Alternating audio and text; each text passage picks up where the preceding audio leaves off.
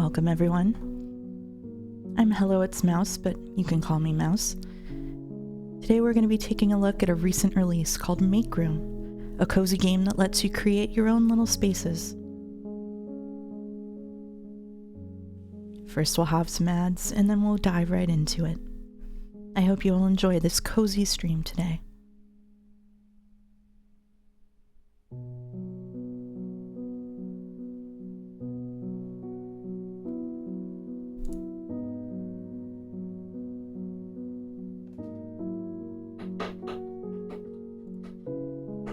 The chinchillas certainly are.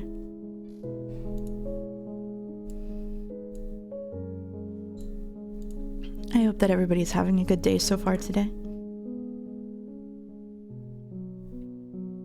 And I'd like to thank Annie for Prez for resubbing while I was offline. Thank you, Annie for Prez. Okay, I can't keep that up. Hi, I haven't watched any streams. Can you catch me up for Sekimeiya? Absolutely not. Absolutely not. This is the most I'm mentally preparing myself for Sekimeiya tone ever. I know. I know. The Sekimeiya is about an egg that does time travel, and now we're taking a quiz on it. That's what you get. That's what you get. But first we're gonna look at a cozy game. Unironically, we're gonna play Make Room. As soon as this ad break ends. Mouse, do you know Pop Music by M? I do not. I do not. Is today the last Sekimeiya stream? No, Sunday will be the last Sekimeiya stream. We'll do fan art then. So if you have fan art, get it in. I like that we've gone beyond emotional support Cyan or playing an emotional support game before the Sekimeiya. Yeah, we sure are. We sure are. We sure are. What if I keep it on my second monitor? Sekimeiya has the quiz after Umineko. It finishes after Umineko. It's literally so sad. Yeah, it would have finished a lot later than Umineko. There's emotional support Sai on the screen. Thank you. Thank you, Tacos Deberia.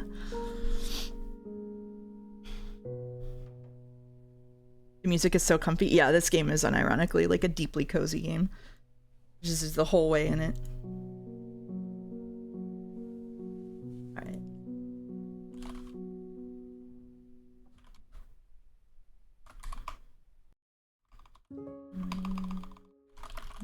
Cozy gaming with Make Room.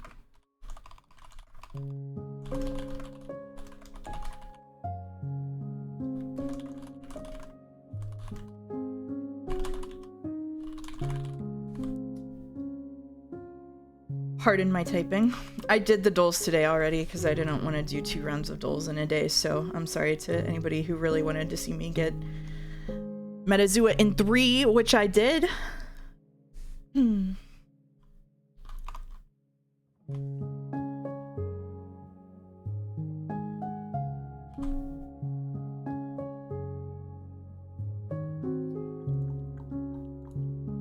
Catfishing today then.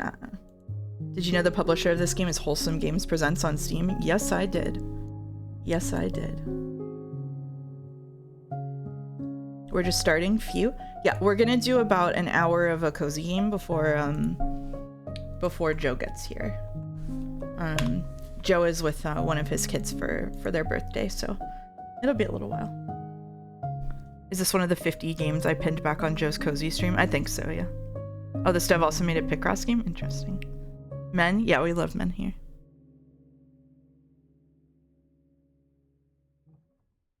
Alright. So we're gonna do the requests first. I haven't done a request. Look at this. Meditation space. Camper renovation. Gamer room. Art studio. Vampires welcome. Cat paradise.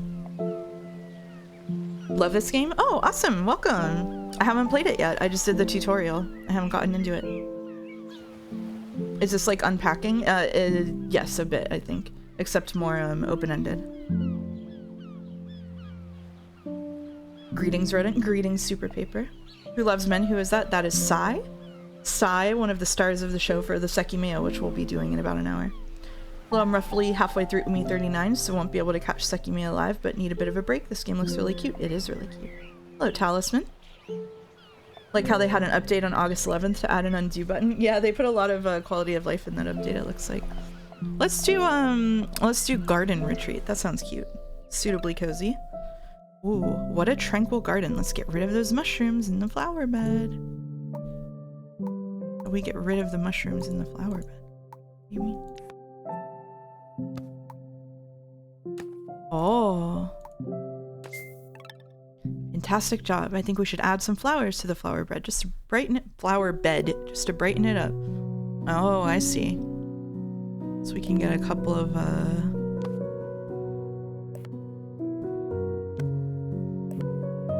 there we go. Now we're cooking. Does it let you duplicate? It does. Let's do can do some colors. Oh, thank you, anonymous gifter, for gifting 5 subs to House of Mormor, Mythic Red 1, Eldritchborn, Crabalicious, and Leon It Is Reximus. Thank you. Very nice of you.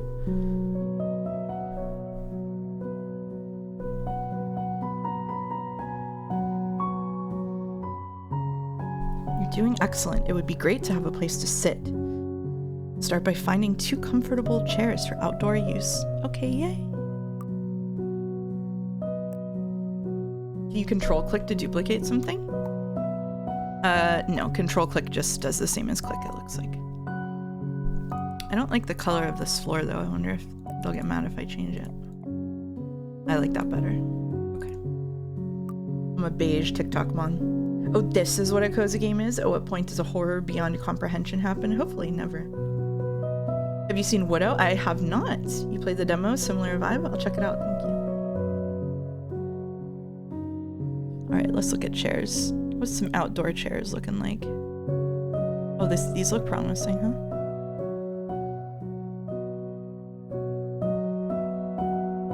These little lawn chairs. Kinda like these though.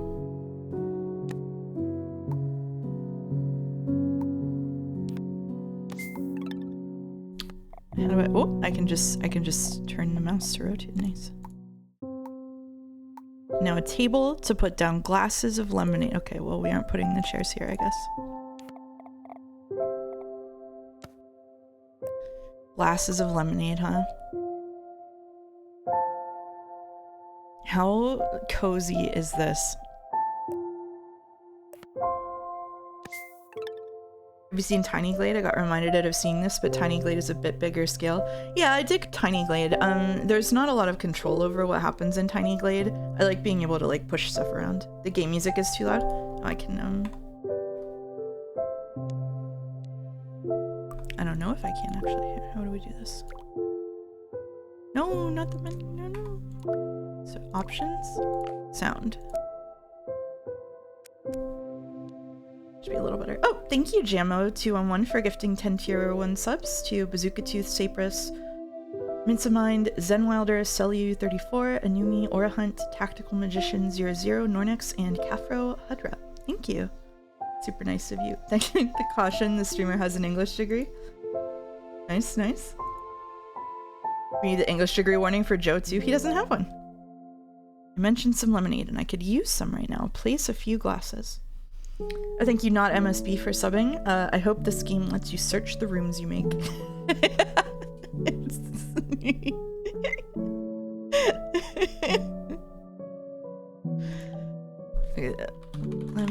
Lemonade? Place a few glasses. Glass.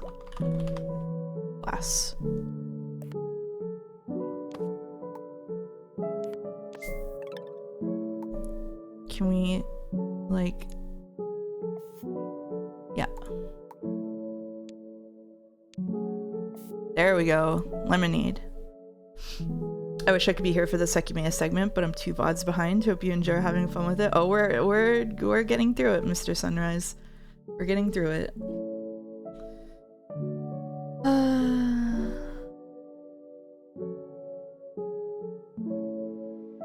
I will now be leaving to play with cardboard rectangles, but I hope you and Joe have an egg of a time. Cardboard rectangles sounds like it would go hard, actually.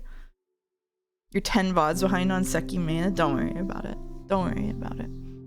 Refreshing. It would be great to have a bit of shade, so maybe we should plant a tree in our little garden.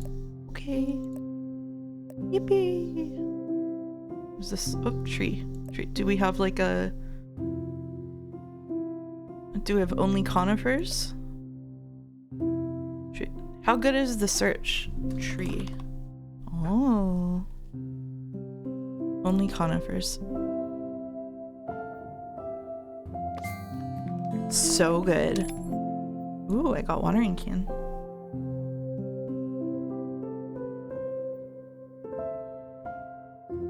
Nice. Nope. Unsaved progress will be lost. Now what? Oh, you can change the lighting. Oh.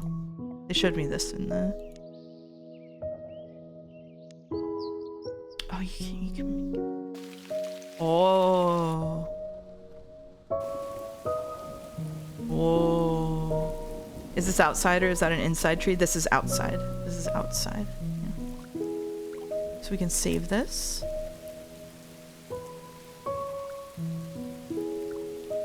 Take a picture. Okay. So then it marks that you did. Okay. All right. I'm into it. I'm into it. Shall we do a little camper? The story lost me a bit when it turned into a quiz show with a snarky narrator, but I want to know how the Sekimeiya ends. Yeah, I think that we had an interesting conversation about it in the Discord where I think that thank you Anonymous for gifting 5 subs to Vanven, D Elks, Gog 228, Drive starring Ryan Gosling. Oh, I don't have it set up on my thing, and Missy, no. Thank you. I think that we had a conversation about it on Discord, and I think that a lot of people who are like super bought into Sekimeiya, or like the people who are super bought into Sekimeiya don't read it as snarky at all. They read it as like a fun conversation with the author who's like showing off something cool that they did. Which I think I think that the tone gets read like very, very differently. I did a bit last stream where I read it in like the voice that we are probably hearing in our heads, which is like super condescending. I don't think it was intended that way. Like, I think that it was intended to be like, hey, look at this cool thing that I did, but it's hard not to feel a little condescended too. Yeah, if it was just back to back and you never sat down to try to theorize, it'd fall better. Yeah, maybe ruin the vibes and do the gamer room. I want to see Cat Paradise. We'll do Cat Paradise next. Whoa, this camper looks like it's been in hibernation since the disco era. Let's get rid of these cobwebs with a cleaning tool. Oh, we clean now. Oh. Sweet, but wow, the floor is still full of dirt. Let's use a vacuum to clean it. Hi, Mouse. Hope you're doing well. Hey, Jelly. Doing pretty well. Time to rip out the old kitchen. It's seen better days, so it's time to start fresh. So we can just... 1,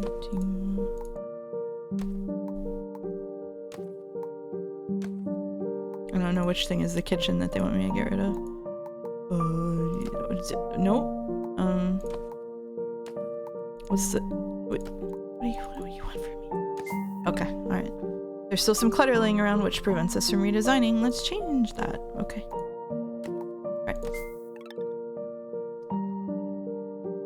Thank you, Rodney, for subbing. Month 7. Oh my god. I'm reading Mouse's Discord messages with love and it has ruined my life. Sorry, Rodney.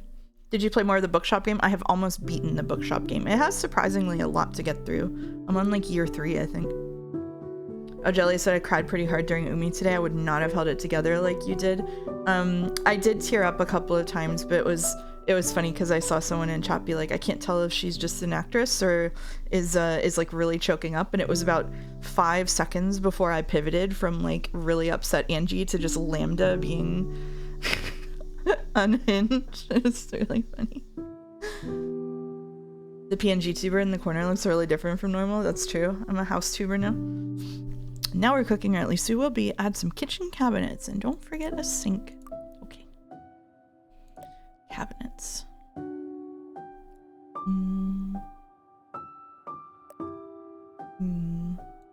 A lot of cabinets. Many different kinds of cabinets.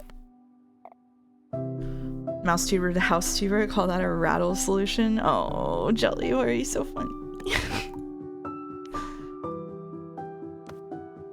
Oh, it goes seamlessly.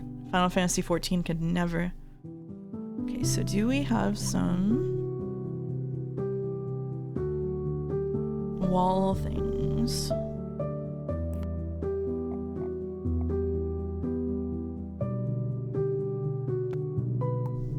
It's not like technically a wall thing maybe, but it is now. Nice work. We'll also need something to cook on, so let's add a stove. Oh, I didn't do a sink, huh? Can I search sink? I did a drop ceiling in my apartment in 14 and it took forever.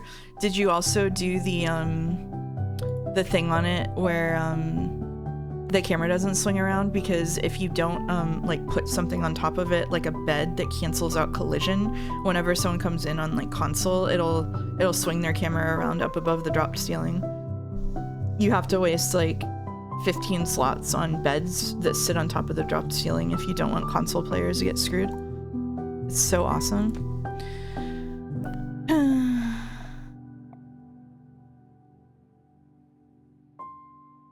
Nope, get fucked? Okay.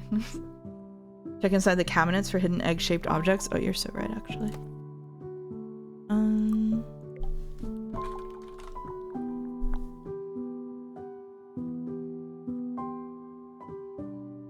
Kinda, I'm second-guessing my choices now. Okay. Alright.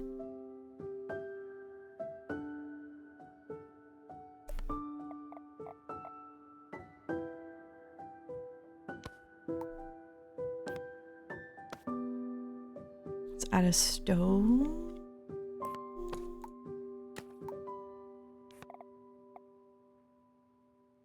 There we go. You haven't even visited my apartment? That's true. That's true. Everything I hear about Final Fantasy XIV's house system makes me think it was built on a pile of boiled spaghetti. Yeah, pretty much. When you said on today's stream that you volunteered reading to kids, I got it, because I've also volunteered at the same thing. Reading a story out loud to someone can actually be really fun. Yeah, I don't like the subject of the current Umi chapter that we were reading today, and so I was getting silly with it just to spice it up for people who also might not be feeling it. It's really fun. FF14 has a house system. Yeah, you can have private houses, free company houses, or apartments. Basically the house system doesn't function at all for decorating. Like, it's a really rudimentary decorating system, and they pulled a classic. Instead of ever like deep diving and recoding everything, they just look past the fact that decorators like glitch everything in the houses and use plugins for it and stuff. Like, they're just kind of like, well, the community seems to have solved it, so.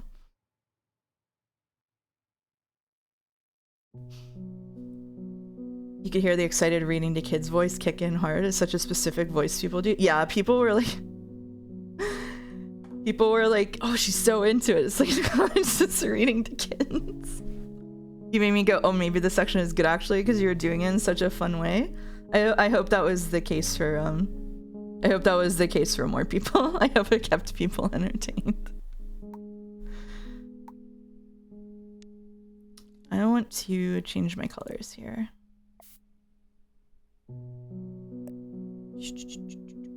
What color do I want?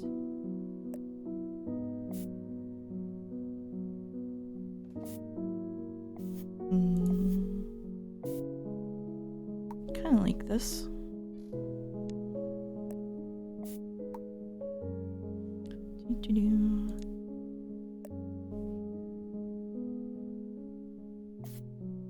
It's more miserable when you're reading it yourself in your head. Yeah, I think so. I did not have fun the first time that I read that. For sure. I also was doing the cozy game voice as a bit whenever we first started, and now I appear to have started doing it unironically, which is an interesting development. I'm talking really quietly and close to the mic.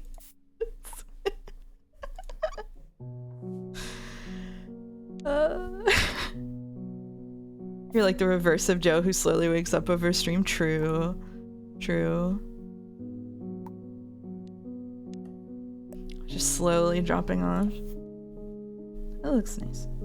Just finished the VOD. Genuinely great job. Thank you. Thank you. You don't want to wake up a ghetto. He probably fell asleep already. Right, a stove. A stove. We need a stove. Stove. It's too cozy. Where's the time management and fishing minigame? True, I do miss fishing. Oh, interesting. It's interesting whenever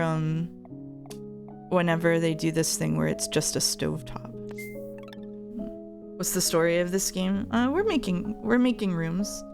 It's called Make Room, and we're making rooms in it. This is helping settle my nerves before I lose my mind over Katsuki's grand adventures. Yep, same. Awesome, let's add a table for meals. Just make sure it fits the space well.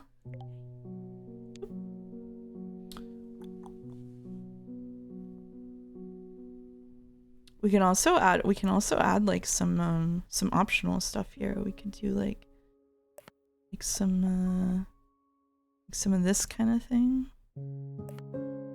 You know?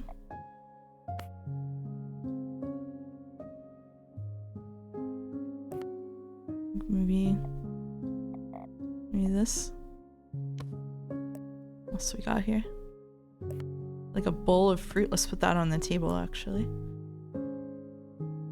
Tables? Why do I have such a hard time finding tables? Is like way lower than I think it'll be.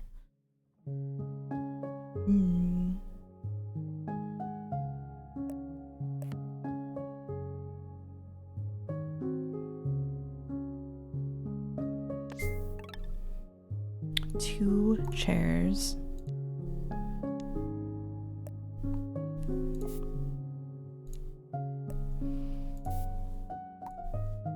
Look at that. Look at that drop table. True. This is the stream we can send for your wholesome direct audition. True. True. Yeah, I think this would be great.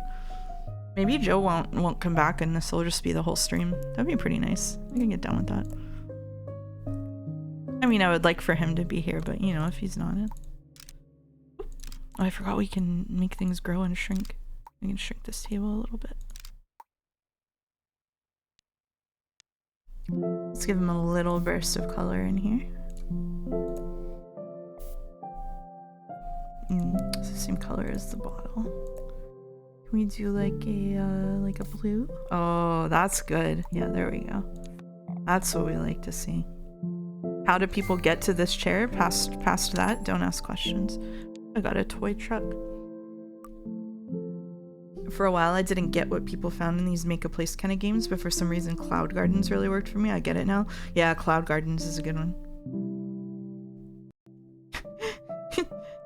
Wouldn't it be beautiful?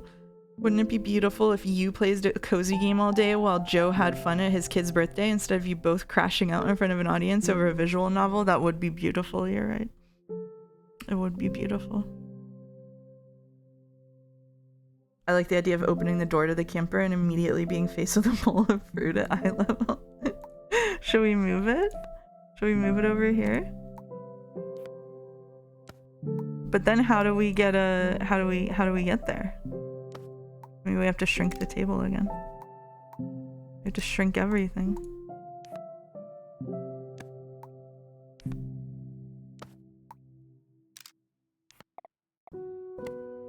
There we go. Move the bowl on top of the door so when you enter it falls on the person like a prank. True. How are we gonna open these? We've set ourselves up for failure here. We should have put this against this wall and then we could can we do that? I wish I could like drag to select a bunch of objects at once. What if we do this? Oh, it's on the back. Damn. Okay.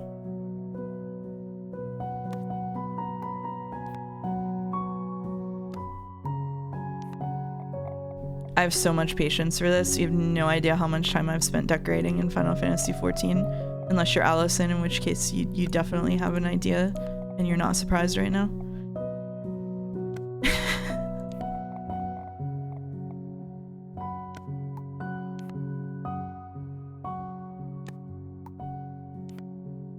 Never got into all of that. I've spent so much time decorating. very into it. Oh, I can like adjust the camera angle. Okay. So now we can do this. This is far superior. Now we don't have to have rail thin guests. Is there like art we can hang on the walls? Oh, we can do a little carpet. Okay. All right. And grow it a little bit. Yeah. That's the good stuff right there. Look at those chairs on the carpet. Is there an egg? Egg.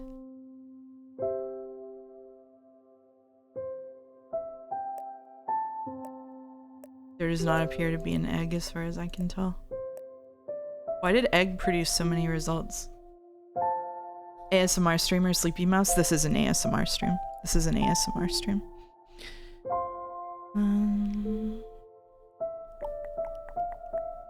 Do we have our art? Accessories maybe? What if I search art? Oh. Okay. Oh, that's way too big. I guess we can shrink it though.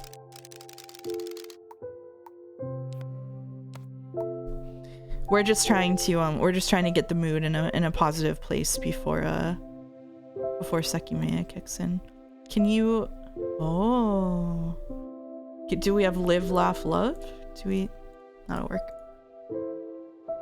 Okay.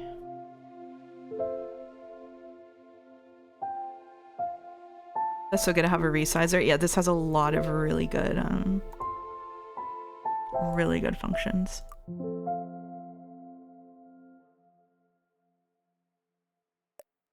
Bathroom. Windows. Oh, we can put in a window. The camper van could have a window as a treat, right? Just like a couple of these.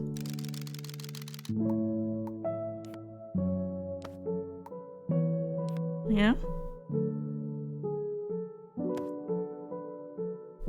It's a really weird maple leaf, I know. There we go. Hold on, does that mean the upcoming stream won't have Sai as the point of view for 80% of the time? Sadly not. Sadly not. You can just do gummy ship building for your whole Kingdom Hearts playthrough so we can keep this cozy vibe. Do you get the gummy bears in it? Is that Disney? I didn't know that. Gummy bears bouncing here and there and everywhere. Alright, we're gonna do the cat house. It's unrelated somehow? Oh, okay.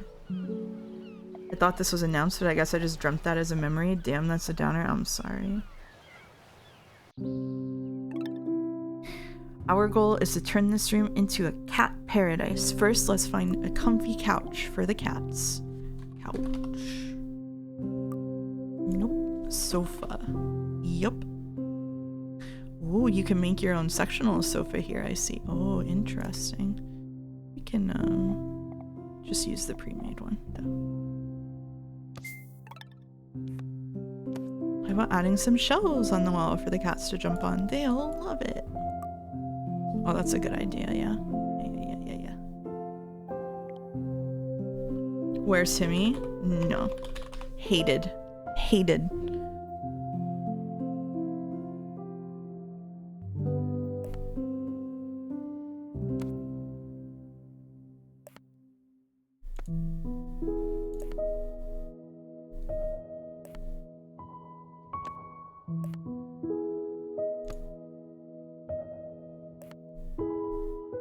Not cat friendly.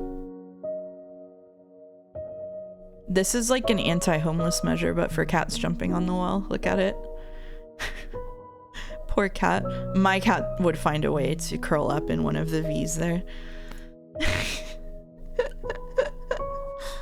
I know that every character that isn't Sai is considered worse than cardboard, but for some reason I ended up liking Akaro. There was something funny about him. I also like Akaro, actually, after recent revelations.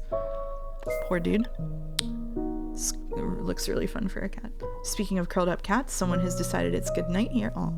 Would it be possible to add a table for them to hide under? Absolutely. It's a cat. Oh, this is the best table for a cat to hide under because it lets you get 2 levels of hiding. They can crawl all the way under there, or they can sit on here.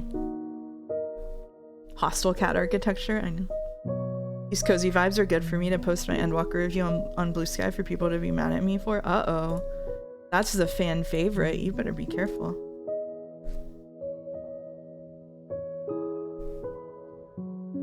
It's perfect. Now let's bring the cats in. There's 4 cats total. Oh, shit.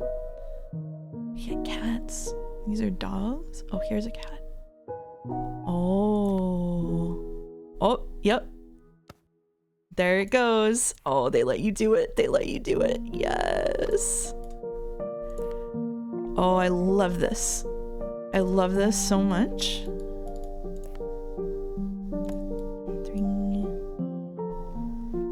I want to give them a cat tree. Why didn't we get asked to give them a cat tree? They're gonna ask that on another step, but I'm still,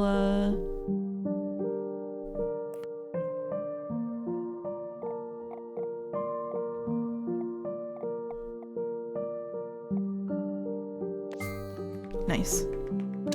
This game's super cute. Yes, it is. Yes, it is. Now we gotta make all different colors of cats.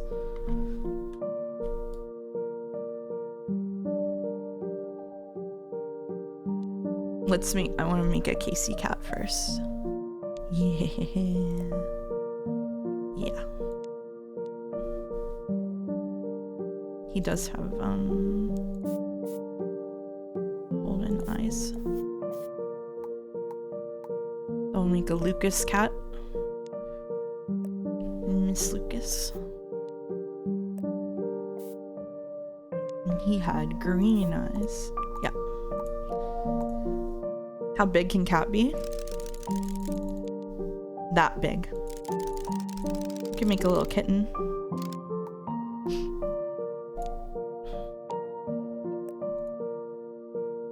I'd like to make a little black cat. And then we can do a let's see. Maybe like a calico? I guess you can't really do a calico, but it's close. However many cats you plan on putting in this room, please double it. I don't want to put too many cats, it'll look a little silly. Oh, we'll get, oh. It's a mouse. There's a mouse? Is it a mouse or a gerbil? It's a gerbil. It's a hamster. I don't know the difference between a gerbil and a hamster.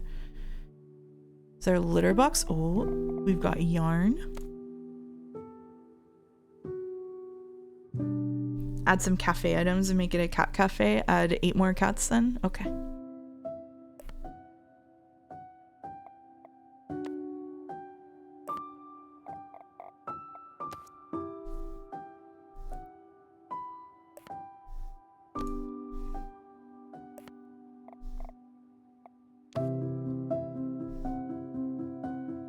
This isn't big enough.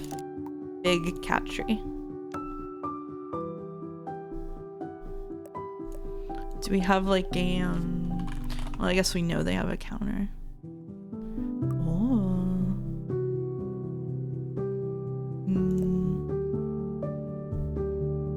Here, no, it's a cat cafe. It's got a coffee for them to knock over onto the floor. Is there a limit to a number of cats? I don't believe so, no. Yeah, double layered cats is tech, yeah, it is tech. Do a...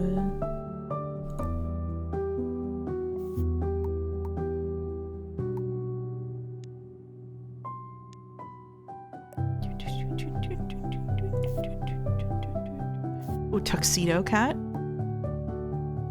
Oh, we can leave orange.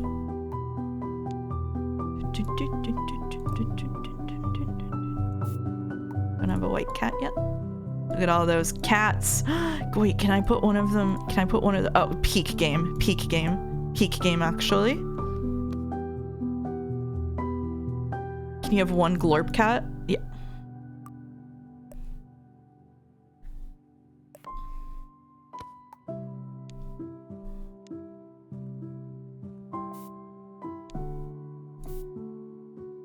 Glorp. The collision on the models is actually good. Yeah, that was why I was interested in this game originally, because the collision on the models in Final Fantasy XIV is so bad. And I remember seeing this and be like, oh my god, it's really good. That actually looks a little glorpish. The cat room. Oh, this is cute. They got a little cactus scratching pad. Perfect. Perfect. No notes. No notes. Should we do the gamer room? Ruin the vibes?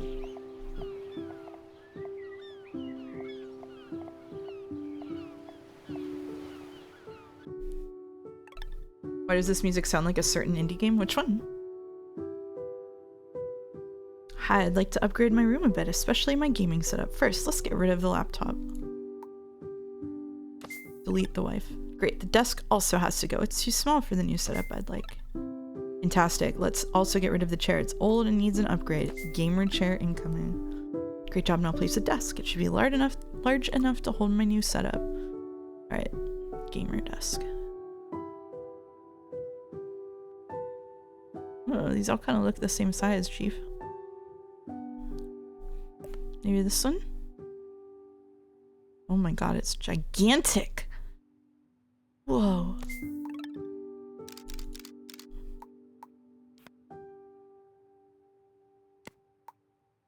Can we move this over a little bit? Endwalker, not enough Tataru? Probably not. It's the indie game you can't talk about? I think you can talk about it, you just can't say certain phrases about it. Where's his Miku shelf? Fake gamer. Bold to assume it's a him. Imagine. Who says the doctor is a man?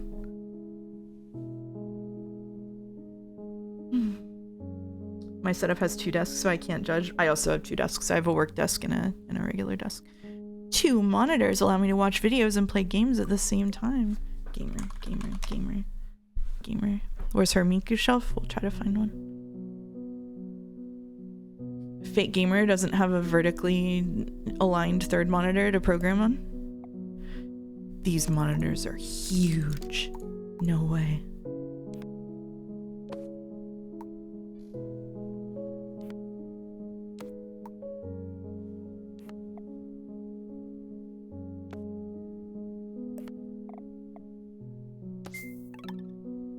Two different kinds of monitors because you use the new one as your main monitor and then put the old one over here. You did great. Now place a comfy desk chair which allows for long gaming sessions. Okay.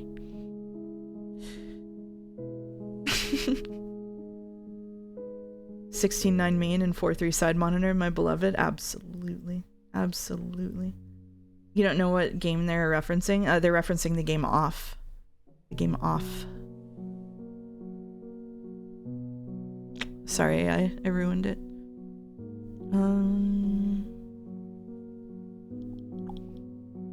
I'll go to bed now, so I have time to catch up on the last Umineko tomorrow. Looking forward to watching this in the final Seki stream on Sunday. Okay, have a nice night, Carlton. Hope you enjoy the streams whenever you see them.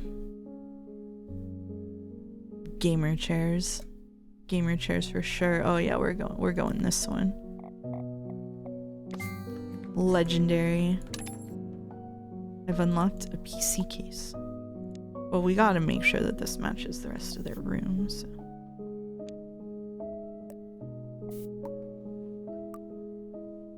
Do we have like electronics? Yeah. Oh shit. Oh hell yeah.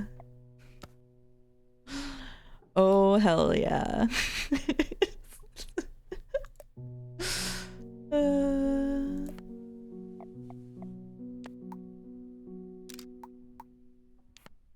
Oh, we should use this one. Oh my god, it has RGB. This is the best game ever made. My only regret is that it's gonna be turned around the other way.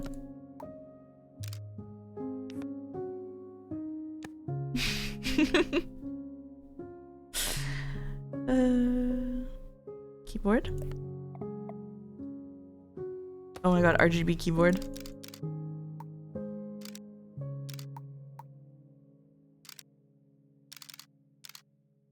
got the 65% keyboard. Who would have that? That would be silly.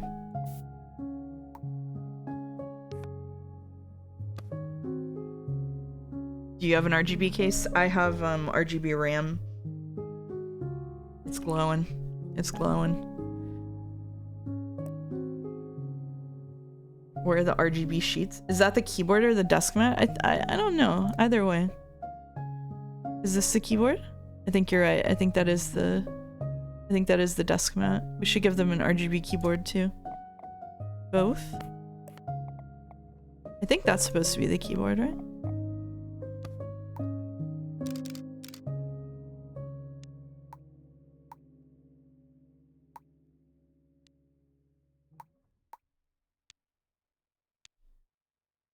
Do you also have those RAM-less RGB sticks that are there just to fill in the empty slots? All of my slots are full. I have 64 gigabytes of RAM. I know. I'm so cool. I'm so cool. Oh my god, you can get an RGB mouse pad together. That's going too far. That's going too far. Enough for 20 browser tabs, that's right. Well, I think this is a job well done. Having that much RAM is unironically so nice for day-to-day use. Yeah, it is. It is.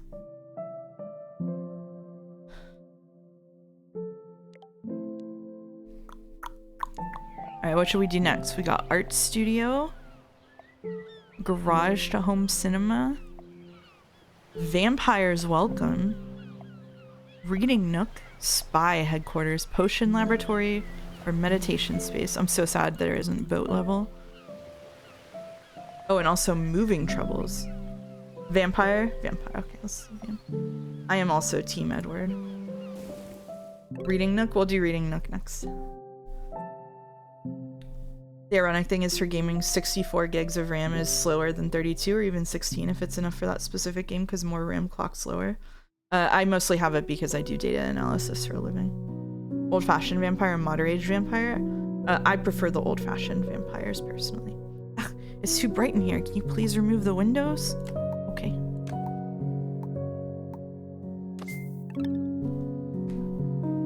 But 2000 FPS egg game? Oh well. I still have to see my victim. I mean, why is the house the vampire? Can you add a lamp or two? I suppose so. What's the most vampiric lamp that we have?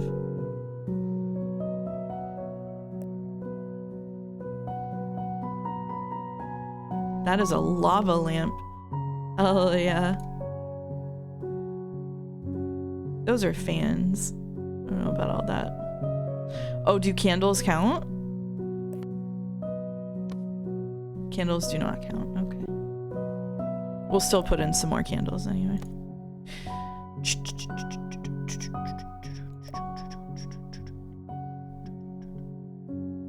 I feel like this is a vampiric lamp. This game looks cozy. It sure is. It sure is. Can you please remove the windows, Ashio, when they were constructing the building? You're right, we need to segue into Sekimeiya soon.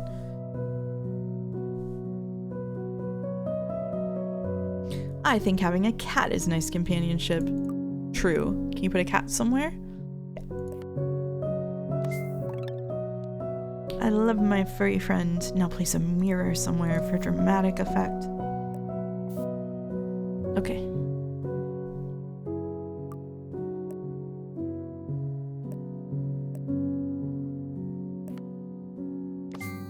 A masterpiece.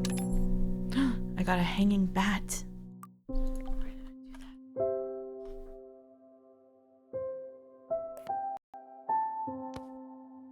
There we go. Also, yellow couch for a vampire? I don't think so. We're gonna... Purple with black pillows.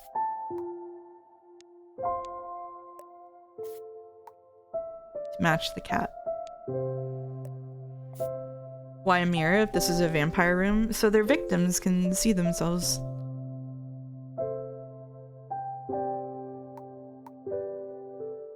I love a cozy vampire room. Save. Alright. Oh, I didn't mean to click that. I didn't mean to click. That's not the one I wanted to do. That's not the one I wanted to do. Is there an RGB vampire? Somewhere out there, I'm sure.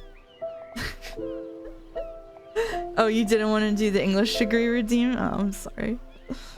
Do you want me to turn it off? What are we gonna do next? Reading nook. Reading nook. Let's create a cozy reading nook in this room. Start by finding a comfortable armchair.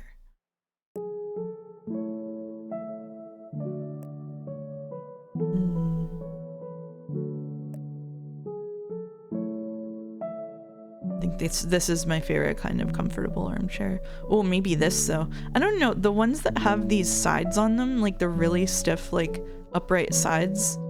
Like this one, it doesn't come up so far, but like whenever they're right up against you, it's okay if you like curl up against the side of it, but if you're trying to just sit there, it's kind of weird. So I think I'd take this one. Interesting how an English degree is about half a size, says a lot about society. I didn't want to make another 5-minute redeem. I might lower the English degree one to just be like flashing it for a minute and lower the cost, because I don't want to clutter the screen too much. I figured though that 3 minutes is about as long as I go on English degree having rants, so that was the justification behind that, but I don't know.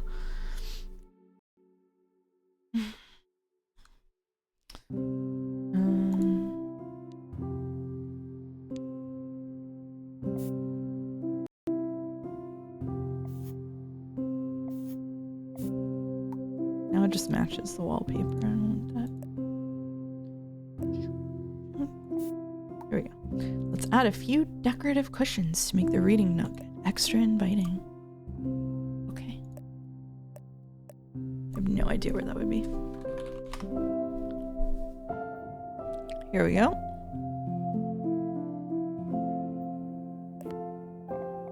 They say it makes the reading nook extra inviting, but what this actually does is you have to push them out of the way anytime you want to sit in the chair. Thoughts on reading on a hammock? I'm old, so my neck and back get really sore really easily, so when I was younger, I really liked reading on a hammock. Wonderful. How about a small side table next to the chair for a cup of tea or coffee? Well,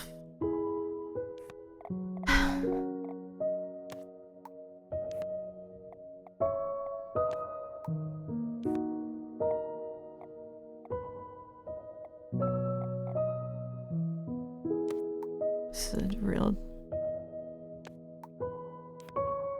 Just, you know? You're old. I turned 37 last week.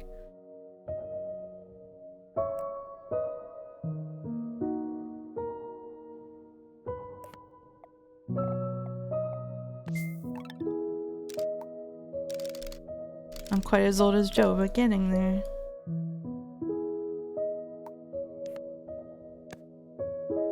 Excellent. Let's add to the cozy atmosphere by adding a floor lamp for reading light.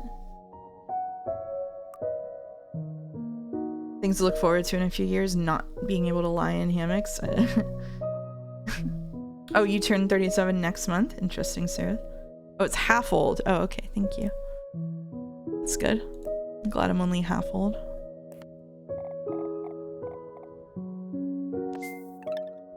Now let's place some books on a nearby bookshelf to complete the reading nook. I think I would like to sell these boxes also.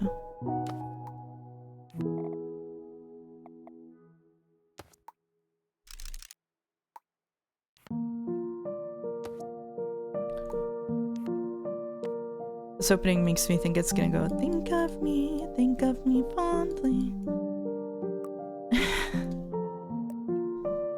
Do a little coffee.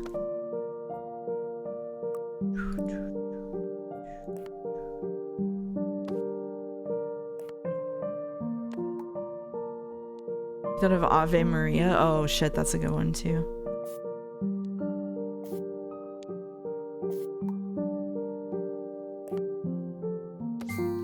Magnificent work. Thanks. Thank you.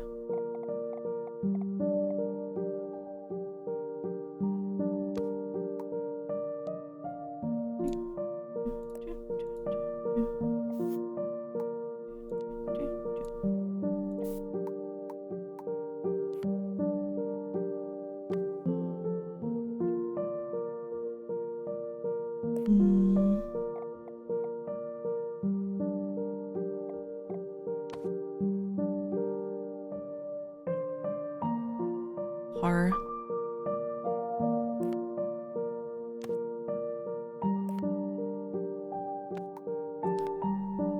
Oh, you know what? It does have a randomizer button, doesn't it? I was about to say it'd be nice if you could just randomize these colors, and I realized you actually can. Although that does change the pages of the books. Oh man. They thought of everything. It's been 20 minutes and I got my Endwalker thoughts down to the blue sky post limit. I can breathe again. Goodness gracious. What are you writing on there?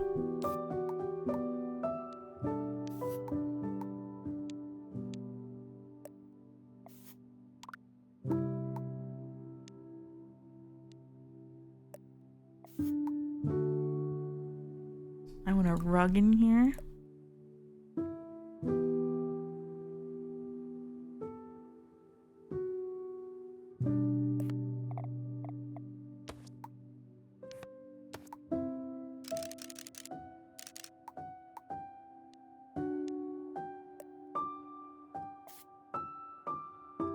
It's not so bad.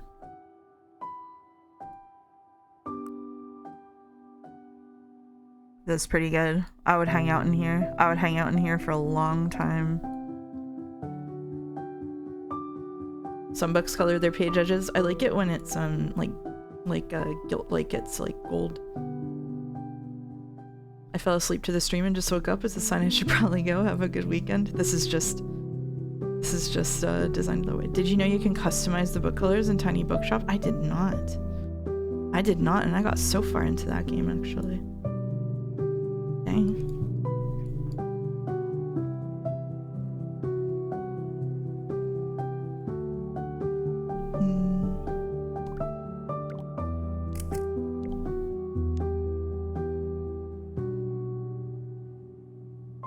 Jokes aside, this feels lovely. Yeah, this is a nice setup. Let's see. So we can keep doing these, or we could, since Joe should be here soon, in theory, we could do some, instead of doing a request one, we could do a sandbox mode one. I'll do the meditation space. I should thank you for playing Tiny Bookshop last week pre-Sekimeiya. I bought it immediately afterwards and it's been delightful. That's awesome. I think I like it when, I don't know if I could do a whole cozy game stream, unless it was something like Fantasy Life, which I did, but I like just showcasing some of the smaller releases that come out before I do something else. It feels kind of fun.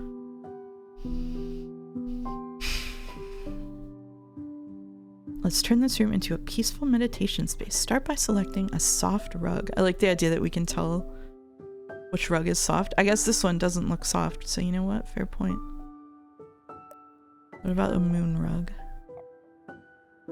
What do you think about video game tracks that are the equivalent of a pug? I actually just don't know what you mean. I don't know what that would be.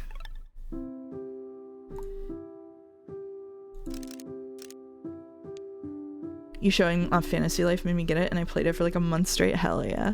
That's awesome. Video game tracks, but they leave no room to breathe. Oh. Okay, now we need cushions, which I have no idea where they are in here. Have you ever considered doing fundraiser streams to raise awareness for Visa MasterCard censorship? You need to play a very controversial game though, like Postal 2 or Manhunt. Can we expect a channel reward for the Postal subathon? Oh my god. I don't think I have it in me to do something like that. I did do a little kind of like plug for the Visa MasterCard thing. I actually think I am gonna do unironically a charity stream. I checked out the charity and they looked okay, but I got reached out to by someone doing a charity for hospitalized kids, and around Halloween they have like a Halloween series, so I think I am gonna do a charity run for Halloween. So it'll be okay. Yes, we scran. Yes, we scran. Hello, Joe. Hey. Hey, we're doing cozy gaming. It's such good vibes on the stream right now, actually. Oh, I'm gonna ruin it. Sorry. You're not gonna ruin it. Are you doing the bookstore game? No, I'm doing a different one called Make Room, which is like you make little spaces based on either requests or just like kind of whatever you want to do, and then it's really fun. It's they've got all kinds of little doodads and yeah. Yeah, that's cute. Mhm. Yeah, that's cute. Okay. Yeah, I know that you aren't into the whole decorating thing, so probably not for you, but I am having Yeah, fun. not in any game at all. Yeah, unfortunately. Yeah. Yeah, I wish I could, but no. These look like macaron flavors. I want to eat them. I'm just gonna finish this level. They're pretty short.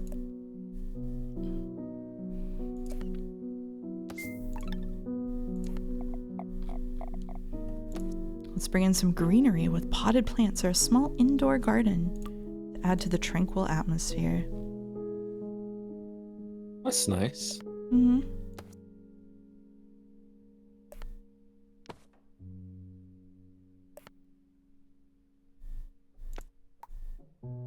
I think this game gives you requests. I'm really bad at doing this sort of thing without any direction. Maybe I'll get this actually. Yeah, it makes me wonder sometimes because I'm the same way. Like you give gamers the freedom to decorate any way they want, and then but Yeah. for a lot of them, it's better if you give them a checklist. Yep. Ambient lighting with candles. Okay. Whereas I liked this. Let's do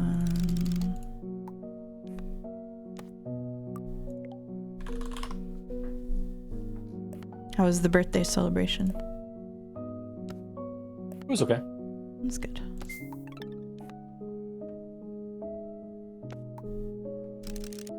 There we go. And a radio for soothing music. Incredible. That's it. I have unlocked the yoga mat. Phenomenal. Phenomenal. All right. So much for cozy gaming. Time for hell eggs. As someone in chat just said. Alex. All right. Immaculate vibes now, sigh. That's right. Back to Katsuki City. I have to send you the voice assignments. I was thinking on the way when I was outside that I am fairly certain this motherfucker is about to go into the mountains and just throw the eggs into the snow. He's gonna be like, yeah, I remember where they were found, so as long as I just put them in that general vicinity, that means that you know, they'll be found like they were normally. Can we turn on cozy music instead of the EDM? I got bad news. We gotta do the EDM. All right. Stream for Joe is up. I could see it. Thank you. It's such a vibe shift. I'm sorry. I'm sorry.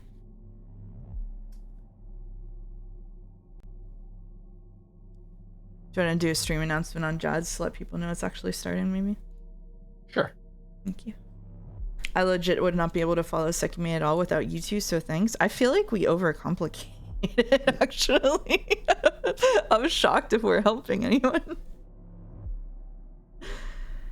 I don't understand a couple things that the VN has painstakingly explained. Yeah. So, Same. yeah. Last stream, I really lost it. Did you see the edit where they put Deadly Premonition music over Shiroya's City? No, I didn't. That sounds funny. I think that was Kaylee's. It's on this subreddit. I wouldn't have read this thing at all if it wasn't for you two. I wouldn't have read it if it weren't for Joe. I would have quit. Do you understand now why Katsuki didn't die in his own bedroom? No, we don't. Actually, Yeah, we were talking about that last night. I don't. That seems like a issue to me. See you later, Yasuhiro.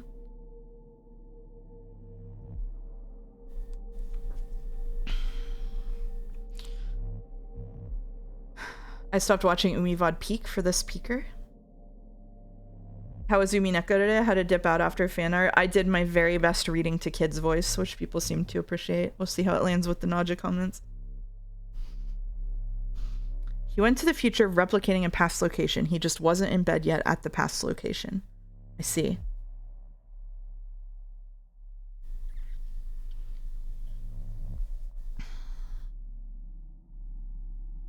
What? He's not replicating in the past location when he goes there. It's saying that at this point in the future he would be standing next to the bed. Or whatever. He went to the future replicating a past location. Sorry, other way around. It put him in the point in the future where he had been standing by his bed and hadn't gotten into bed yet. So he had gotten into bed in the future, but at the point in the past it was replicating, he had not yet gotten into bed, presumably because he was standing by bed, staring at the wall, doing an inner monologue for like 10 minutes. Should we see the VN? Yes. Can you not see the VN?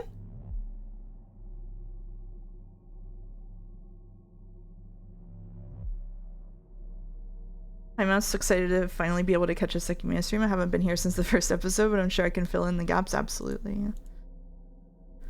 I must see Medhead. Did that make any sense to you, Joe? Sorry.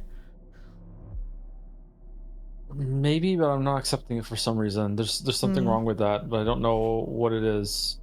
I shouldn't say something wrong with it. Something I don't understand about that. It's like because there's two of him, like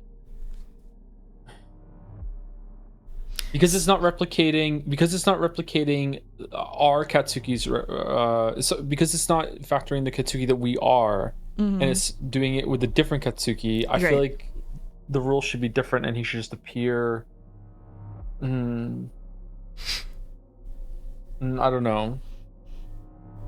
Yeah, so I think it defaulted to picking the Katsuki who did exist, because at this point our Katsuki was still in the tower, or like hadn't traveled yet, and so at that point in the past he wasn't there. But he should appear in the exact same places as he was, because like he was fast asleep. He didn't even notice that another person had appeared next to him in his room. But it's not registering. It's not registering where he is right now. It's registering that point in the past. So at that point in the past that it's replicating, he was standing next to his bed. He wasn't in his bed. It's not teleporting him to the place that he is now. It's teleporting him to. It's the same as whenever you like he stood in the living room for like 15 minutes and then went into the kitchen and traveled in the future. I get that, but like how far in the how much did he travel? Because like we don't know. He was like, it's not like 15 seconds before that he was standing on his bed and then he went to bed, therefore it's fine. He just coincidentally skipped it. Like he was so asleep he didn't notice another person appearing in the room next to him. Right. So it was like probably a couple of hours ago he was getting ready for bed, and now we're a couple of hours into the future or something. Or whatever. I forget how you know what I mean. He did check the clock, so we should know, but I forgot. I think it was 11:24. If I'm right about that, then I deserve a medal. But I don't remember what time he got to the hotel. Let's see if I'm right about that time, because that would be incredible if I was right about that time.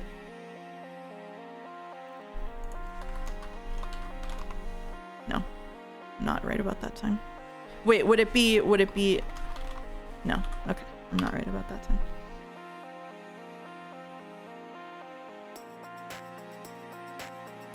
Ooh, I like this music. 23:29. It was 11:29, not 11:24. Sue me.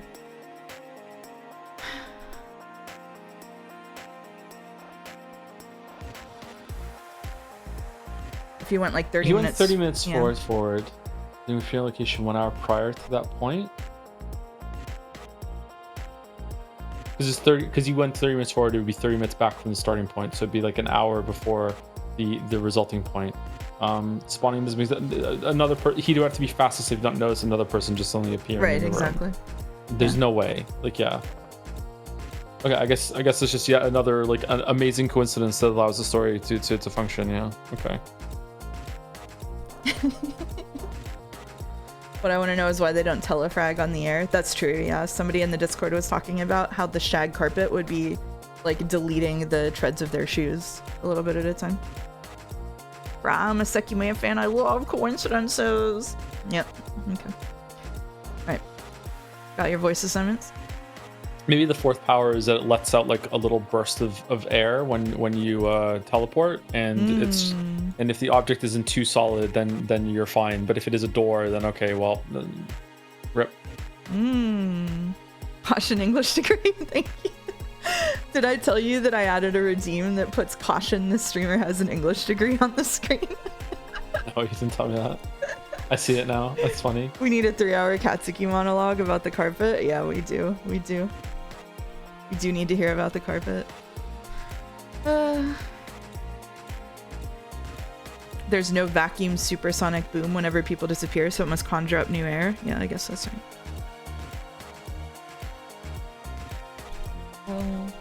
One second. To be honest, I don't even understand how him touching the Sekimeiya when he didn't have a point even works.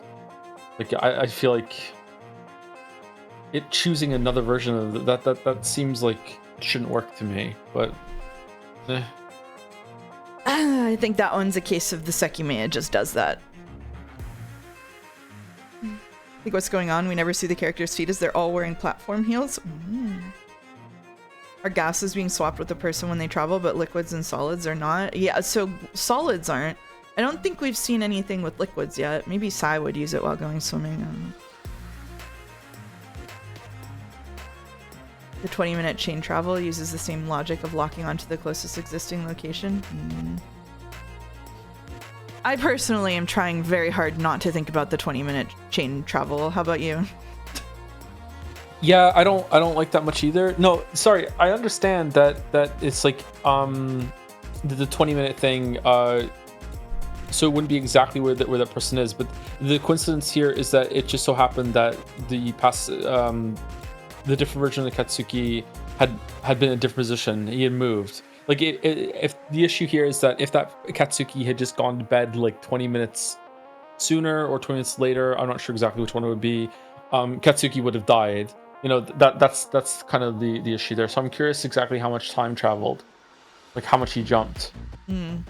Doesn't really matter, to be honest. Yeah, I don't know. There's something about like the future Sekimeiya coming as well. I don't really understand. I remember that there was like didn't one of the eggs have to be put back into cold before it would start gathering power again? But then that doesn't seem to be happening every single time. Putting it back into the cold resets the timer. For it to gather power, it has to come out and start getting warm. Wasn't there one? Maybe that was the fake Sekimeiya. You're meant to figure that. Wasn't there a time where they found the egg after they thought it had been used and it just wasn't gathering warmth, and they left it out and nothing happened? And then they put it back. And then they put it back in the cold, and then after it was in the cold, they brought it out again, and then it started gathering energy. It was probably swapped for a real one. I think that probably started as the fake one and then swapped for the real one.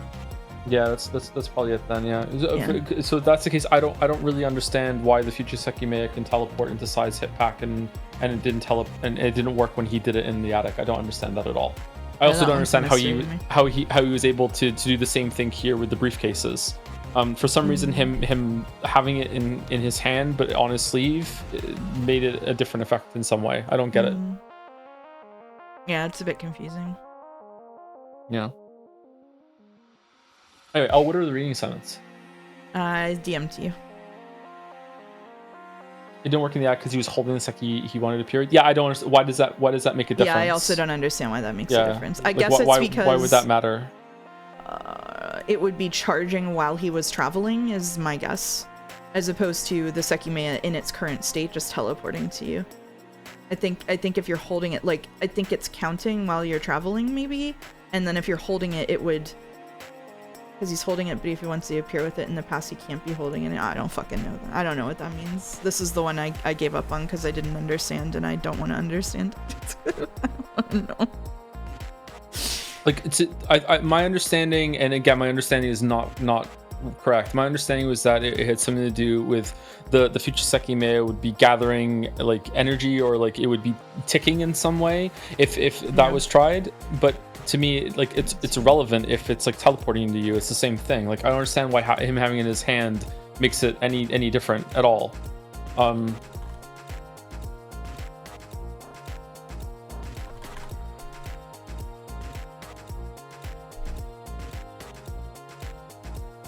Yeah, I don't get it.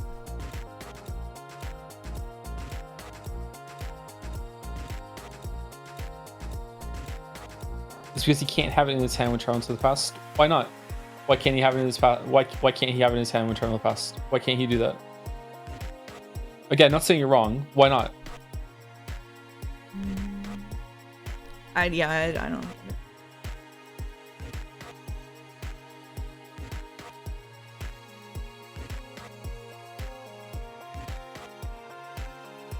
Because when his future self appears with it, it's in the future self's hands. What? I don't know. What does that mean? Why are we talking about future self? Because they mean the future self that goes to the past.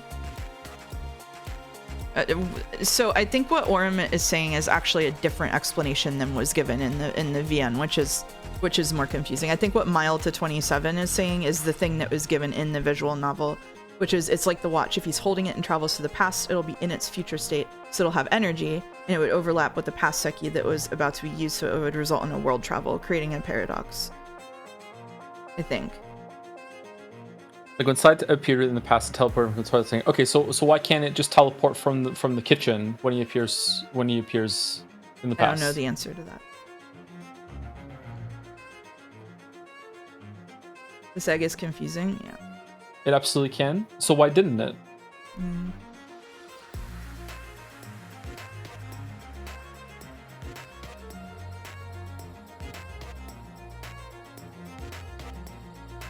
Why did him? So I think there's been 2 or 3 cases of someone. Yeah, there's been 3 cases of someone wanting to travel into the past and wants to have the Sekimeiya, or thinks they have possession of the Sekimeiya when they go through the travel. And in 2 cases, it has resulted in the future Sekimeiya teleporting into their possession after the jump.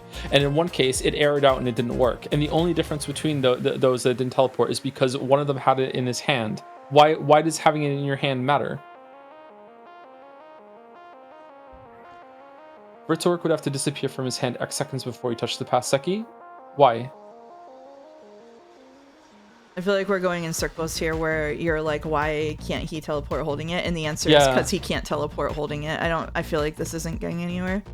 I don't think that's anyone's fault in particular. I just think we're getting... I don't think it's anyone's fault either. I just don't understand the distinction. I would really like to know the distinction because it probably does make sense. I just don't understand it. I don't get it.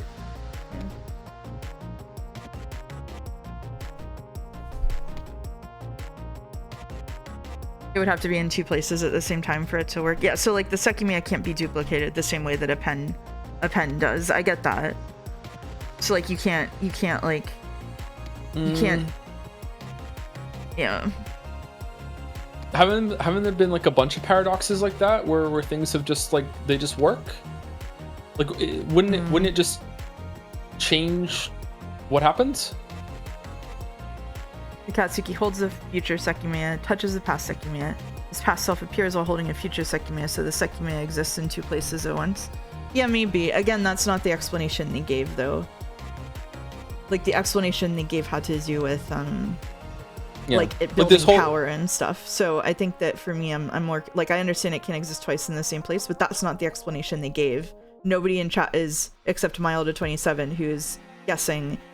has explained what the explanation they gave was. That's the bigger issue here.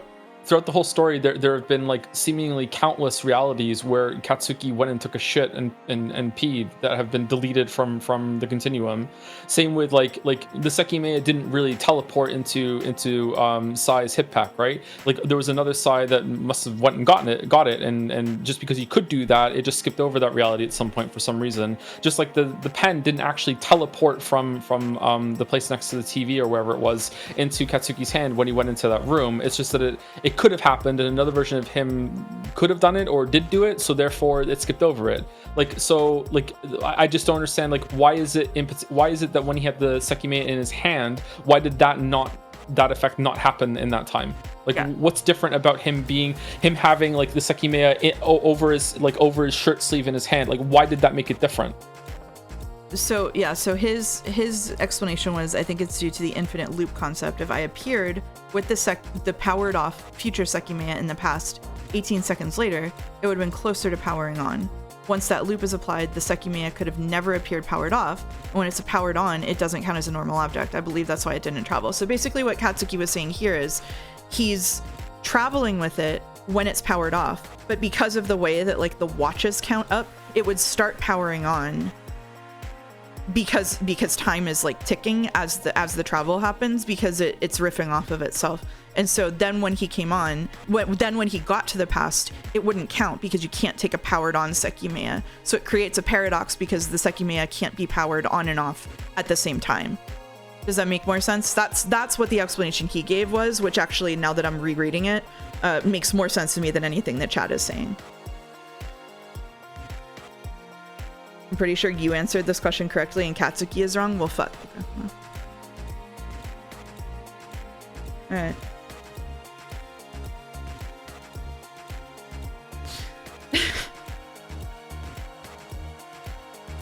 I still don't get it. Sorry. It's okay. Let's continue. It's fine. All right. All right. So the question, let's just go back to where we were. Okay. So the question is,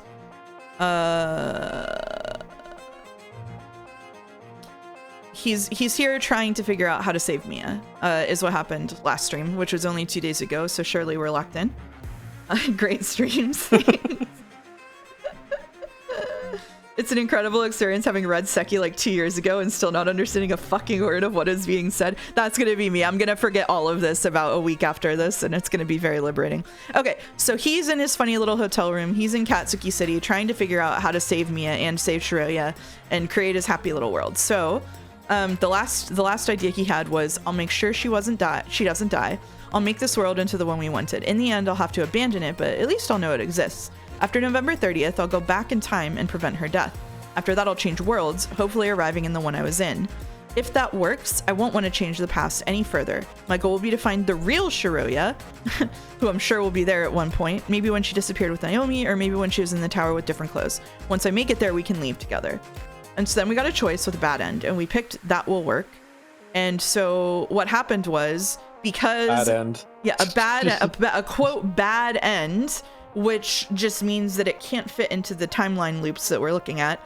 So basically, because Katsuki was able to steal the Sekimeiya from the place, it created a reality in which it never happened. Like, the explosion never happened in the first place.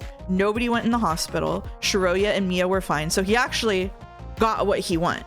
He got what he wanted. So that was... I just joined. Is this a mindfuck language puzzle game? It's a mindfuck puzzle game. Language to be determined.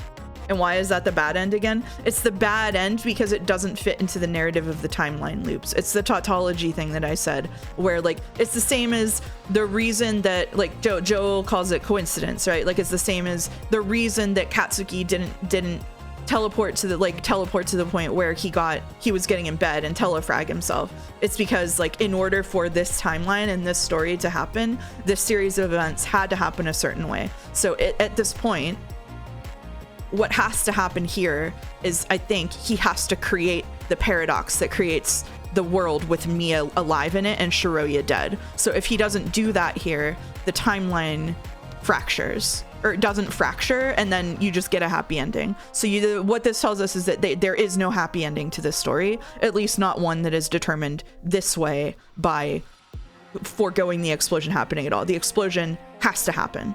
We know the explosion has to happen. Yeah, originally I thought it was because he's already caught up in some sort of time loop and cause and effect that's happened, and that if so, there's already been a future version of him that has done some of this shit, and because of that, like he has to abide by certain rules, and some decisions he can do will break that continuity and it won't happen anymore. But after the information we're given last stream, I don't know if that's true anymore. It might just be that it just breaks the narrative that the story has. Like, so I think those are the same thing. I don't know. they're not necessarily bad endings. They're endings that cannot be true within the timeline loops that we're looking at. So this is impossible to happen. This is Katsuki B. Yes, yeah. Yeah, this is a Katsuki B that, again, from my understanding, is already born of a previous Katsuki making a change.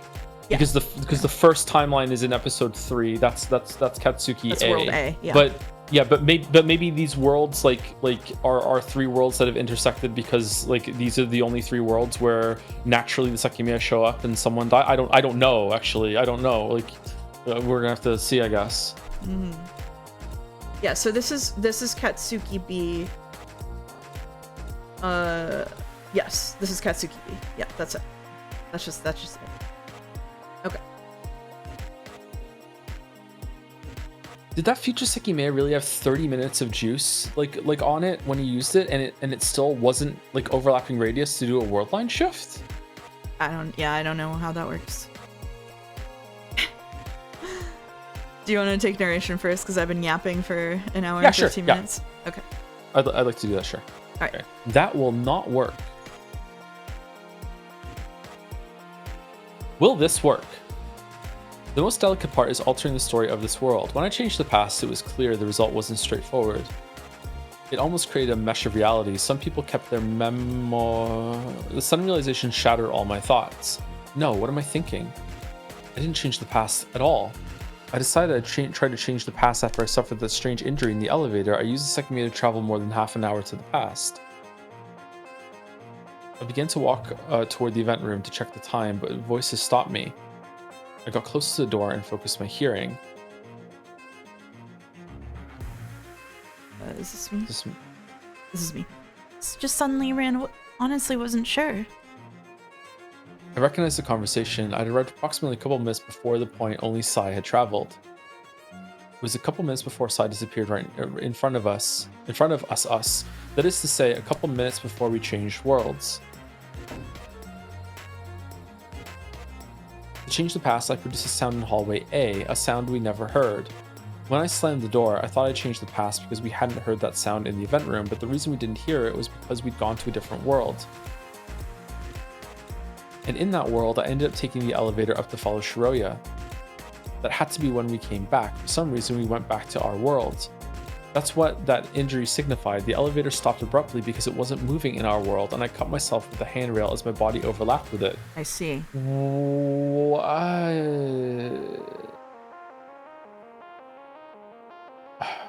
What? It couldn't have been going too fast, but as it ceased all movement, it propelled us upward, and we slammed to the floor.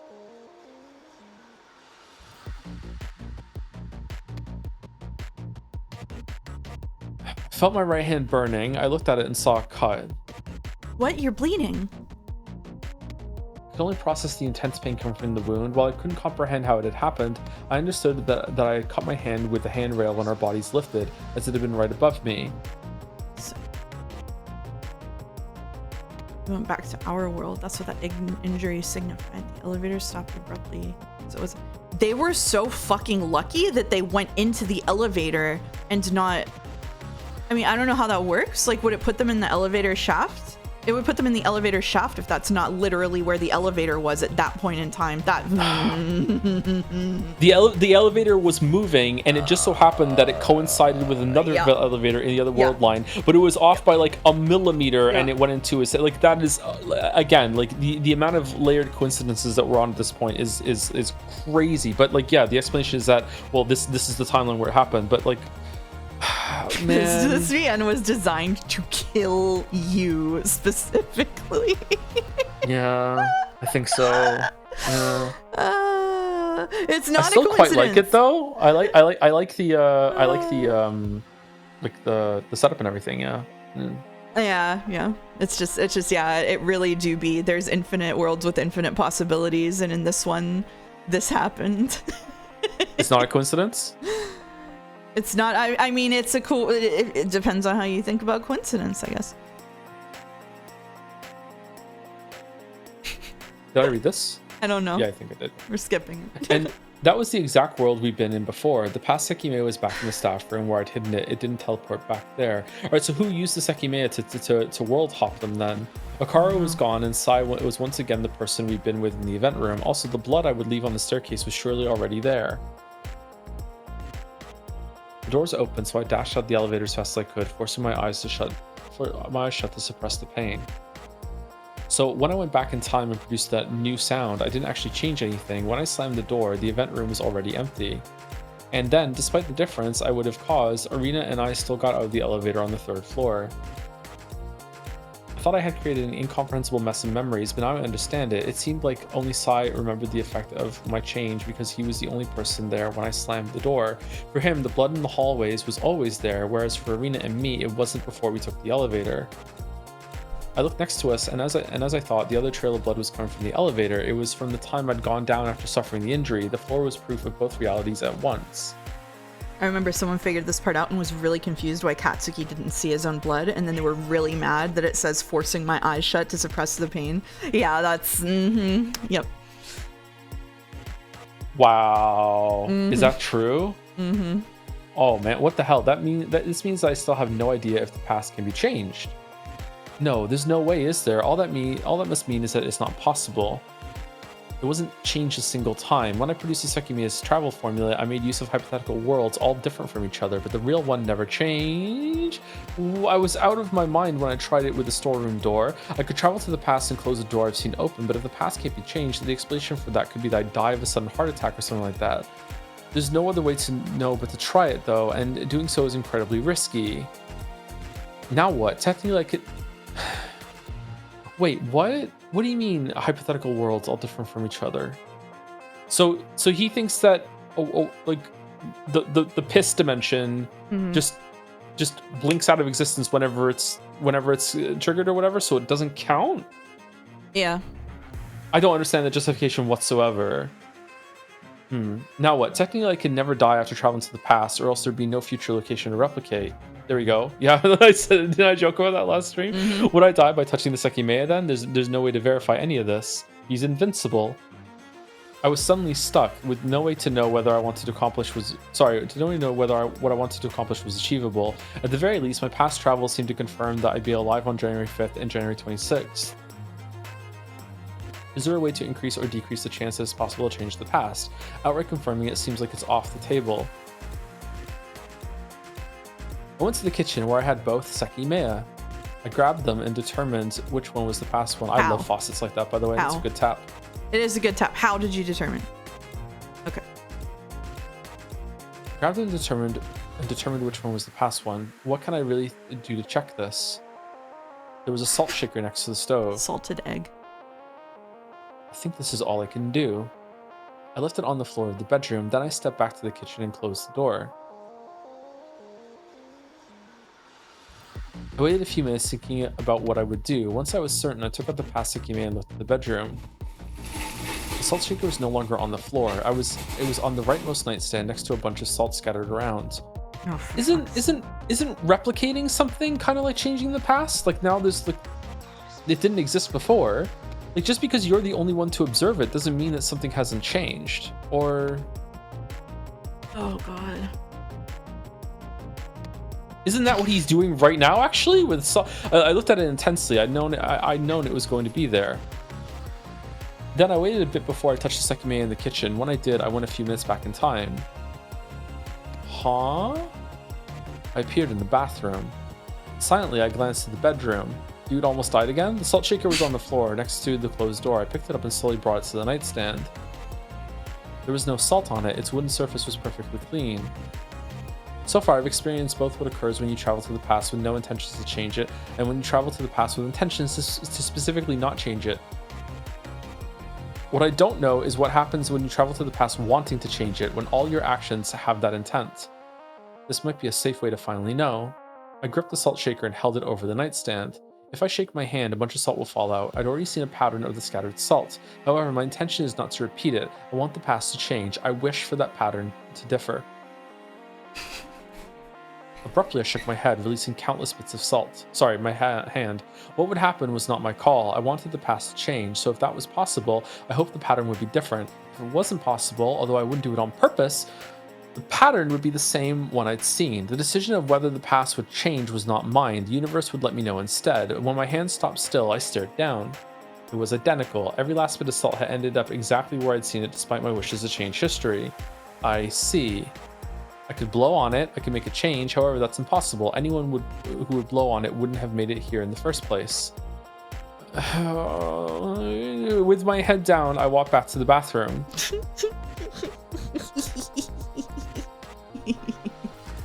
Soon my past self came out of the kitchen. He saw the salt pattern and went back in time. It's funny, I thought I would appear in the bedroom instead, but I appeared in the bathroom. Because I had no urge to leave it, I had no idea what to do after that.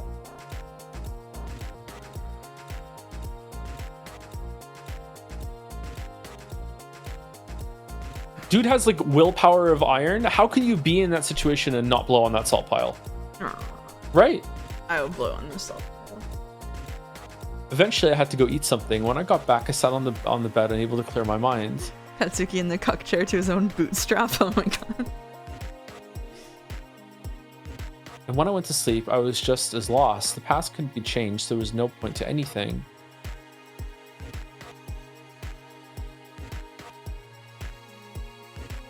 I got up wearing the same clothes. With a persistent feeling of impotence, I went down to the cafeteria.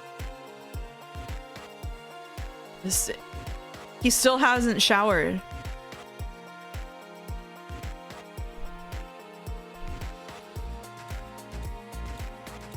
It's because he doesn't know who the real Shiroya is anymore. He doesn't have a reason to shower. After everything I've been through, saving Mia was still impossible. However, I had seen her in the tower, and that was the wild card, and it was what confused me the most. Had she really come from another world? Had her existence been another mere illusion? I did all I could to refuse that. If there was something I was sure of, it was that it wasn't up to me. It was evident the universe itself was what decided the outcome of everything. Why even do anything? A large part of my plan had been ripped to shreds, but the last bit was still in my mind. I could reunite with Shiroya. I could go back to our world and leave together.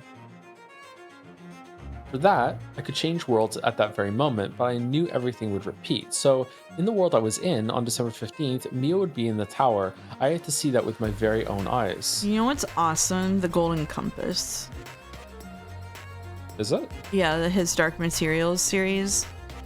Oh, I want to read that for a while. Yeah. I've heard that's good. Yeah. Is that the one that has a really, really sad ending? Yeah. Yeah. 12:43, November 28th. I hadn't left the motel once. I mustered the will to get up and lethargically exited the room. Sorry, that's the one that's crazy religious, right? No, it's actually the exact opposite of that. It's written by an atheist as a response to the religious stories. Like, it's like Narnia, but atheist. Yeah. Narnia. It'll happen in 2 days. Am I really not going to do anything just because I convinced myself that there's no point? It wasn't just that. I knew there was no point. Fucking him and Shiroya are just made for each other, and I didn't want to live through it again. When I came back up, all I could do was fall on the bed. Again, I shouldn't change worlds now. I have to wait here. But there are many days left until the 15th. It's November 28th, so the Sekimeiya were found just yesterday. It really is Katsuki City. Wait. This is wrong. That can't be the case. I ran to the kitchen, but I stopped myself before I opened the refrigerator. No, I shouldn't open it. I have to think this through first. Egg box. Yeah, egg box. I entirely failed to consider this. Kate told us the Sekimeiya were found on November 27th. That's impossible, though. I have them right here. Uh-oh. I wonder why you can't replicate the Sekimeiya. In the attic, when I made a Sekimeiya travel with me, I couldn't duplicate it. The original one disappeared as soon as I appeared. Only one version of each can exist. So when I appeared with them on the 24th, the ones on the mountain must have disappeared. It's already the 28th, and there's no way they were found yesterday. He really is gonna go throw them there. Oh my god. I stared at the shut door. The Sekimeiya had to be inside, but the past couldn't be changed. I couldn't witness its interior before thinking, as I hadn't actually seen the Sekimeiya since 3 days prior. If I opened the door and either saw them there or didn't see them there, it would be a fact locked in place. Not knowing for sure whether they were there or not was far smarter. It doesn't make any sense. I know the incident will occur on the 15th, so the Sekimeiya had to have been found. The event was announced tomorrow on the 29th. That can't happen if the Sekimeiya aren't found on the 27th. However, it would happen. It had to, or else everything would have been entirely different on the 15th. Dude has changed something, and now he's so scared that he's changed something. He's going to undo the thing that he changed. The tower had to be shut on the 15th, and I had to be there. That was how I could find Mia and the real Shiroya. But I had the Sekimeiya. If that had removed the ones on the mountain, the butterfly effect would surely be immense. Just, this is foul. They can't do this twice.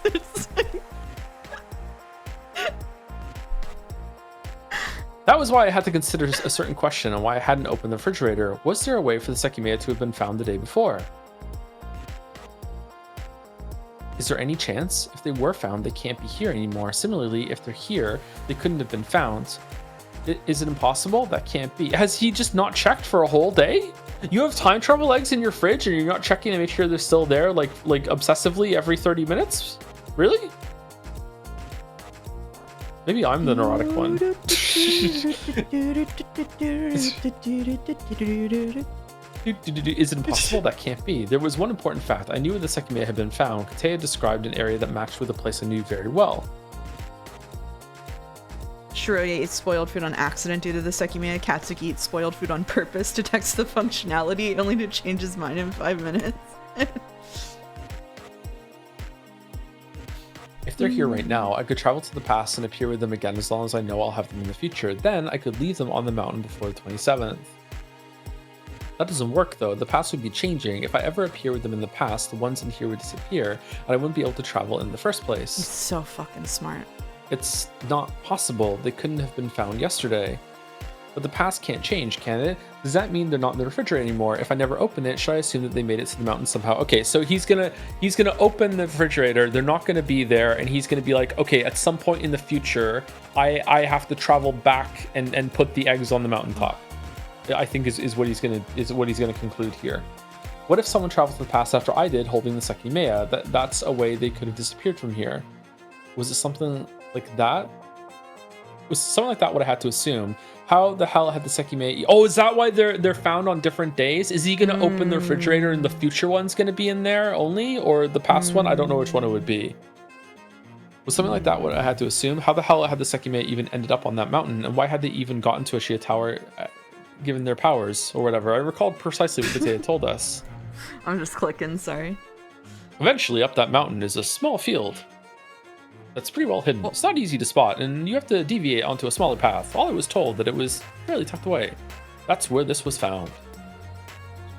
What he pointed at was the third Sekimeiya, the one that didn't work.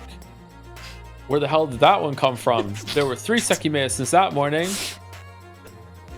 What really happened on the 27th? Is he gonna make another fake Sekimeiya? Is he gonna open the fridge? It's gonna be one, and he's gonna make a fake. One of them was fake right from the beginning and swapped later or something. Oh my god! What really happened on the 27th? Were those 3 Sekimeiya found, and was that really the same place Shiroya and I used to go to? It can't be that only the 3rd Sekimeiya was found. When Kate told us that story, he was definitely talking about all the Sekimeiya. They were all found by the same person. However, Kate never mentioned any other Sekimeiya existing that entire day, and I'm sure that he and Naomi knew about it. So technically, I might have a way to make Kate's words into reality, that a Sekimeiya was found on the 27th. I only have to assume that he avoided saying when the others were. Okay, but he might have... if the first one was found on the 27th, this makes sense.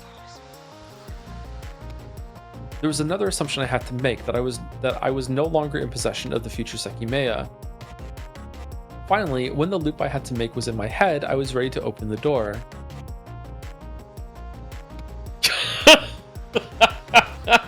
Oh, fuck.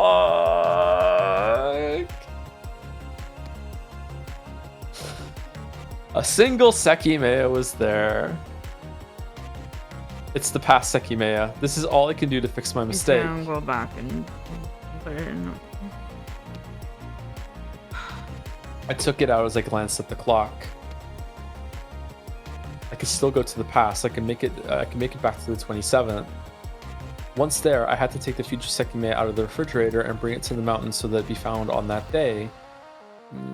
Then after that point I travel, the past Sekimeiya to be there will be left there too. It'll be found after the 27th. That doesn't contradict anything we were told. She's so done. Yeah, I am so done here. Okay, I thought he was gonna put their I didn't think he was gonna use the Seki. Does that make sense?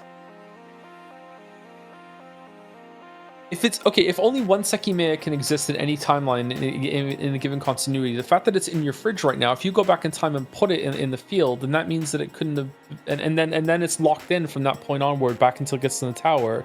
How could it have ever been in your fridge for you to use it right now? Yeah, that's correct. Yeah, I thought the reason I thought there was going to be one in there is that I thought he was going to like the Sekimeiya that has already been placed on the tower in the mountain yesterday was already like teleported out of his fridge, so therefore it's not there. So this one he needs to go put it manually on the mountain, right? Yeah. Like I think maybe I don't. Oh. I think that if he already decided that he went back in time and put it there, then it should just port there, and he shouldn't have to do it manually because it should just leap out of existence. Oh, that's why he didn't take a shower. He just thought about it and then touched the egg. The temperature in the motel wasn't the same as the towers, so the amount of time I had to store was different. Fortunately, the formula was the same, so after I noted down how far I traveled after storing 2 minutes, I knew how long I had to wait to make it a day back. It was a little over half an hour, but I couldn't touch it there due to the large range that would form. I'm certain it still gathers energy outside if it's in the suitcase, because when I touched Sekimeiya after arriving here, I traveled a lot farther into the future than expected. Put the Sekimeiya on the clock inside the suitcase before walking down the stairs with the motel keys. How hard would you laugh if we flashed back to the tower and he went, all of that is a story that I wrote using the Sekimeiya's virtual loops? I would not laugh. I would not laugh. The reaction would not be laughing. I might say we're not reading anymore. I also would say we're not reading anymore. Yeah, that would be the drop point for me. Yeah, that would be it. Yeah, that would be the way that you felt about E33. I'm being vague. I mean, I guess I streamed it, so it doesn't matter. When you were like, like the first part of the story didn't matter. It would be that for me, but like exponentially larger. Like it would be you people just wasted fucking 80 hours of my time. How dare you? Like I would be mad at the people who told me to read this. It would be E33 larger. Yeah. Well, yeah. Sorry. But below, I stepped out of the motel for the first time and walked toward one of the tallest mountains I could see past the buildings. Okay, so maybe he is going to go do it manually. I kept going until Aaron's slope was before me, close to the Shia Tower. Far in the past, there had been a path up the mountain, but I could no longer distinguish it. Seen as 80 hours long how? By reading it aloud and crashing out every 10 minutes? Yep. When I stepped up, my feet sank deep into the snow. The layer was much thicker, and it showed clear signs of human presence. Soon, the trees began to cast many shadows around me, but I hadn't lost track of where I was. My legs continued moving autonomously until the sun was visible again. This place. A vast field surrounded by trees. It had been quite a few years since I'd been there, as evidenced by the tall trees that had grown in. This is where the Sekimeiya were found. I can't believe it. How is that even possible? This was our special place. I trudged along and arrived at a cabin tucked next to the tree line. Now this place hasn't changed much. This looks cozy. Who had been the last person to open that door? The inside looked exactly like the cabin in my memories. After taking a look around, I noticed something thrown away in a corner. It was a stuffed tiger. Ryu! Much smaller than I recalled. It didn't seem damaged, and it looked at me with the same smile as always. Sitting on the wood, it appeared to be waiting for Shoya to come back and put him in the small pocket of her school bag from where he would peek out at the vast mountain landscape. I stepped back out, opened the suitcase, and looked at the clock. It was 2:03. After that, I tested how far I'd travel if I kept the Sekimeiya in the suitcase for 2 minutes. I appeared inside the cabin next to the door. When I looked outside, I saw myself in the middle of the field. It really is the past Sekimeiya. 35 seconds later, sorry, I disappeared. 35 years. I see. So I'll have to keep it in the suitcase for about 40 minutes. I want to make it to yesterday morning. The Sekimeiya was on the grass next to the suitcase and the clock. I put it inside at 2:05.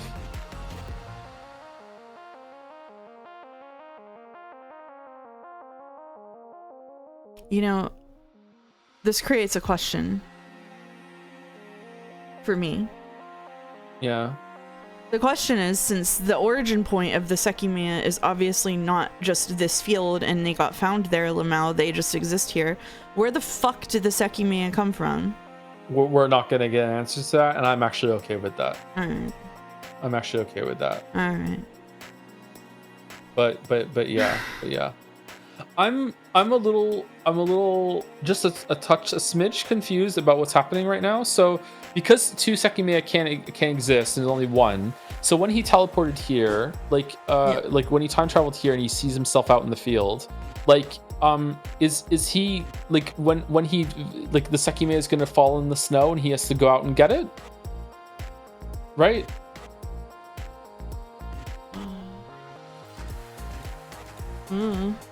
Because he can't take it with him, because otherwise there would be the Sekimeiya in his hand and also the Sekimeiya that his past self was about to use outside. So that would be two, and you're not allowed to have two. So I guess that is what's happening. Like when he it fell in the snow. It's gonna fall in the snow. Okay. Yeah. I wonder if the guy is gonna like appear in the distance now and pick up the Sekimeiya, and that's what happened. Okay. Well, he has to travel further first. Yeah. I had to leave the suitcase there. Surprisingly, the cabin made for good shelter from the cold. It had a bed and a hatch in the floor leading to an empty basement. There was much less dust than I had imagined, but I busied myself wiping it off. I couldn't get over the fact that the Sekimeiya had been found there, but perhaps I was too full of myself for thinking that it could have been anything more than a coincidence.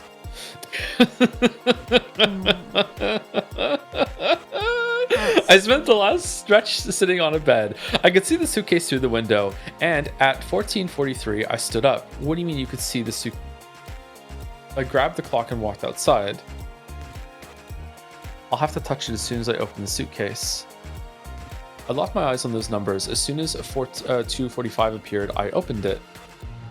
That time, when my right hand reached for the Sekimeiya, my left one gripped the suitcase handle.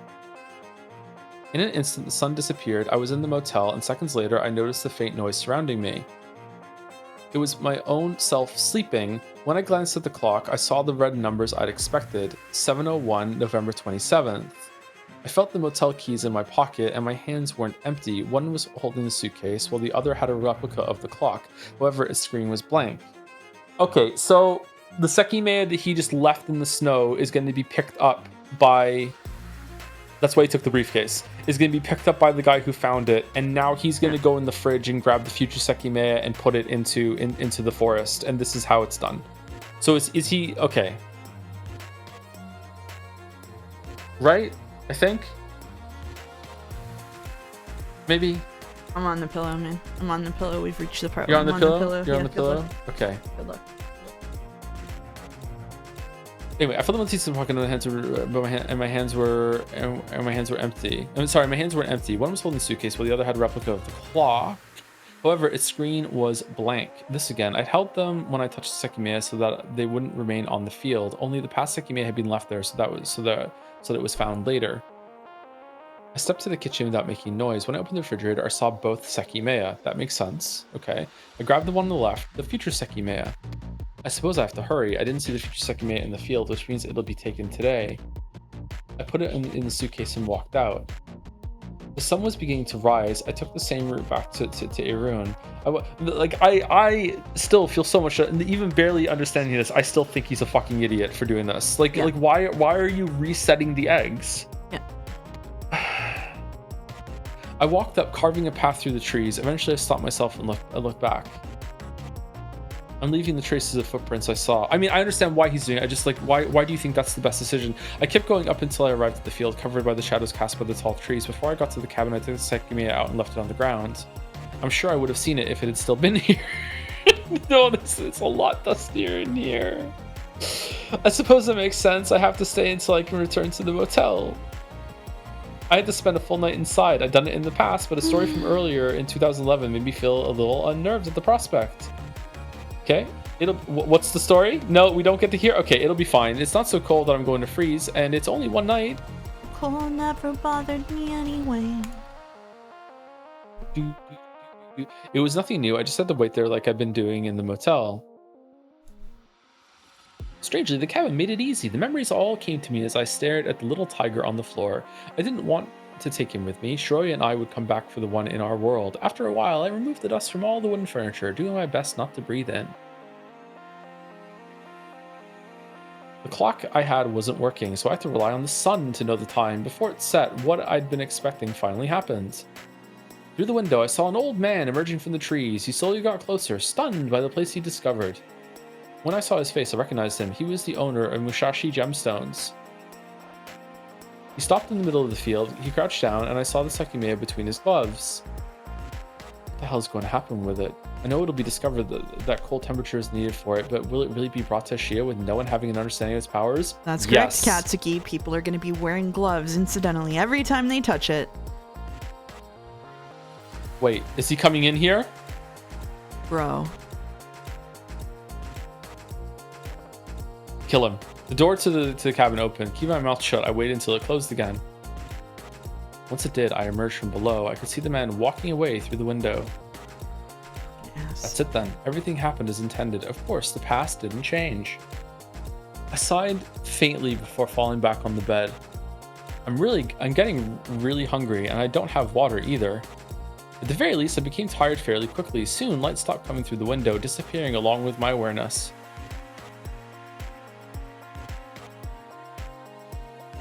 It was the third time I woken up on November 28th of 2011.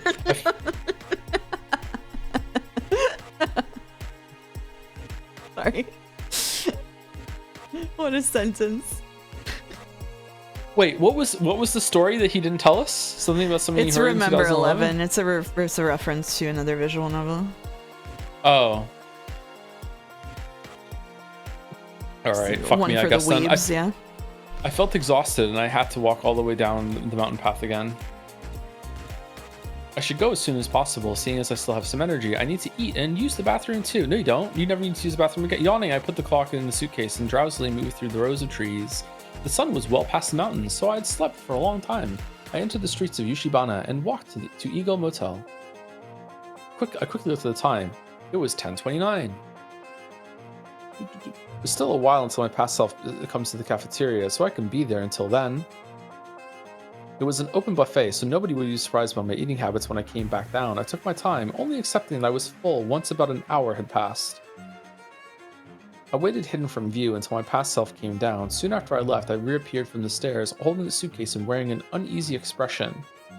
Finally, I could go back up. I unlocked the bedroom and staggered in. I don't have the Sekimeiya anymore, and now I can only change worlds on December 15th. I'd had them sitting in the refrigerator for so long without using them. It was undeniable that I could have obtained anything with them. Sai had once talked about winning the lottery with ease. But I hadn't worried about that because of the single guarantee I possessed. On January 5th, I would have both Sekimeiya. I can't rest easy for today just yet. In the afternoon, I have to make sure to be in possession of the keys, clock, and suitcase. Otherwise, they would have disappeared when I touched the Sekimeiya on a rune.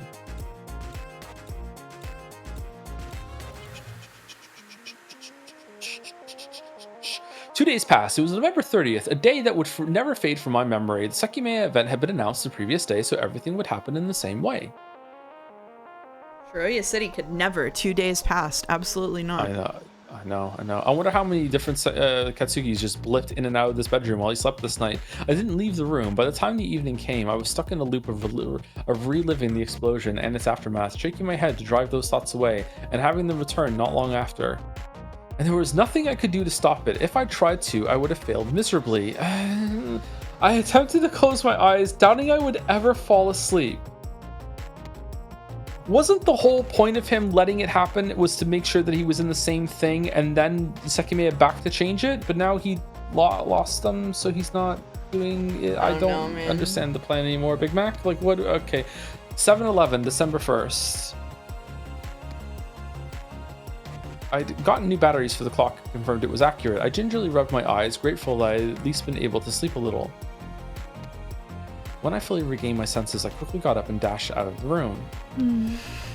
The news. I need to see what happened. The news. I had a fact to work with. Mia would exist on December 15th. Nervous of what I'd find, I intently watched the television.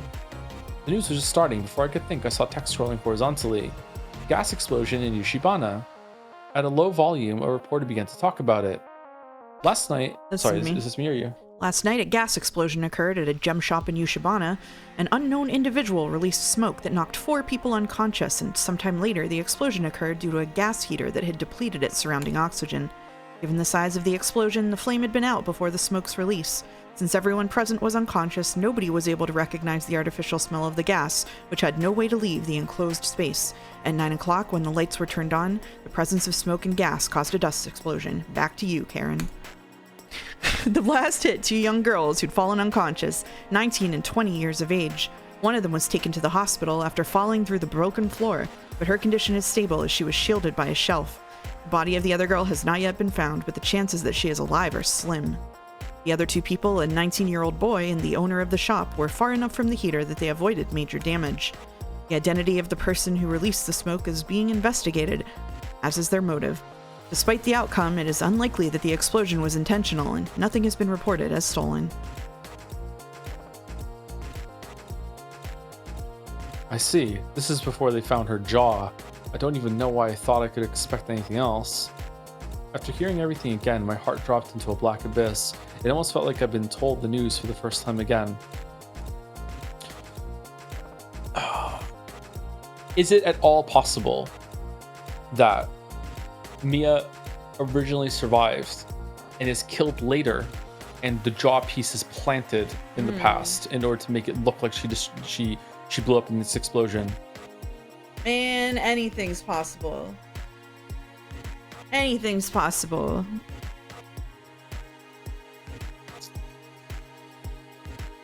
And hearing everything again, my heart dropped into a black abyss. It almost felt like I'd been told the news for the first time again. I really was powerless. The immense power I've been able to wield meant nothing. Did you not like that answer? That anything's possible? I don't fucking know. I don't know. You and Katsuki are on opposite ends of the spectrum here. He thinks nothing is possible. Over 2 weeks were left until the 15th. Miserable, I shut myself in the bedroom, knowing what was coming wasn't enough. I wound up isolating myself in the world in the exact same way I had the first time.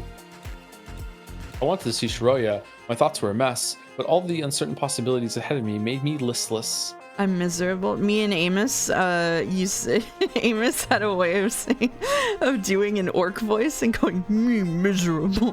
I was fucking imagining fucking an orc trying to read the Sekimeiya.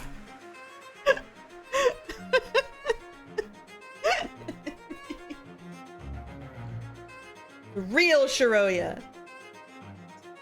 The next time I stepped out of the motel was on December 9th.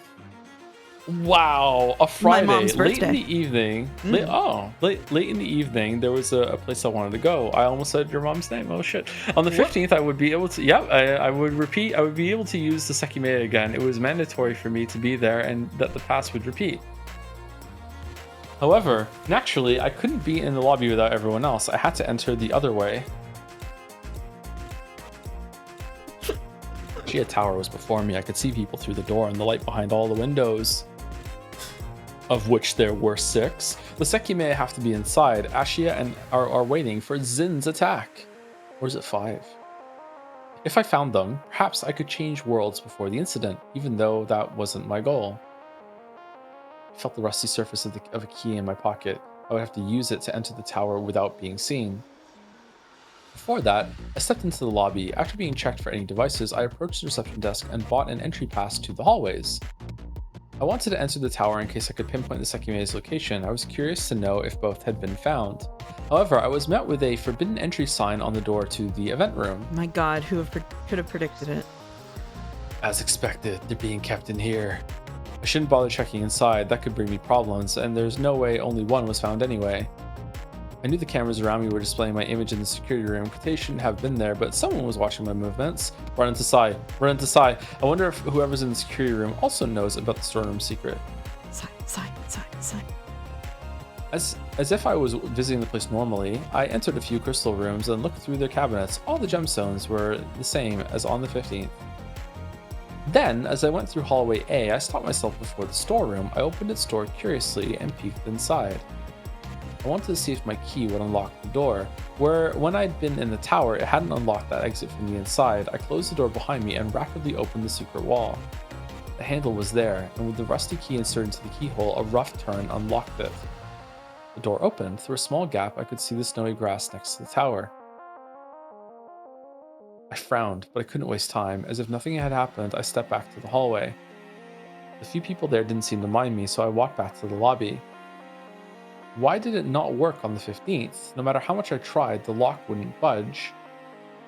Whatever the reason was, it had worked in my favor. Kate hadn't been able to escape, and if he had, when the others found the door, they wouldn't be able to get out too. With things like that, I wouldn't have been able to figure out the mechanics behind the Sekimeiya. Is it just like a shit lock and it just freezes up sometimes? I got no clue. I couldn't be calm though. If the key wouldn't work on the 15th, perhaps I wouldn't be able to enter the tower. I haven't seen you before, have I? Have you taken a look at this? I was about to step out when a voice called for me. It was the receptionist who held out a green paper that I recognized. The Sekimeiya event, right? I've heard about it, yes. I'm glad you have. Have you decided if you'll come back? I might. Fantastic. I'll see you there then. Flirting? Huh? Yeah. I grabbed the flyer. I grabbed the flyer as she waved. By the time I stepped out of the building, the sun was completely gone. Only the cold was left and nobody was outside. I'm fine. I'm so good right now. I walked to the left side of the building, hearing the woman's words replay in my mind. Fantastic. I'll see you there then. I did see her. I remember that. I went to the wall where the secret door was. Stepping on the tall grass, I felt the surface of the wall carefully until I was next to the storeroom. This is the door. I can see the keyhole too. I had left it slightly open so it was easy to find. With the key, I verified that I could lock and unlock it from the outside. It works. I should be able to enter through it as long as it still works on the 15th. Is this one of these locks that you can't turn if there's a key already in the lock on the other side? That's my best guess, yeah. Maybe it doesn't work because there's two versions of him that are on both sides trying to unlock the door at precisely the exact same time. So I walked away with the uneasiness of the receptionist words it caused. I'll see you there then. When Shroy and I stepped into the tower, she didn't react to me at all. We were there extremely early and spent hours in the lobby, but it was as if she'd never seen me. That makes sense, of course. In that world, she hadn't. No, you're just not memorable, dude. But in this one, when Shroy and I enter the tower, the receptionist won't react the same way, will she? Because of the brief conversation we just had. Didn't that mean that I changed the past? I had changed something that I experienced in the other world. I began to walk somewhere. Okay, I'm sorry to keep interrupting. I just want to make sure I'm following the story. Does he think that he's world hopped via Sekimeiya, or does he think he's world hopped via making a change? I think he thinks he's world hopped via Sekimeiya. Because he ended up in the tower where nobody was there. And heard Mia. So he heard Mia alive, and so he believes he has world hopped there. Oh, he never left that world. I don't think so. Yeah, okay, that's where I stopped. Okay, I'm glad I asked this now. So he never left that world. He's been in there the whole time. Yeah, I believe not. I'm pretty Okay. sure. Unless I'm stupid. No, I think you're right, actually. I think you're right. And also, you're very smart. Of course, this world isn't identical. What happened on the 15th was different, but none of that was really to my presence, was it? There was dialogue somewhere. The receptionist mentioned nice to see Katsuki again. Yeah, it was in chapter 2. Yeah. So he's in world C right now. This is world C, where he world hopped from world B. And world A is the world where only Katsuki was found alive in the tower. So this is not world B, this is world C. Okay. Alright. There might have been a big mistake in my reasoning. No way! Why was I not able to change the salt pattern? Because I had already seen it. In that sense, the past can be changed. However, in this world, I never did experience the wait in the lobby before the hallway doors opened. I could have caused that event to differ from my world's, but I never truly changed this world's history. I came to a very familiar street. It was my own, and I could see my house far ahead. There was light behind 2 of the windows.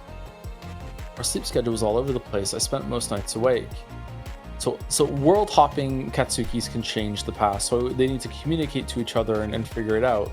I couldn't see my own outline. I remembered staring through that window every night. For that reason, the image I'd always seen was still engraved in my mind. I got closer to my house, hiding myself behind the gate. So he could have changed things. He could have. A lot of snow had piled up on it. Without thinking twice, I shook it all off. I was right. I changed my past, but not the past of the Katsuki from this world. In my memories, the snow piled on the gate never fell. No rule had changed. I hadn't erased what I'd lived through. What had once happened couldn't be reversed. However, I truly had power in the world I was in. It was a real second chance. I couldn't change my own past, but I had just changed the other Katsuki's past. I thought that everything would happen as the universe had decided, that my input would always be meaningless, but that wasn't the case. I had taken an action all by myself and changed something. Okay, so now my criticism is not that he started stupid and got smart. It's that he's flip-flopping back and forth between like way too stupid and way too smart, because at this point he should understand that he is not changing the past here, that this universe exists in a way that all of this already happened and nothing he is doing is changing anything. It's just what always happened. Like, how does he not understand that if he understands everything else? Like, what's wrong with him? Yeah. Okay, whatever. I locked up. Did that mean that I could have saved Mia? If I hadn't waited in the motel, could I have prevented her death? That's exactly what he said. That is not what he said. He's saying, I changed the other Katsuki's past. He doesn't understand that this was always already true for the other Katsuki. That is not what he's saying. Sorry, I'm getting heated. Okay, whatever. Sounded like me at the end of a certain stream that happened recently. Yeah.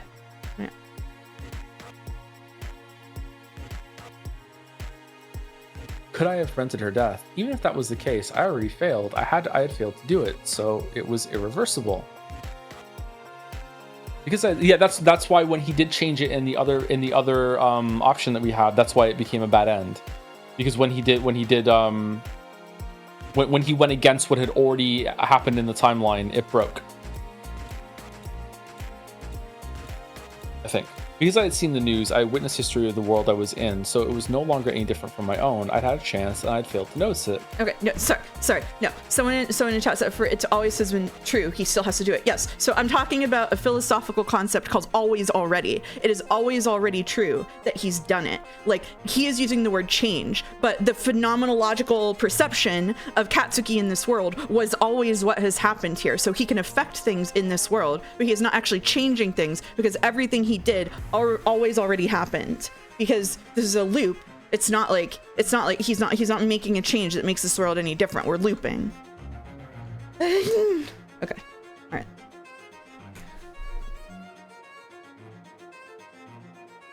The reporter spelled out my negligence. I hadn't acted, so nothing had changed.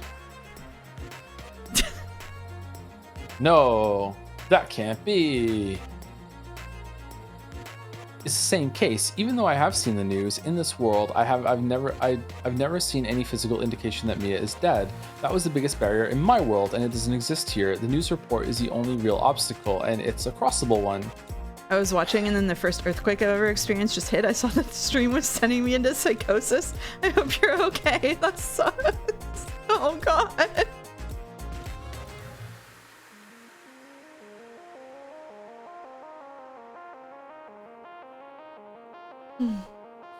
Oh, I don't like this.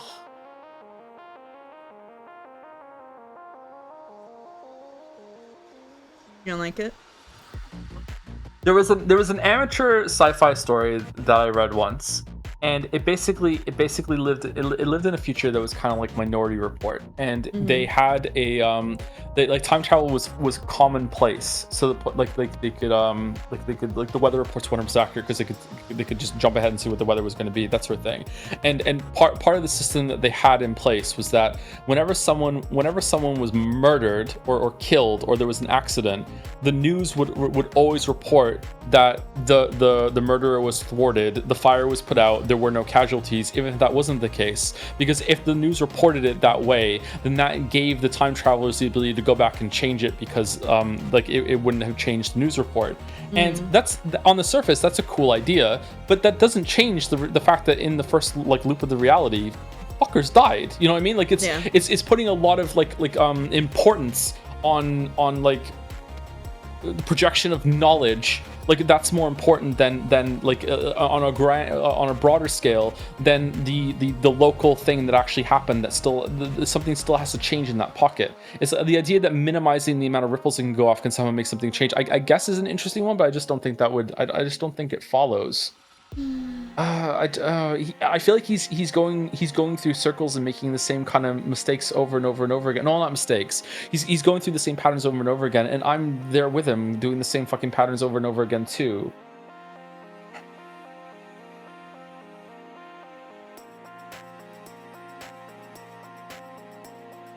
Sorry, I keep interrupting. I no longer had the Sekimeiya. I couldn't travel back to the 30th. However, if I could, Mia's death could be averted without the need to change the past. It isn't yet an impossibility. And I knew everything that I'd lived through would repeat, so I could be certain that on the 15th, I would have the Sekimeiya for myself. I'm gonna do that. Finally, it made sense, and my eyes went wide. The reason why Mia had been in the tower, I understood everything, as it all aligned with what I had to do. Do we want to take a break here, since my stream has been running for 2 hours? I know you haven't been here for 2 hours, but I could use a break. All right. We'll be back in 5 minutes. Right back.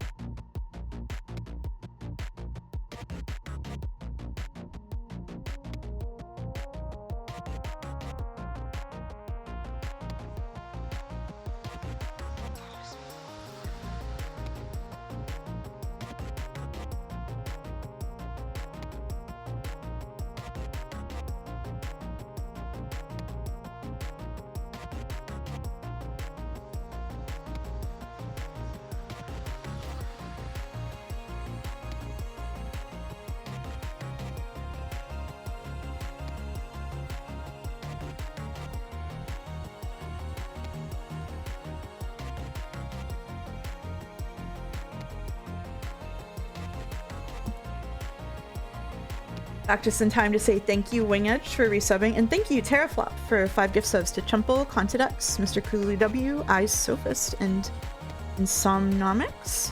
And also, thank you, Terraflop, for subbing with Happy Belated Birthday Mouse. Thank you. Thank you, Terraflop, and thank you for the gift subs. This has been my first time properly revisiting Sekimeiya since I read it myself. Oh, you read it yourself? I didn't know that. And despite all the parts of the story that I still think are kind of bullshit, you and Joe made me realize that some aspects of the writing and characterization are more thoughtful than I gave them credit for. Thanks for the fun times. And thank you, Chumple, for continuing the gift sub. Yeah, I think that it is true that it's a weird case where there's like characterization moments that are there in service of what's going on, but there are still some interesting characterization moments for sure. Especially for Sai, who we miss. Bro, yeah, and to some extent Katsuki too. Yeah, they're definitely depressed. You need to keep in mind this is written by one guy who's not a writer. Yeah, but they still wrote something, so I'm still gonna criticize it, like, or critique it or whatever.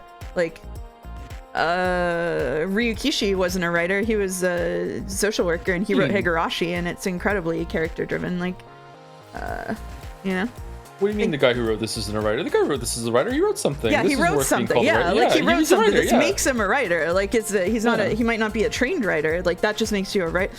So thank you, Snakemer, for resubbing with a spinning mouse. There was a post recently that Boulder I think sent to me that I really loved, which is a guy on fucking, he was like posted on Twitter and he was like, I figured it out, guys. I bought a cheap canvas at the store and then I just took some sculpting stuff and made like a design on it and I sold it for like $30. I'm just pretending to be an artist. It's so easy. And someone was like, you're just an artist, man. You just made art. I'm sorry to tell you, you're not getting one over on anyone.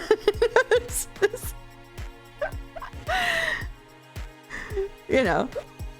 So this is really like funny. Like it's really this funny. Is writing. Yeah. This is writing. It's not even like it's not like the worst writing I've ever seen, but I do think that it's fair game whenever you write something and put it out into the world that we talk about how it's written. You know what I mean? I think the person who wrote this should be proud of it too. Like yeah, I do too. Like, most writers don't even finish anything. Like if you finish something and other people read it, like you're already like so far ahead of the curve. It's crazy. Like, yeah, this is definitely something to be proud of. Like, if nothing else, this is a giant complex machine that has like a lot going on inside it, and like was hell to probably organize and put together. Like, this is crazy. Like, this is the product of engineering. And I know that from what I've heard, like one of the things that was said in the dev book was that one of the things they regret is that they weren't able to incorporate more kind of like character and storytelling because the focus was so much on the puzzle, which is like fine, like, and that's like a growth point. But that so I was having this conversation in Umi Full earlier because some people were like, well, I don't understand when people talk about pacing problems. It seems like a skill issue for the reader to me. Like, it doesn't bother me. And I was like, okay, like, if I'm a plumber and I walk into your bathroom and I look at the plumbing and I'm like, oh shit, this is like put together all wonky. Like, this was put together by someone who does not know what they're doing. Like, this is like rough. And you're like, oh, well, the toilet works, so I don't care. It's like, writing and reading is also a kind of expertise, and whenever you're like a writer, it's really hard not to look at a piece of writing and like start pulling it apart in your head in the same way. Like, you almost can't control it. Like, you look at it and you're like, oh, like, I see what's going on here. I would change this. I think that this part needs development. So like, whenever the thing that Joe and I have in common is that whenever we read something like this, we're looking at it and in our heads, we're like pulling it apart and thinking about how it works. Like, that's what makes a critic, right? And so it's not like horrible. We're horrible. We're horrible. Yeah, no, but it's not. But it's just a way of like looking at the world that comes from having expertise and experience. Thank you for redeeming Caution English degree. That was a really good time for it. So yeah, like. So this is what that redeem was made for. So it's not like a personal attack. It's not, and everybody who looks at this is gonna think about it in different ways. Like, there's like, for like, Boulder is looking at this and thinking about all of the OSHA failures of the Ashia Tower, right? Like,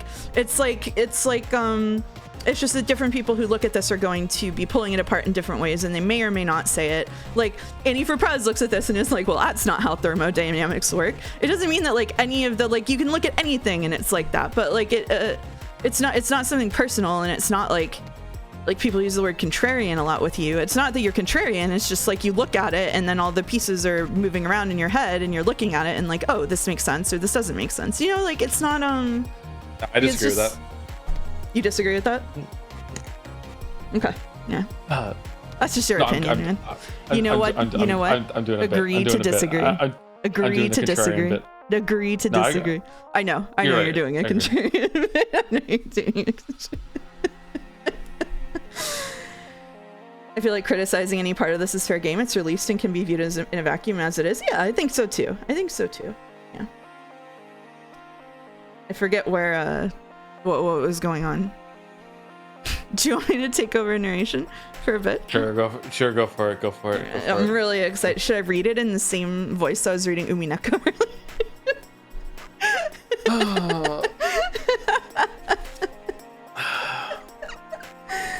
If you can, so into it.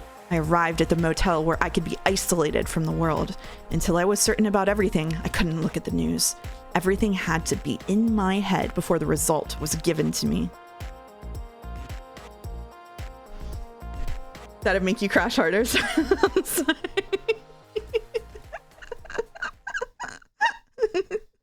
Are we doing like a 3 weeks later right now, or? The last days passed quickly. It was about to be December 15th once again. I knew what I wanted to do and I knew it would work. The end was still murky. I had to go back to my world and I couldn't know how smoothly that would go until the time came. However, I had prepared extra steps before that point. I just realized I don't think at this point he knows there are 3 timelines, so if he world hops, he'll go to world A, right? I don't think he knows there are 3. I can't remember if the world timeline peak thing was with Omniscient Writer O or if it was Katsuki. I can't remember. That was Omniscient Writer O, I think. Yeah? Okay, he doesn't know then, yeah. He doesn't know. Yeah. In the tower, more than one person had been a killer. Someone had caused the attack, trapping all of us there. Despite all that, the security cameras weren't reliable enough to prove anything. I couldn't stand the thought of letting those criminals run free after everything was over. For that, I had obtained 2 things. A USB drive and blank blank. Okay, so it is the number of words here. So it's 4 letters, 4 letters. So duct tape. Duct tape. Really? Duct tape. Duct tape. To put over the security cameras so they think they're turned off, and then he's turning it back on again to do the smoke. I actually think it was a joke, but now I think it's right. I think it might be right. In one hand, I had an empty USB drive. In the other, I had duct tape. While we'd been unconscious, someone had hidden the Sekimeiya in a hallway B crystal room. Perhaps there was more of the attack that they wanted to keep hidden. I thought of a way to expose what they'd kept as a well-hidden secret. I answered tape roll. Did it accept it? It should accept that. I know that would be hell to have so many different ones, but yeah, they should accept that. I stepped out of the motel when the sun had already risen. I couldn't be in the tower too early or I'd conflict with what I needed. Basically, all smoke residue had faded from my clothing. Did you not wash it? It's been 3 weeks. You like Discord made you sound like such an angry raging mouse right then. It cut out so hard. Does he have underwear? Did he buy underwear? And I'd left a suitcase in my clothes. There was a laundromat, surely. And I'd left the suitcase in my clothes from the 24th in the bedroom before departing. On the way, I grew nervous. Was it going to work?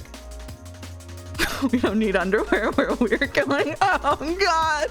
Had I overlooked something? Was there anything crucial I was missing? In the world I was in, I could save Mia. I knew that for sure. My uncertainty went further than that. The news and the note I'd read in the tower, they signified the real problem. How would it be solved? I'd only been able to come up with a vague idea. I could see the tower in the distance. I still hadn't shaken off that unsettling feeling, but I knew it wouldn't disappear until everything was settled. People were by the entrance. I could see Surapo and the line of civilians from that day. However, the left wall was unguarded. I surreptitiously approached it. Immediately, what I'd been very curious to see was apparent. It really is there. The rusty key was inserted in the outer keyhole. Really? Does this really make sense? The reason why I hadn't been able to unlock that door from the inside, I had thought that if an identical key was on the opposite side, I might not have been able to turn it from the inside. I wanted it to be there.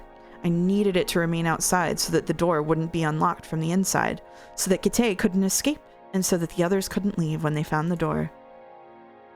But why was that key there? If it was just there because I'd known it would be there, that didn't really satisfy me. Am I supposed to assume that I'll leave it here the next time? Then, to still have it in the future, I'd have to get the key that Shiroya had. That had to be the answer. It meant that a future self of mine was already in the tower, but it was a bit hard to swallow. No shit. I would just be leaving the key behind to explain why I hadn't been able to unlock the door. If that was it, maybe there was more to it that I was missing, as the origin of the idea was unknown to me. Despite the universe apparently deciding the outcomes of things by itself, actual ideas that went into effect had consistently originated from a human mind. I still thought that had to be the case, but it wasn't like I had a better explanation ready for the key. By the way, briefly, to return to the idea from before break, I understand that yes, the world hopping and making changes in other worlds was the problem. What I was saying was that Katsuki at this point has been smart enough that he should realize that what he's doing right now isn't actively changing the direction of how anything will go. Like that things at this point are locked into place. Like that there's a causal loop happening. That's all I meant. I understand that he was making changes and he did make changes in the grander scheme of things. I understand. I just wouldn't. Okay. Anyway. Okay. Yay. I locked the door while it was open and stepped into the storeroom. Once inside, I was able to close the door behind me, leaving it locked. It was fortunate and guaranteed that the door worked like that, and once again, I wondered why the hell it existed in the first place. I still had the rusty key in my pocket, but when I tried to use it from the inside, it wouldn't budge. As long as the other one was inserted, opening the door from the inside would be impossible. I got closer to the hallway. It would very soon be 9 o'clock. I'm sorry, did he just voluntarily lock himself back in the fucking tower again? Yes.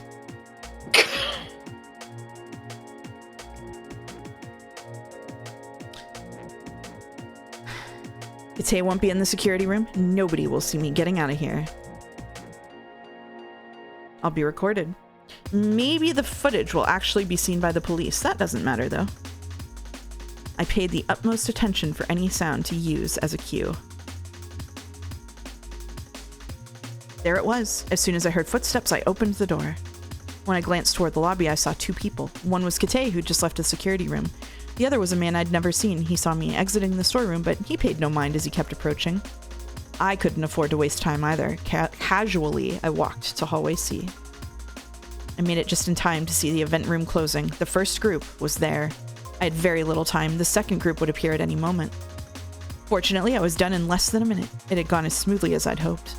I'd wanted to record the movements through hallway B. In our world, Kate had hidden both Sekimeiya in room B4. I knew things wouldn't be identical, but I hoped the truth would be recorded nonetheless. Near the lobby, one of the security cameras viewed the entire hallway. It was high up, but I'd foreseen that problem. Thanks to the handrail in the corner, I'd been able to reach its lens. With the seconds I had left, I sprinted toward hallway C. I had to be somewhere during the attack. The security room. I knew the alarm would lock it. If that happened, Kate could be fast enough to erase the footage I wanted to preserve. However, I could avoid that by staying inside. He had told us once that the door could be unlocked from the inside without the need for the key. When I looked at all the monitors, I felt like a needle was piercing my chest. Mia is here. She's wearing the Tanzanite pendant. She and I were in the event room with Akaro, and Shiroya was nowhere to be seen. I couldn't believe it. No matter how much I stared at the footage, I couldn't believe that she was really a room away. In the cabinet covered by that crimson curtain, which Sekimeiya were there? Every monitor displayed different locations on the crystal floor except for one. One of the screens was covered by tape. I kept my eyes peeled with anticipation. It was about to happen again. I would see that dense smoke appearing out of nowhere and my vision would blacken. All at once it happened and I finally confirmed the truth. Did the smoke come from Akaro?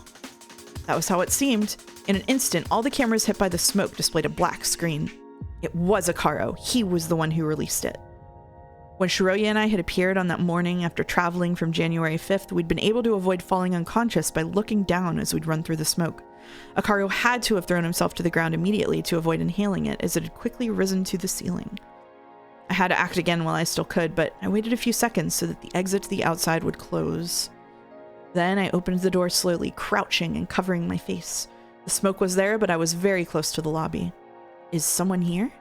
Is it Kite? I didn't want them to hear me, so I took off my shoes. I could hear a person crawling on the floor, but when I opened my eyes, I only saw a dark silhouette near the wall. There's literally 7 people crouching around right now. I know. The alarm is even louder than I remember. Unable to breathe, I took a silent step toward the light. I was in time to see the shutter locking in place and the smaller lights turning off. In hallway B, most of the smoke had already gotten stuck to the ceiling. Aside from the second group, nobody seemed to be there yet. Protecting my face, I reached for the camera's lens and removed the piece of tape. I returned to the security room as fast as I could. Someone had still been in hallway A, but I didn't think they'd noticed me. I still had my shoes in my hand. I'd noticed the deadbolt was sticking out of the door. The alarm had just locked it, but since I'd left it open, I was able to step back in, and I used the inner handle to close it again. I have no idea why he's doing it. Yeah, like he had all this time to plan, and his plan is to put duct tape on a camera and bring a USB drive to save the security camera footage. Why not? Why not do something else? Whatever. I'm sorry. I'm being insufferable this stream. Continue. I'm sorry. I mean, I am too. If you are, then I am. I looked at the monitors as I put them on. The one that had been covered by tape showed the dark hallway instead. Its screen was being assaulted by the remaining smoke, but it wasn't enough to conceal the entire image. In front of the computer, I clicked on the program that managed the cameras. From there, I accessed the archived footage. What was the purpose of the duct tape again? To cover the cameras so they can record things? Yeah, so the smoke doesn't permanently get stuck on them. I don't know why he can't just wipe the smoke off the camera, but I guess this is just better. Yeah. It's all here, but Kite will try to hide it. In this world, the computer was shut down too. On the screen, the culprits finally came to light. Akaru came out of the event room and looked both ways. He did fake his unconsciousness. What is he planning to do? Once he confirmed he was alone, he walked to the cleaning room. From there, he went back to the event room, holding a glowing object between his hands. What the hell? Is that a Sekimeiya? No, I know what that must be. The third Sekimeiya. That's what the plan was about. A few seconds later, he came back out. I couldn't see his hands, but he walked back to the cleaning room again. This is why only the third Sekimeiya was there when we woke up. When does Kite come into the picture, though? I didn't have to wait very long to find out. After Akaru had returned to the event room, Kite appeared from the lobby. Keeping his head down, he stepped to the cleaning room. Was he working with Akaru? I was bewildered. He came out almost immediately with 2 Sekimeiya and walked back to the lobby. He must be going to the storeroom, but he won't be able to escape with the Sekimeiya. It caught the 2 culprits behind the attack on video. Feeling the rush, I inserted the USB drive into the computer. Once I located the file corresponding to that camera, I saved it on the drive. With this, I can bring it to the other world, too. I knew Kite would try to erase the saved footage, so I created a hidden folder on the computer where I copied the file. And I hope the police will find it in this world. Perhaps something else of value would be recorded, but I prefer to cut it short. After all, I soon heard someone running outside the security room. Then that person appeared in hallway B. It was Naomi. She ran all the way down holding Kite's suitcase, and as she disappeared, another door opened. From room B4, Shiroya and I appeared. Naomi had drawn us out. Then Shiroya stared at the camera intensely as if she was looking directly at me. Before I could even process it, they ran behind the sound, quickly vanishing from the frame. The police seeing 15 different copies of people crawling through the smoke. Oh my god. Huh? Oh, Any for Prez is confused the same way I was. So, in earlier in episode 1,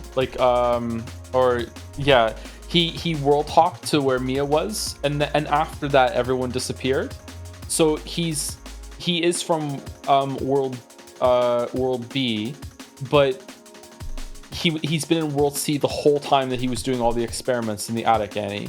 I forgot this too. He's always been in that Mia timeline since we got to episode 5. Yeah, is what's happened. Yeah. This tripped me up too because I thought he was because he's Katsuki B. I thought he was in Katsuki B world line. He went back there, but no, he didn't. He just hasn't gone back. Yeah. He is in World C right now, so his plan is to hop back to his own world after whatever the fuck happens here. But when he hops, he's going to go to World A instead, which is almost certainly why he's going to be. It's like the world where he's like only Katsuki is found, just freaked out on top of an elevator, in the elevator shaft or whatever. Like it's almost certainly going to be him, I think. Classic mistake thinking anyone in this fucking visual novel is in their own world right now. I know. I almost said something mean. Okay. Huh, what? Did she notice something about the camera? She didn't tell me about it, but I remember having to tug her shirt so that she'd follow me. Not about you, Weeby. What? And what was Naomi's role? Given how likely it was that Kate had killed her once, she might have intercepted him after resisting the smoke. I saw us going up the stairs in hallway C, so I changed the cameras. Whoa, wait, hold on. Now I'm confused. Why is Shiroya here?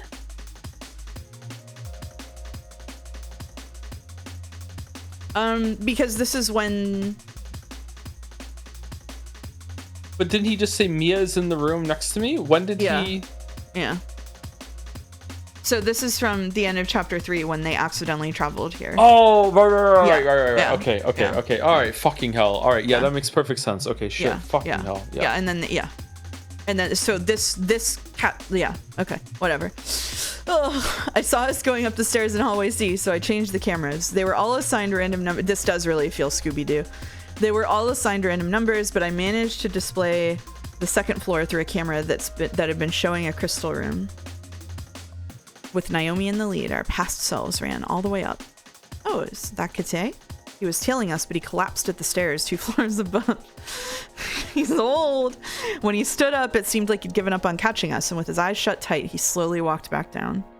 Fucking convenient. In the other one, he doesn't do that, but okay. I looked at the 6th floor where Naomi unlocked the attic. She stepped in, shortly followed by me and Shiroya. So this is where Shiroya gets world hopped, and Katsuki doesn't. Yeah. Is Kate gonna come here? I should leave. I made the monitor display the initial crystal room again and stepped out. I went to the lobby, but a clear problem was about to arise. My past self is going to go to the storeroom very soon, so I can't stay there again. If I'm remembering correctly, in this world, the group didn't go to the security room after waking up. I can't risk staying there, though. I kept cleaning the smoke off me. It had touched me again, so I likely looked similar to how I had in the morning. Kate was the first to return. At a slow pace, he scanned the floor. I just remembered when he said he'd use the security room's microphone while we were unconscious. That really was a blatant lie, which Hikaru immediately realized if they weren't working together. Also, Kate will probably be confused when he finds out the security room's unlocked. I stayed behind the reception desk. Once Kate was next to Arena's group, someone else had come down. My past self, who went straight to the storeroom. I was unable to find the rusty key in hallway A, so I stayed inside. What was going to happen? I'd hidden in the storeroom for hours, but I knew the way things played out would be vastly different from my world's set of events. Eventually, everyone would disappear, and after that, my past self would bring both Sekimeiya to the attic to experiment with them. I had to hold on until that point when the Sekimeiya would be within reach again. I didn't want to be found, but I knew it could happen. The Katsuki originally from that world wasn't a past self of mine. Him seeing me wouldn't be a contradiction.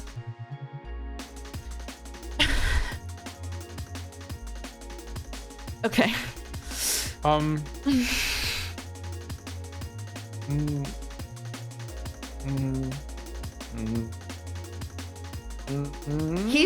He's saying since he didn't see himself, this Katsuki could very well have seen him because he thinks he can just make changes here. So it's not a contradiction because he's created a time loop or whatever. So he's like, oh, like this Katsuki, it doesn't matter because if he sees me, he just sees me, and that's how it is. Yeah. Because that guy doesn't have his memories, basically. Again, it's like, whatever. The seconds began to tick by. I had no place where I could safely stay, so I had to keep moving, my whole objective being to smoothly return to one particular point. I couldn't travel forward in time to speed up the process because I hadn't been in the tower in the proportional past. However, I doubted I would have been willing to do that anyway. To skip that last time I had, where Mia existed. When I heard her voice, I couldn't stop myself from getting closer to the door. You okay? I'm so... Don't worry. Don't worry. You go for it. Don't worry. No, our fault. She was there. It was proof that my effort wasn't worthless, but I couldn't even see her. Aware that they could come to the lobby at any point, I walked away. After learning that they'd been trapped, the group saw the shutter for the first time. Then, once they stepped into hallway A, they directed themselves to the dark crystal room, A5. It wasn't what we'd done. They weren't surprised to see its stained walls, and the security room, which should have been their priority, had been ignored completely. Oh, the suitcase isn't here this time. Naomi ran up to the attic with it, and I didn't see it, but the Sekimeiya were on the sofa. It has to be that the suitcase was brought to our world as well, which is why we saw two. Yeah, he doesn't know that there's a third timeline. There's a reason why I believe Naomi hid upstairs as she's a part of this, like I suspect. Above us are 5 desolate floors full of offices. However, there's a 7th floor that we call the attic, or the Ashia floor. Unable to use the elevator, they all walked up the stairs. I could follow them. It was good to know what their movements would be and the events that were bound to unfold. In the future, I could put that information to use. I had already noticed that Kate's behavior and the things he was saying were different. The group was going up to find Naomi, who had locked herself in the attic. Unknown to them, Shiroya and I had unlocked it, and Naomi was no longer in the building. On the 2nd floor, the group looked through the offices. As expected, nothing was found, and they moved on to the 3rd floor. The same occurred upstairs. I followed them when they were going to the 4th, but all of a sudden someone walked back down while I was following them. I couldn't run all the way down, so I was only able to enter the first partition. That's me and Mia. From behind a desk, I saw them walking behind the glass, which greatly muddled their voices. Before I could breathe, Irina and Isla came down as well. They appeared to be following the other two. Was that it? No one else seemed to be coming. Why had they gone down alone? As I wondered that, a 5th person came from the upper floor. Akaro. He looked deep in thought as he walked. While I was still phased, the 6th person appeared. Sai trailed behind Akaro as he disappeared beyond the glass. No, I bring him back.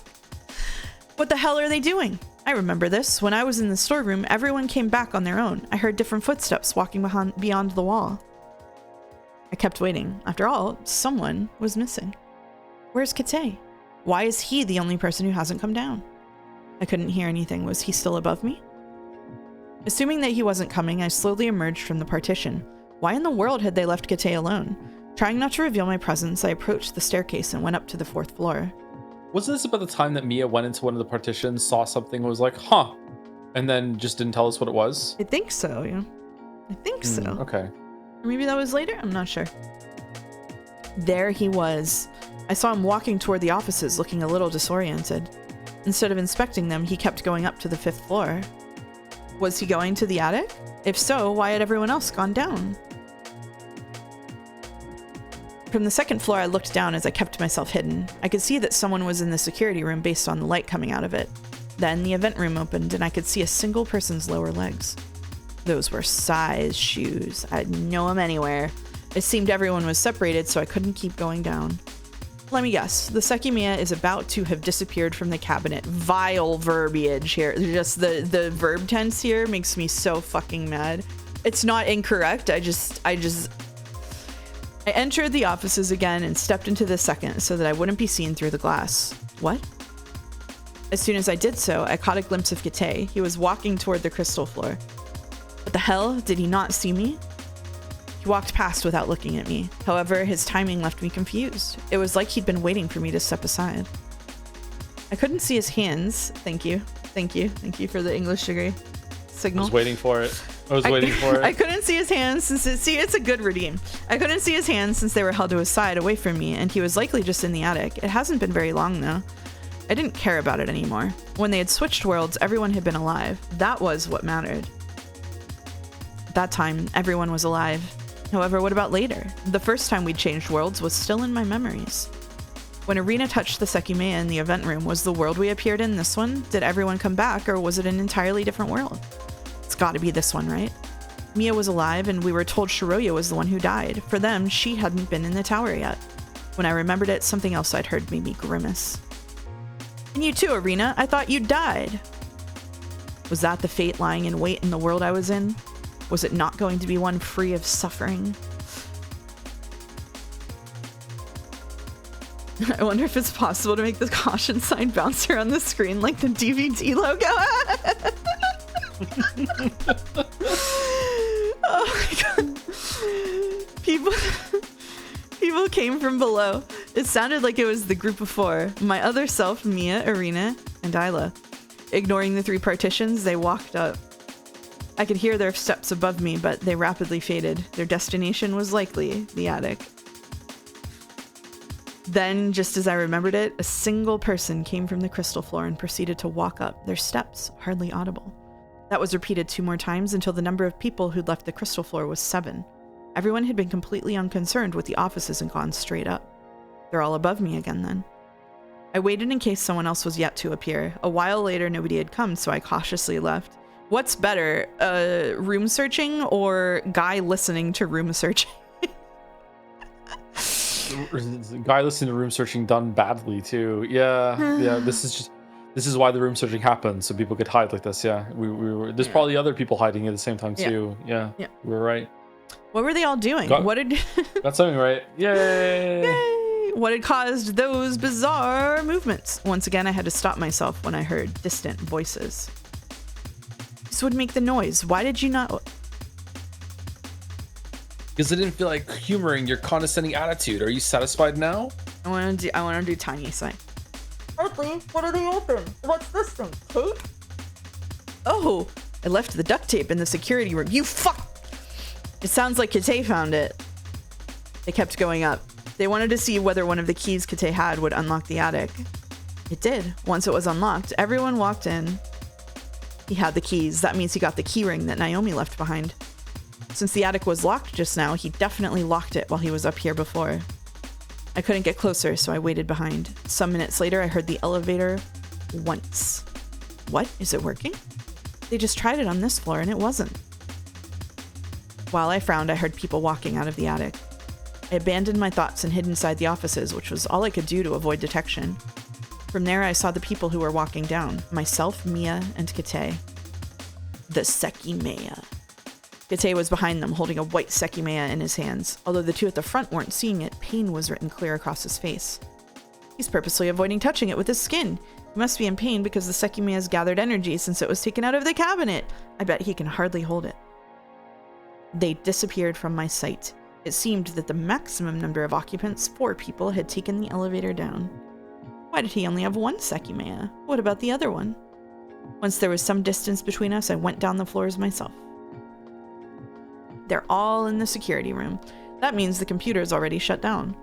Kate has to be responsible. I don't know why they didn't all go to the security room immediately, but this is the same thing he did in the other world. A while later, the group went to the lobby. I was able to hear that they'd moved to hallway B, but any distinct sounds quickly faded. Did they enter a room? The indistinct sound was coming from the event room. They'd most likely left the Sekimeiya in the cabinet. It was soon after when they experienced something unnatural for the first time that day. Kate's shout was cut short. Then voices of incredulity came from hallway A. What the fuck? What? Just do? This man just teleport? A sudden sentence I didn't expect came. I just traveled to the past. The reality of their situation was told to them. Naturally, it wasn't something anyone could easily accept. Why did Kate say that? He just touched the Sekimeiya and appeared in hallway A. Why did he immediately say that he'd traveled to the past? I didn't understand. In my world, he had been completely opposed to the idea of time travel existing for a very long time. Despite what had happened, Kate made them shut the Sekimeiya away before walking to the security room. The others remained inside the event room. Wanting to know what they were saying, I approached it slowly. Definitely working with Naomi isn't being true. Unlock it. The door wasn't fully shut, but it was difficult to hear what they were saying. I still managed to understand that they had the key to unlock the cabinet. Do we touch it? That's me. I realized I'd made a sound. In an attempt to hear better, I'd revealed my presence. This is Mouse Training Joe for Final Fantasy XIV roleplay.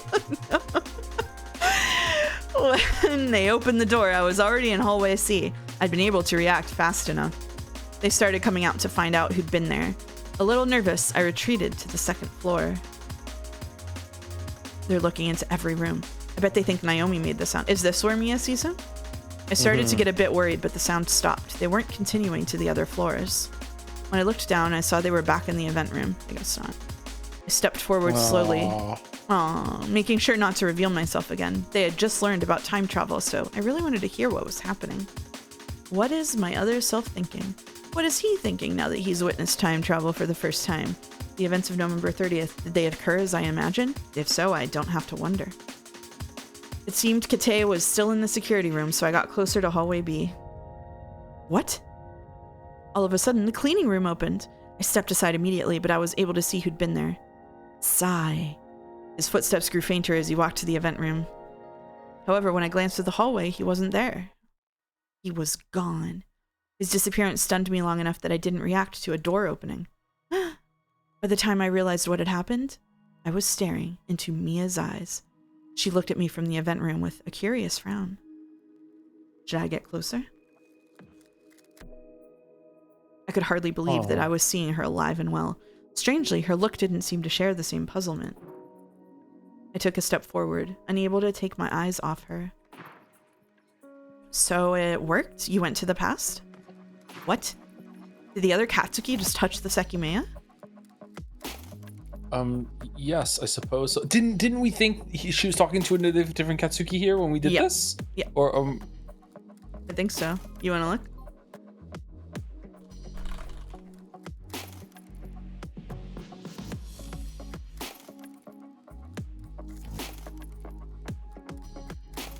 maybe not. Maybe I'm giving ourselves too much credit. This is where she talks shit about him. This is, I imagine, how he internally responded to that question. She said, I'd expected a much different reaction. So yeah, she was kind of like, oh, that's weird, a little bit. I see. That's why Sai disappeared as well. I can't believe it though. I think I was impressed the smoke pattern was different. Interesting. Is Sai not here? I miss him. Oh, you're right. I don't think he's been here for a bit. Hikate and the other Katsuki were missing. The group seemed equally perplexed about Sai's and my own disappearance. I think I'm the Katsuki who just disappeared. If he traveled to the past, I should leave before he's back. How is this possible? I don't get it, but if you went to the past, why didn't you appear in this room? That's what happened to Kate. Given what I saw, Kate traveled just a few seconds through time.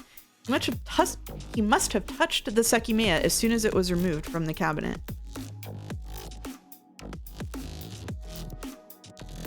I wonder if the other Katsuki actually traveled to the future here.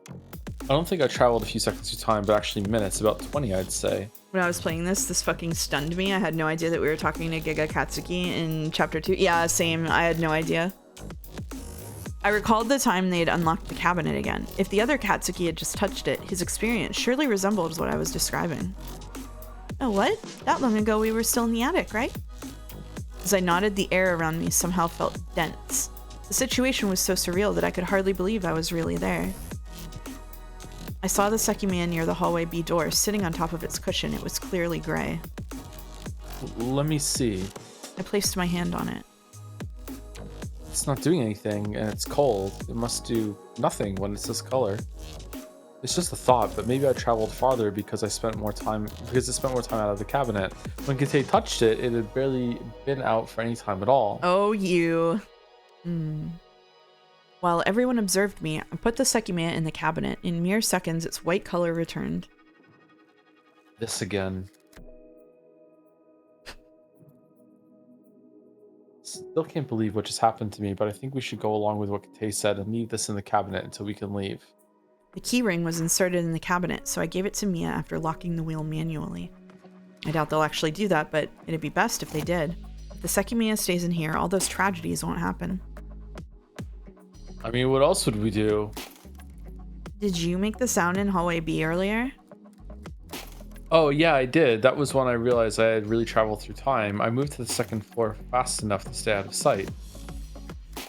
The It's just insane. Were we actually searching for you? Where the hell is Naomi then? Okay, we did. I don't think we did realize that we were talking to a different Katsuki here then. I feel like this went on for a while. Maybe we did and then we wavered. Actually, where is Sai? That's another good question. He's like those people in Umi Den pretending they haven't read Umi, and they go into stream chat and they're like, hey guys, I just had like a really weird idea about Shannon. I know he was with us when we searched this hallway. Did he go somewhere? Akaro looked through multiple doors, but he didn't find Sai. He's not here. Did you see what happened to him? No, I was on the second floor, so all I know is that he didn't go up. There's Sai, he's right there. Yeah. He's still here then. We heard faint sounds coming from the security room. Only Kite was there. While everyone entered, I stayed near the hallway, ready to leave at any time. Oh, I haven't been able to fix anything. I apologize. He's doing the same thing as in my world. I fucking hate Kite. I'm completely lost. I don't even know what the issue is. Everything is properly arranged and connected, so unless no electricity is reaching the outlets, I'm out of ideas. Like, at least Sai is like a sociopath with aura. Like, fucking Kite is just Rizless. Like, this fucking dude, like, he sucks. Kite crouched under the desk, inspecting things once again. You still haven't found Naomi. You were inspecting this floor just now, right? Yes, she wasn't here. It's very strange. She might have been able to keep dodging us, but there's no way that'll work for too long. There's no place where she could hide forever. I kept looking at the staircase, wondering where the other Katsuki was. I was sure he had appeared in the past with Sai, but it was unusual that he hadn't shown himself yet. The door to the lobby was open. As it was likely he was on a higher floor, I wanted to leave as soon as I saw him returning. Wait a second. Am I falling for it again? Ite touched the Sekimeiya and appeared in hallway A. He had just been there as he'd walked from the security room to the event room. He appeared in a past location. He could have gone to the future. I could see the cabinet in the event room from where I was. What was inside it at that moment was the future Sekimeiya. The only reason they think we went to the past is due to what Kite said. It just traveled to the past. Why the hell did he say that? He was carefully holding the Sekimeiya without touching it with his skin, so he knew about its powers. If he had traveled to the past before, it's very likely that's what he assumed just happened again. He went a couple seconds to the future, so he couldn't notice his own misinterpretation, I guess, unless he lied on purpose, I guess. Is there anything... Oh, the elevator? Mia saw that I'd been looking ahead. When she followed my line of sight, she noticed the elevator wasn't properly closed. It's not closed, yeah. Annie for Press says, I'm realizing I'm like the Sekimeiya because the moment we're inside Ashiya Tower, I'm cool and kind of liking it, but the moment we leave, I get more and more heated by how stupid everyone is. It is better that we're back in the tower, yeah. What? Oh, it's been like that for a while. Some amateur was using it earlier and made some fucking noise because they don't know you have to stop at every floor, like, you know, manually one by one in increments to make it silent. I noticed it when we walked down from the attic and figured the others purposely left it like that. It's a critical damage from that. And then the person in chat, God bless you if you're here today, the person who was like, it's easily done with fucking like hyper tubes and shit, like, I was like a hydraulic system, like, come on. We didn't. It must not have closed properly when you got off then. I've seen it happen in the past. I see. I didn't notice it. Me neither. I wonder what I should do. I can't change my version of what happened, but the other Katsuki didn't travel to the past. Neither did Sai. That's why they're not back yet. What I said still applies, though. They went about 20 minutes to the future. That's when they'll return. Wait, I just remembered the hallway B camera. The one that had its lens completely clean. Oh, they did notice it. Excuse me? Oh. Right, the one above the door to the lobby. Yeah, and the footage was being displayed up there. Are you serious? That makes sense. When they went to the security room, the computer wasn't disabled yet. Kite and Akaro ran out of the room. I bet they did to confirm what we were saying. That's actually so funny with context. Well done. You saw it, right? What the hell? Was it cleaned? There's no way we would know. I don't have it anymore, but do you remember when... Wait, where the hell is Sai? It took you a while there, buddy. Kite was told that Sai had recently vanished. Before he could begin to spit out more of his nonsense, Akaro forced him to hold off. We commented on that? Interesting. What were you gonna say? We've already searched for Sai, and the Sekimeiya is locked in the cabinet. The duct tape, remember? Sai took out my keyring and had a piece of duct tape attached to it. That piece had smoke residue on it. Sorry. I know it was duct tape because one side was still sticky. Which means it was only hit on the front side. In other words, Sumari, it was stuck somewhere when the smoke was released. What kind of fucking weird ass duct tape are you using, bro? What? We realized it's a different Katsuki due to sprite difference. Yeah, it was probably that we knew it was a different Katsuki, but we didn't know it was like a different world Katsuki, if I had to guess. Where did it even come from? When I walked down to the crystal floor searching for you, I found it hidden behind a handrail and put it in my pocket to inquire about it. That's when it got stuck to the keyring. Hidden behind the handrail? I think it fell to the floor when I was here. He probably found it when he was unplugging some cables. Wasn't the note also hidden? They gotta stop hiding things behind handrail. That was where a knife was. That was where the note was. We gotta leave the handrails alone, y'all. The grenades. The grenades were hidden behind the smoke bombs were hidden behind the handrails. I'd been quiet for a while, so I decided to speak. My voice came out rougher than I intended. Your delivery on this better be good. Though it was placed on the lens of that camera, which prevented the smoke from hitting it. Afterward, it was removed. Sorry, I was confused about a few things. Why would someone do that? They had to already know the smoke attack would happen. And it was removed before we entered the security room. Where is she? Kite sighed, dramatically sitting on his chair. The hell's Naomi doing? We can't even use the computer to figure anything out. Do you all think Sai ran away on his own? Now we need to find both of them. We lost track of him when we were searching this hallway, which would have been a good opportunity to sneak away. I have no idea why'd he do that, though. Kite, clearly agitated, pressed the computer's power button again while looking at all the blank monitors. Maybe now you can believe that he was the one up to something. I'm just trying to do my job. Poor Kite. None of us responded. For some reason, everyone looked tired. It seemed no one had the will to go find Sai. Couldn't be me. I remained quiet along with them, but that was because I was counting the seconds. I figured it had been close to 20 minutes since the other Katsuki and Sai had disappeared. The empty screens were the only place anyone was looking. That was all I needed to silently escape, retreating until I was safely in the lobby. Nobody noticed that I'd left. Soon after my departure, Sai and the other Katsuki returned. I wondered what would happen next. Would they realize what had occurred? 2 Sekimeiya had been hidden somewhere, and just like in my world, their very existence was concealed.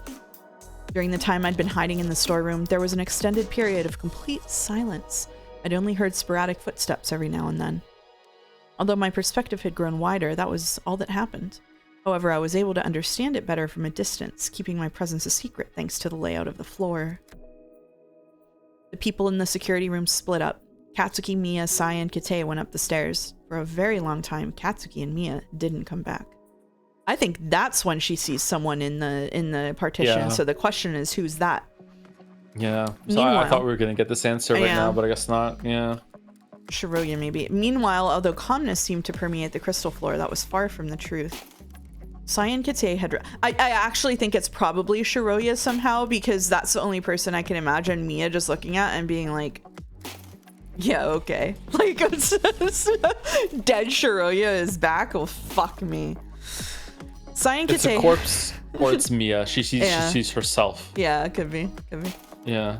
Sai and Kite had returned. Everyone who I knew was on the crystal floor wanted the Sekimeiya. She already did do that once in the attic, yeah. Not just the one in the cabinet, but the 2 hidden ones as well. I saw it with my own eyes. When Kite thought no one was watching, he took the future Sekimeiya. The cabinet was locked, so he had a spare key.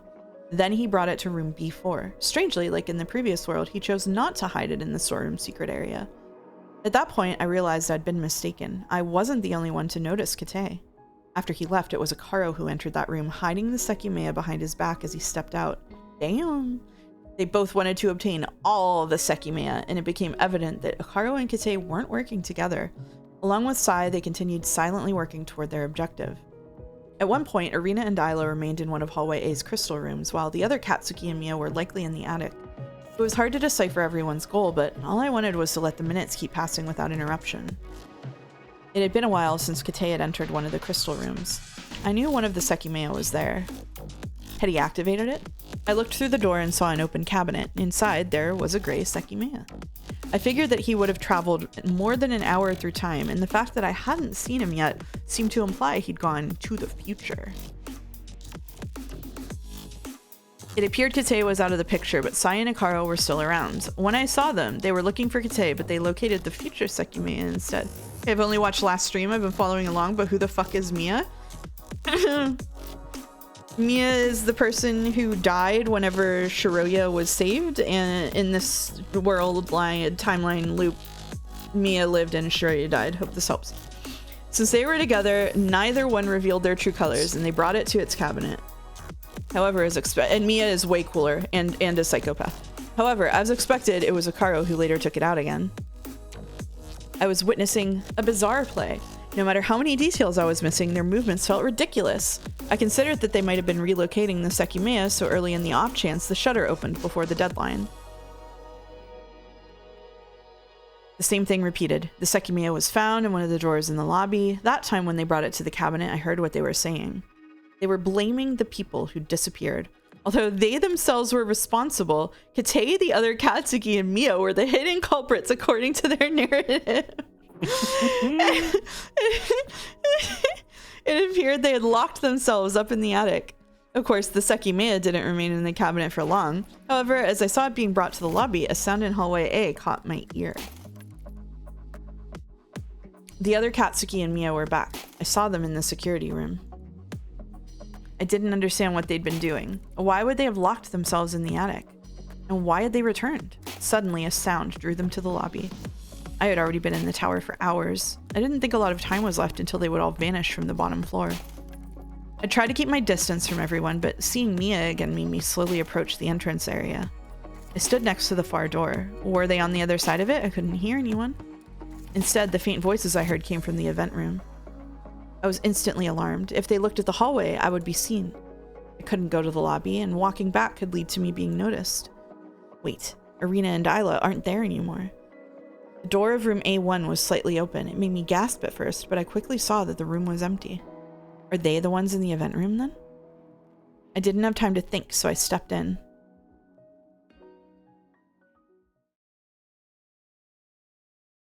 I stayed tense by the door. Isn't this around where was it with Mia that we had the Arena's dead on the stairs, but then it turned out she was in the room standing behind the door while Isla looked at gems? Was that with Mia? I don't remember. Maybe?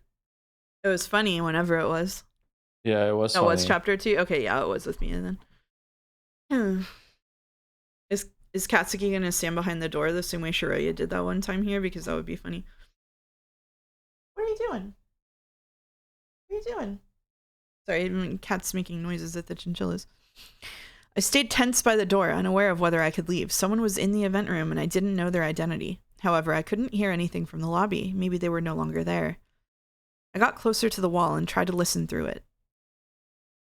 Nothing. I didn't want to leave without being sure, but my fear was that Arena and Isla would return. I could hear sporadic sounds likely coming from the event room. It kept me trapped behind that door for minutes until I noticed someone walking on the other side. Their faint steps went off to the lobby, which let me release the breath I'd been holding. When I put my ear against the wall, the area still sounded vacant. That time, though, I knew for sure that someone was there. Wow, thick walls here, huh? I focused intently. Suddenly, I heard an unexpected voice. You there? What? Who is that? S. Power. Shower. I need a shower. I was shocked. That voice didn't belong to anyone who should have been in the tower. I turned my head abruptly. Had someone just come out of the security room? Oh, it's the cop that they found dead. Yeah, okay. I was fairly sure I'd sensed that, but I kept paying attention to the lobby. The next time I heard it, the intensity of the voice was higher. Hey there! That was enough to let me confirm who it was. Suripo, that's him! It was absurd for him to be inside, but I couldn't worry about it. I had to concentrate on what was happening behind the wall. Someone ran. That was all I could make out. Then a noise like someone collapsing. What? Is he gone? The next thing I heard didn't come from the direction of the lobby. It came from the wall behind me. Is someone there? Behind it should have been one of Hallway B's crystal rooms, B1. But again, that was the last sound I heard before silence enveloped the building once more. I hadn't been mistaken. I'd heard Suripo's voice coming from the lobby. Could the shutter have unlocked? There was no way. I knew the tower would be sealed off for quite a while longer. How? How the hell was that Suripo? How did he get in? Did he enter through the storeroom? No, what am I thinking? My past self is currently there. Bro heard Suripo one time on a fucking computer, like a month ago now during his timeline, just instantly recognizes his fucking voice. What? I know. I wanted to see it with my own eyes, but I couldn't afford to leave. I didn't know where anyone was. Hallway A sounded empty as well, but I remained in that room. A short time later, faraway sounds made it clear I wasn't alone. I continued to bide my time in the hope that everyone else would congregate and I'd be able to slip away.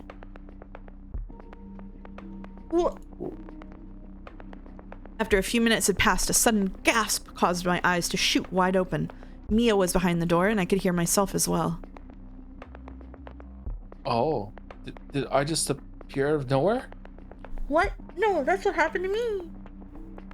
Wait. Were you just in the mechanical room? Yes, I touched the Sekimeiya a second ago. I showed up here as soon as you did that. Are we in the past? It teleported you as well? How come that didn't happen the other times?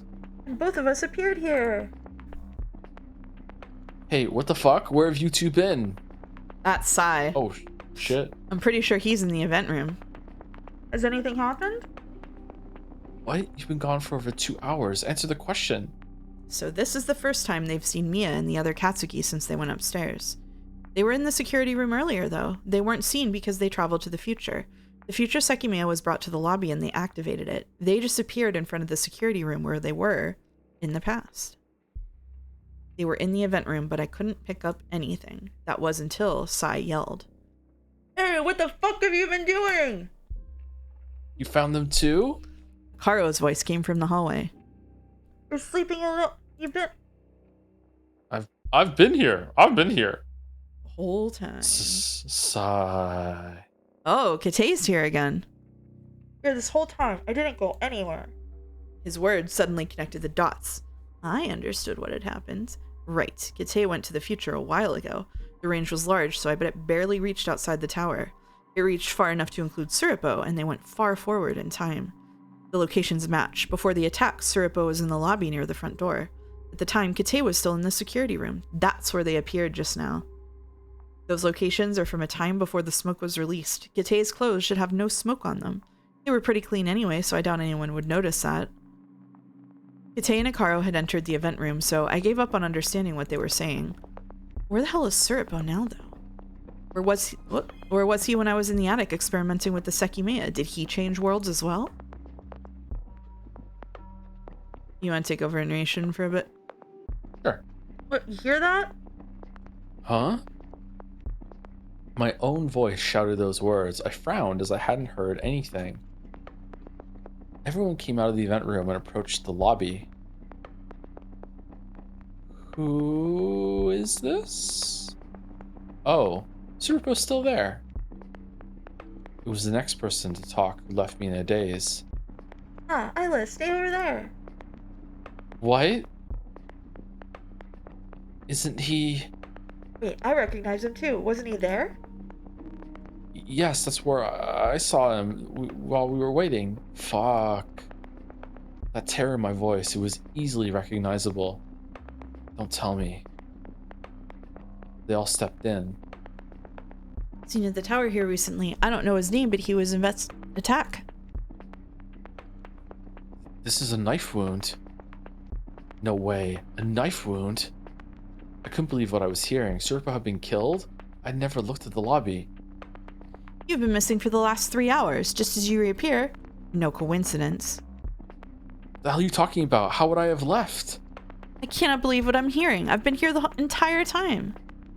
Yes, look at this. This is why I thought it must have been a knife. It was his own. His knife is gone. Saw that he had a knife right here. Wait, the knife was Surapo's? That's the case.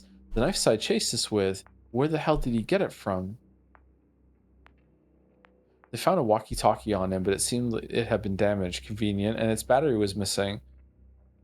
This happened just now. When I heard him talking, he was having a conversation with the policeman outside. Who the hell would have killed Surapo immediately after seeing him? I distinctly remembered that someone had entered the lobby seconds before I had heard his voice. And breaking the walkie-talkie, was that done so that the group couldn't communicate with the outside, or was it done so that Surapo couldn't keep talking to them?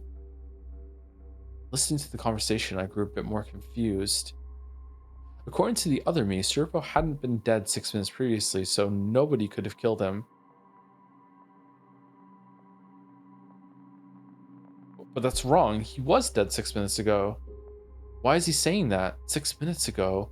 I bet that version of me was already traveling to the future. There's no way he saw the lobby. Mia's agreeing with him, though.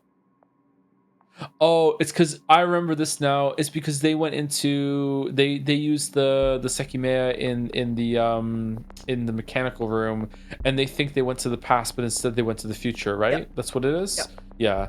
As I kept listening, I understood that the misinterpretation was the same. They thought they had oh, he's about to say it. They got to the past. If that was the case, none of them could have killed Surapo. This doesn't make sense though. Sai just said it's 1:23. That's what led Katsuki to say Surapo was alive 6 minutes ago. At 1:17, they'd seen the lobby was empty. If that makes sense, the other Katsuki had to know the time before traveling to the future, but if he knew the time before traveling, hearing the time Sai gave should have revealed that they went to the future. Oh. That's not actually right. At 1:17, the lobby was empty. That was before they traveled to the future, and somehow they knew what the time was. They just said that they touched Sekimeiya in the mechanical room. More than 20 minutes had passed since I saw them in the security room, which was right after the future Sekimeiya was taken out of the cabinet. Since they reappeared in hallway A, they went 10 minutes to the future once the Sekimeiya had gathered power for 10 minutes, something like that. Katsuki and Mia appeared at around 1:37. The key to this is Sai's wristwatch.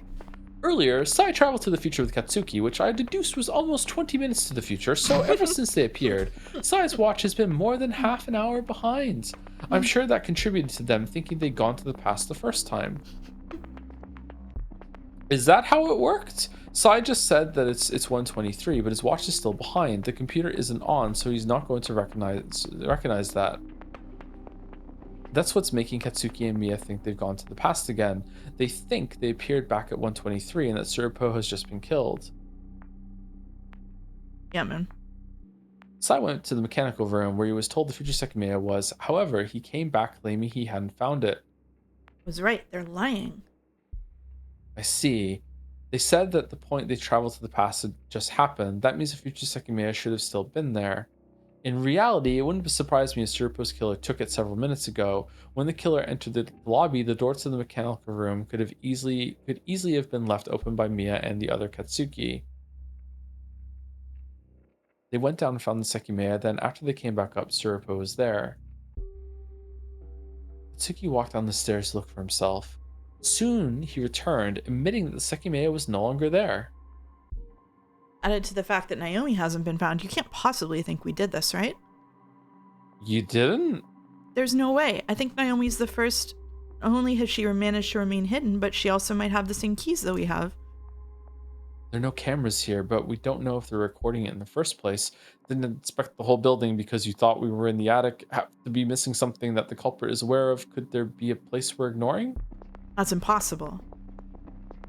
If not, then one of you did this. Naomi's disappearance should be enough proof that we're missing something, though.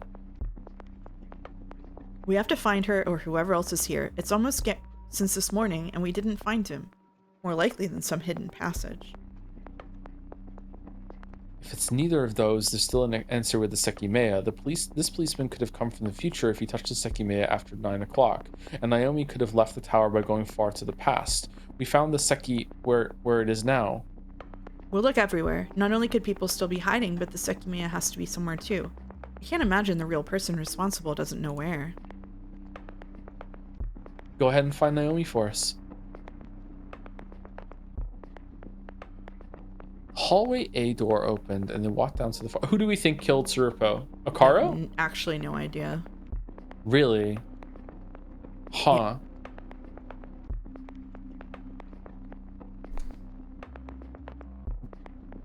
The hallway A door opened and they walked down to the far end. I got closer while being careful not to make any noise.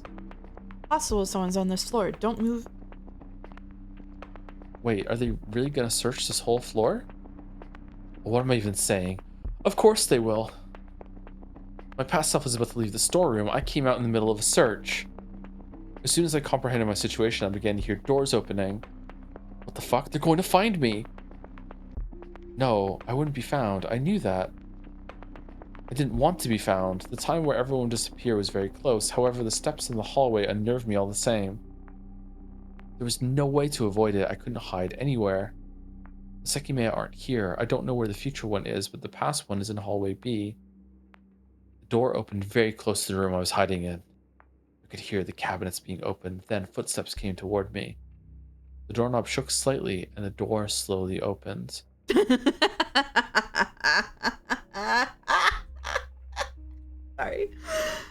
Sorry. I saw my own body stepping in. As he approached one of the cabinets, I knew there was only one thing I could do. Kill him! This is very important. What? He turned around with a startled gasp. His reaction was even more drastic when he saw me. What? Who are you? Are you me? I nodded, although it wasn't the entire truth. This is very important. Stay here until the search is finished. He couldn't fathom what he was seeing. However, he had already traveled through time. What was being presented was simply a request that he could take for granted. The way he saw it, there was no reason not to trust what he himself was saying. Wait, why? Why are you here? Be quiet. It's so that I'm not found, and just trust me, please. He nodded. It was the same thing I would have done. Took a deep breath, then hesitantly I approached the cabinets. Well, the fucking Katsuki C is going to be convinced that you can change the past now, right? Yeah. Huh. I had to look through them so that the noise of looking through rooms continued. Right, the third Sekimeiya is here. I'd forgotten that it was brought here before Irina and Isla came to this room. This is the cabinet where my past self will see it. That means that the person who left this room was the Katsuki from this world. I acted as if I hadn't found anything. When I was done, I walked to the door before glancing at Katsuki. From the despondent look in his eyes, I could tell that he was in a worse place mentally than I had been during the incident. I looked horrible. Maybe he really was the Katsuki who'd written that note. Oh, fuck me, I guess. Holy shit. The whole group was in hallway C. As if nothing had happened, I walked to the security room first. Been able to camouflage myself in addition to something else. If I hadn't been there, Sekimeiya would have been found, but I could prevent that. Just so that nothing else would happen, I could avoid finding them. It was better if no one used them during the time that remains. Stay there. I'll look at that mechanical room again. When I stepped into the lobby, I saw Tsurupo's body on the floor. Blood covered both him and the tiles, evidently caused by the knife wound I'd heard them discussing. I still couldn't believe it. I hadn't expected that at all. Everyone else was alive, but Tsurupo's corpse had suddenly appeared in the lobby. I didn't like doing it, but I crouched down and verified he was dead. Then, to avoid being suspected, I went to the mechanical room as if I was searching through the floor normally. I began with hallway B. Immediately, I found a Sekimeiya in the first room, B1. I felt the hot air around it. It had been powered on for a while already. This is the future Sekimeiya. How do you know? When I was in the other crystal room, I heard someone here. After killing Tsurupo, this is where his killer left the future Sekimeiya. It wasn't until I entered the very last crystal room, B6, that I found the past Sekimeiya. I had to quickly withdraw my hand. The air surrounding it was even hotter. Whoa. There's nobody here. I didn't find the Sekimeiya or any potential hiding spot we don't know of. If Naomi's here, she's somehow above us. Oh, I remember this. This is the weird time in episode 2 where Katsuki suddenly became assertive, took charge, and said, Yeah. "Fuck you, I'm gonna search by myself," and everyone Yeah. just fucking let him. Yeah, Yeah, I remember yeah, this one. yeah. Yeah, this was weird. Yeah. Are you sure you were thorough? Do you know some cabinets have compartments inside? The Sekimeiya could be there. Yes, I looked in all of them. Even the ones with temperature regulation. Did you make sure to close them? I'm so glad Sai's on screen. Look at him, he's right there. Those two, yeah. It took me a bit to figure out how to open them. I knew how suspicious what I was saying was. Some people knew the Sekimeiya were in the rooms I'd just investigated, but I didn't care. Before proceeding, I looked at both bathrooms and opened the elevator. I'll keep it open so that it can't be used. Alright, let's go. I went up first as I couldn't bring myself to look into anyone's eyes. Nothing. No Sekimeiya here. Wait here. Can I do it instead? Yeah, sure. Is this one? Think so, yeah. Mia entered the partitions. I really just talked to her as if she had never died. But I've been able to see that she was suffering too. The world we were in wasn't yet what it could be. I dug my fingernails into my palm, telling myself that the result would be worth everything. I didn't find anything. You looked everywhere, right? Is the iridium set up to add both side times together? Yeah, it does them sequentially. Yes, but did the others not come with us? They stayed on the crystal floor and let us go by ourselves. Really? Yes, and we should continue. We have to find something, be it Naomi or the Sekimeiya. Right now, the others have just found the secret area in the storeroom. My past self is already out of there. We went to the 3rd floor, which was empty. Then quietly we walked up the stairs again. Whoa! The eyes. Big Mia. Oh, when Mia came out of the offices, I was about to keep going, but she was looking down at the floor. Nothing again? She shook her head. It was this one. If she's in the attic, she won't be able to take the elevator down, but this is very strange. We headed to the staircase. Are you all right? Huh? Yes. You look zoned out. Are you tired? A bit. It's okay. All right, but don't push yourself. Her mood seemed to have suddenly changed. She appeared a little disoriented, so I decided to look through the 5th floor offices while she stayed outside. I don't really expect Naomi to be in these, but it all gets weirder every time we move on. Could a secret place that Kate doesn't know about exist? There's no way, right? If the answer is somehow a hidden spot, he must have made use of it as well.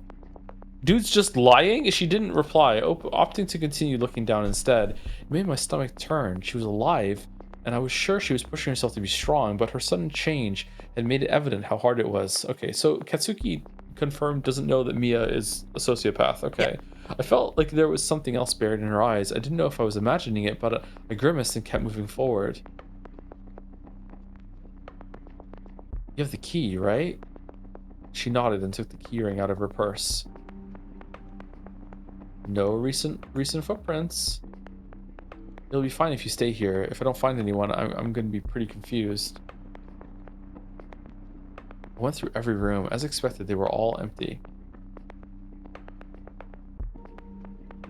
Don't get it. Was Naomi never with us? How is this possible? I know we've already been here for a long time, but it doesn't make it any less confusing. Where the hell is the Sekimeiya also? Let's just go back down. I hope they trust what we tell them. Do you think the Mia is a sociopath thing is the actual intended test, or is that your interpretation? Oh no, she for sure is. Like, she for sure is. Yeah. Why is little bro lying? Why is he just like acting? I don't know. Let's just go back down. I hope they trust what we tell them. We can't even take the elevator, damn it. She didn't have anything to say. We all went back all the way back down, but that awkward silence hung around me the entire time. What the hell are they? The storeroom? Oh, well, I need to go to the bathroom. I'll be back. I had to leave. The real Katsuki would soon reappear. But it was hard to turn around. Mia was right there in front of me, a friend who I thought I'd never see again, and who I might have been looking at for the very last time. As I walked to the bathroom, I noticed she was going to the storeroom. I stopped myself once she was inside. I approached it, intrigued as to what they were talking about. They'll go to the attic pretty soon, so I can listen in without being seen. Night night, weeby. I saw they were all next to the secret door. I hid inside the crystal room as at its left. I approached the wall and put my ear against it. Katsuki had just finished looking through the whole floor. Exactly. I could hear them well enough. I think as the store leads outside, the storeroom now stretches farther out than the crystal rooms, and it's a hidden locked door that would explain the policeman's appearance and Naomi's vanishing.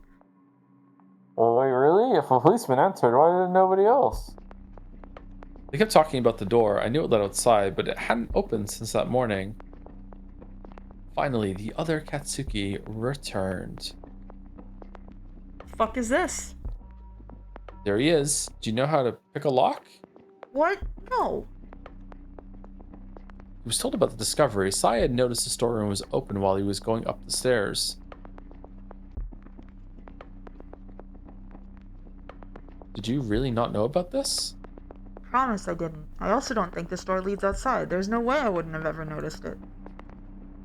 And it makes sense that you didn't know about it if it doesn't lead outside? I'm just speechless. This room is practically unused, but I can't believe this existed. Fucking Kate. Now a few things make sense at least. As you said, nobody was found, so Naomi must have been here at some point. Yes, I'd like to advise you all on something. I've made sure that if this door is opened again, I'll be able to tell. What do you think Huh? What? How?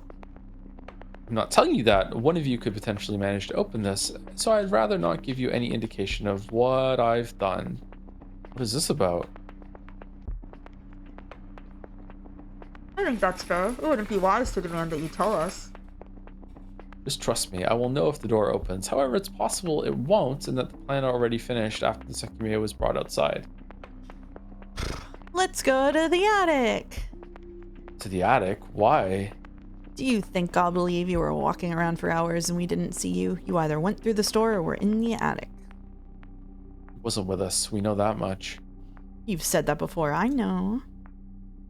How do you intend to know whether I was there? I won't allow anyone in lightly. No? Then how come they spent 3 hours sleeping there? I haven't forgotten about that. Hmm. In the off chance Naomi's still in the tower, she's up there being covered by the three of you. I want to go see it by myself, and I'm sure Akaro and Irina aren't content with your words alone. They left the storeroom and the crystal floor. The rest happened as I'd already experienced it. I stayed in that room until my past self went up. I'd chosen to hide in one of the second floor bathrooms, an unlikely place to be revisited.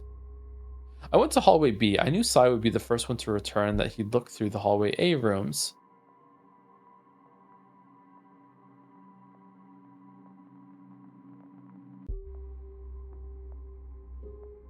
You okay? Yeah, I'm okay. Just thinking is all. Okay. Trying to remember what happened in this episode. Yeah. Did I read this? The line on screen? Yeah. No. I thought I did. I went to hallway B. I knew Sai would be the first one to return, that he'd look through the hallway A rooms. The next line you didn't read. Oh, my stream's crashed. Oh, well, that would do it, yeah. Oh, it just updated? Okay. It happened even sooner than I recalled. Evidently discontent with my search, he walked from room to room. He didn't care about the third Sekimeiya. He'd been the one to leave it there. When he came to hallway B, I was already in a room in hallway A. I just had to wait. Sai would find the future Sekimeiya and bring it to the event room. Then the others would find the past Sekimeiya and walk to the event room. The future Sekimeiya would be activated in the event room. It was the one that had been gray, and I was far enough from its range. It would leave me alone in the tower with my past self.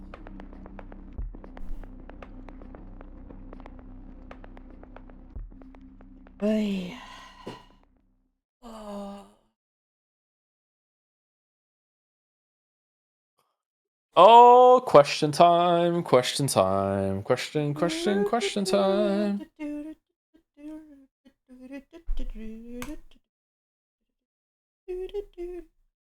I feel like we didn't see the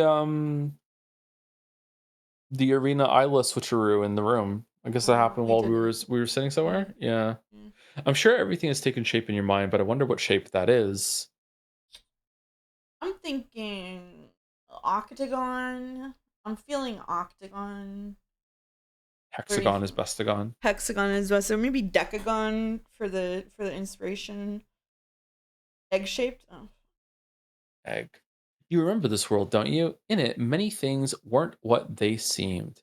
Its real shape is the last key you will need to reach the peak. Egg. What the fuck that means?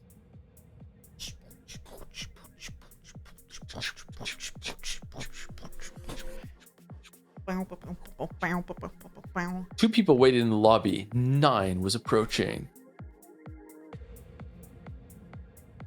At that point, you may have realized something was wrong. Shoria wasn't there. Mia was occupying her place. However, her name was spoken before the doors opened. Shiroya. I managed to leave my mind empty, but I abruptly turned around when I heard a quiet voice coming from my left. A man was crouching next to me, and when he stood up, I saw his older face beneath white hair. Tay said Shiroya's name. Because of Shiroya's ticket, right? Because in the news, Mia's face had been above Shiroya's name because Mia was wearing Shiroya's. I think it's her ticket, right? I think he picked up her ticket or something and gave it to her. Yeah, it's the ticket, yeah. Ticket. Is this yours? I think you dropped it. You showed me to read Shiroya's parts here? Sure. Shiroya.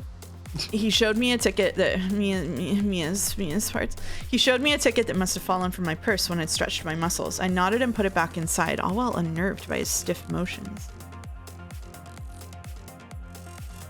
Everyone brought an identification card to verify their own tickets. Of course, the tickets had everyone's names on them. Kate read Shiroya's name and called for her. Mia was there with her own purse, which contained 3 tickets. When she stretched, one fell out, meaning that her purse hadn't been closed. In World B, when Shiroya opened her purse, she unzipped it. The tickets couldn't have fallen from her purse because she was responsible, and as it was closed since long before 9 o'clock. Welcome to chat, Godot.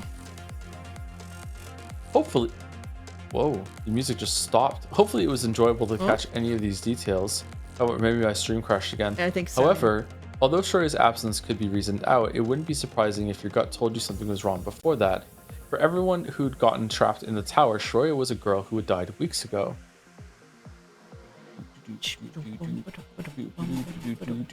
When the group went up the floors, Katsuki found the key for the security room. Everyone splitting up created the chances for individuals to accomplish what they needed. The next time they were reunited, Sign noticed the sound of keys coming from Kate's pocket. They were louder than they'd been before. When Kate was confronted, he showed them a set of keys belonging to Naomi. However, that's when he himself noticed something. Second set of keys? Should we look? I think isn't it the keyring? With the duct tape on it? Might be the keyring.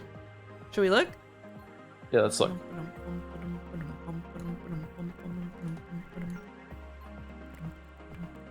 I love cheating. It's an open book test. I was about to say, is it an open book test? Okay. Kate, how many keys do you have?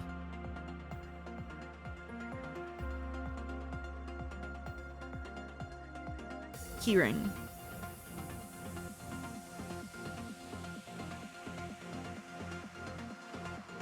Keyring. That the keyring was there. I think you're right? I think so. I think so. There were 2 identical keyrings in his pocket. That had made the metallic noise even easier to perceive. Wait, there's a second set of keys under it. Was it? But isn't that? Okay, whatever. Isn't that both then? It would be both, yeah. But it's whatever. Yeah. At that point, Kitei traveled to the past one time. Upon appearing, he hadn't realized that the keyring Naomi had left behind suddenly appeared in his pocket. Then, when he came across it, he put it inside. In a way, he came into possession of 2 copies. When Sai made him reveal it, he didn't know a second one remained in his pocket. That fact was what shaped Kitei's actions. That's My stream when is lagging pretty heavily, by the way. Oh, let me restart it. So that's when he himself noticed something. So the answer here is 2 keyring. He has 2 because Kitei himself noticed he had 2 here, but Sai noticed he had a keyring. So the answer was 2 keyrings. Let's see if this works better. Is it shared for you? Yeah, I'm watching it. All right. Bleh, I was right. In this world, he insisted the attic should be kept locked, and he made sure the Sekimeiya cabinet would always be. That way, he could unlock them with a secret set, setting up Katsuki and Miya, who had the other one, as the only possible culprits. Sai thought of a way to know whether that set was Naomi's. If one of the keys opened the attic, Kitei's lie would be exposed. Before they got there, he decided to test if something else Kitei had said was invalid too. On the 6th floor, he attempted to call the elevator, which should have been disabled. Mouse, did you ever cheat on exams in college? I don't think so.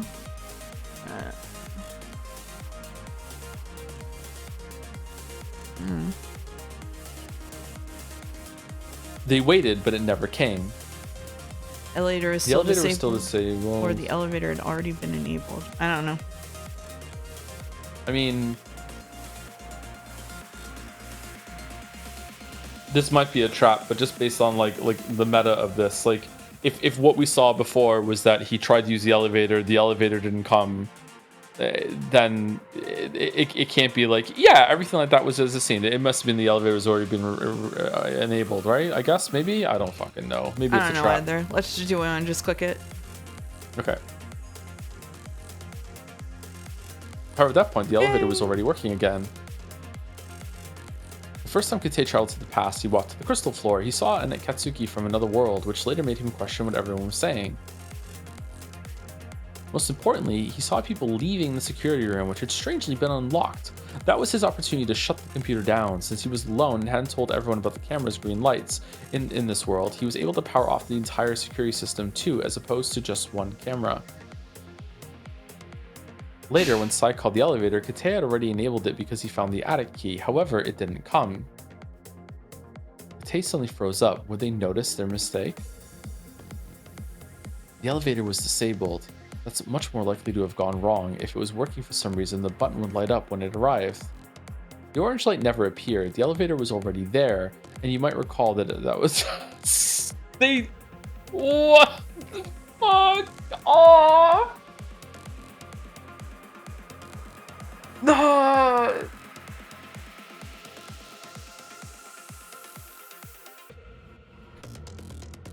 I'm sorry.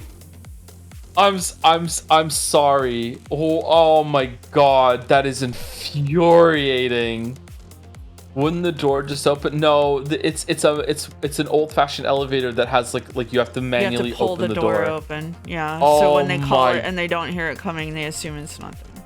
They didn't And not only that, Katsuki from World B was spying on the group, and when they entered the attic, he was on the 6th floor. He heard the elevator, but only once, when Ayla, Arena, Sai, and Akaro took it down. Since it was called from the attic and Katsuki B only heard it once, it was originally on the 6th floor.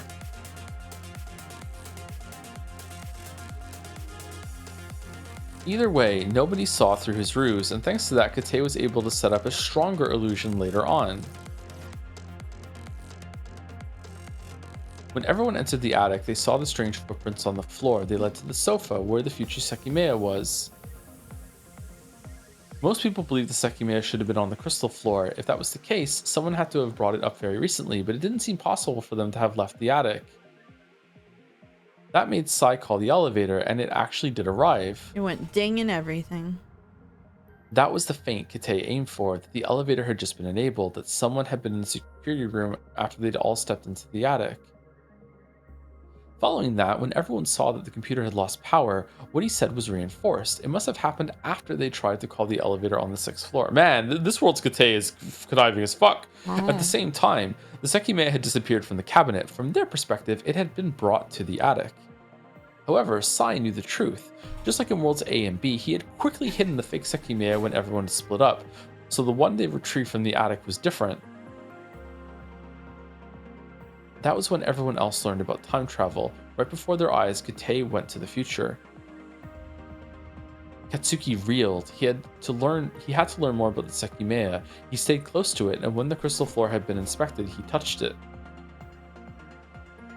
He went minutes to the future, but he wasn't alone. Sai had specifically gone to find the fake Sekimeiya he'd hidden, wondering whether it was still there, as well as whether it shared the same powers he'd witnessed. As he was returning to the event room from hallway B, he traveled with Katsuki. Katsuki appeared in the attic, which was locked. The elevator had been left open on the crystal floor, so he couldn't leave through it either. However, Sai appeared on the crystal floor since his group had left the attic earlier. He realized the elevator was open and allowed Katsuki to leave.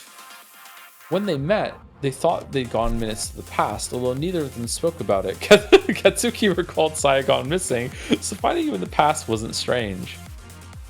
His misinterpretation arose due to Sai's watch, which had ended up minutes behind. When they returned to the others, they saw that everyone was in the security room. As we turned around, we saw Sai staring at us next to the unassertive Katsuki. The fucking beta Katsuki, the fucking Katsuki of weak will, the fucking soy boy Katsuki. Batsuki. Where were you? Me? I just took a detour to the bathroom. Sai wasn't exactly aware of how blatant his lie was. According to his watch, he should have been missing for very little time, but it had been much longer than he thought since he'd vanished. He didn't reveal what had happened to him, and because of that, he was the only person aware of the Sekimeiya's range. That's my boy.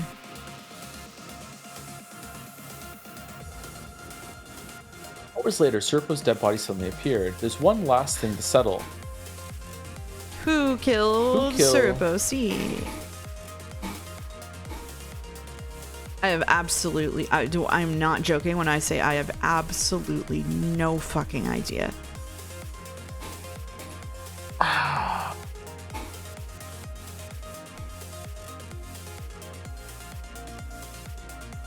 think it's a Kara or a Kate. It's got to be one of like it's a cop. The cop is suddenly there. They're really scared about things. Like I think it's one of those two. I actually don't know who it could be though. Sai, because he had the knife, is also a good bet. Yeah. Why would Sai? I don't see Sai having motive other than a chance to kill someone. Yeah, but that's the motive. Kate.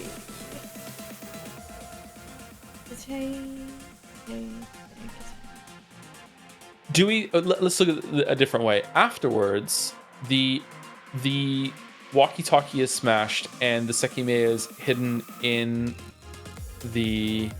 is taken from the mechanical room and hidden in one of the other places. Mm-hmm. Who's more likely to go down to the mechanical room and find the Sekimeiya, Akaro or Kate? Kate, probably. Let's go Kate then. Kate C. Mia, because she's crazy. Could be Mia.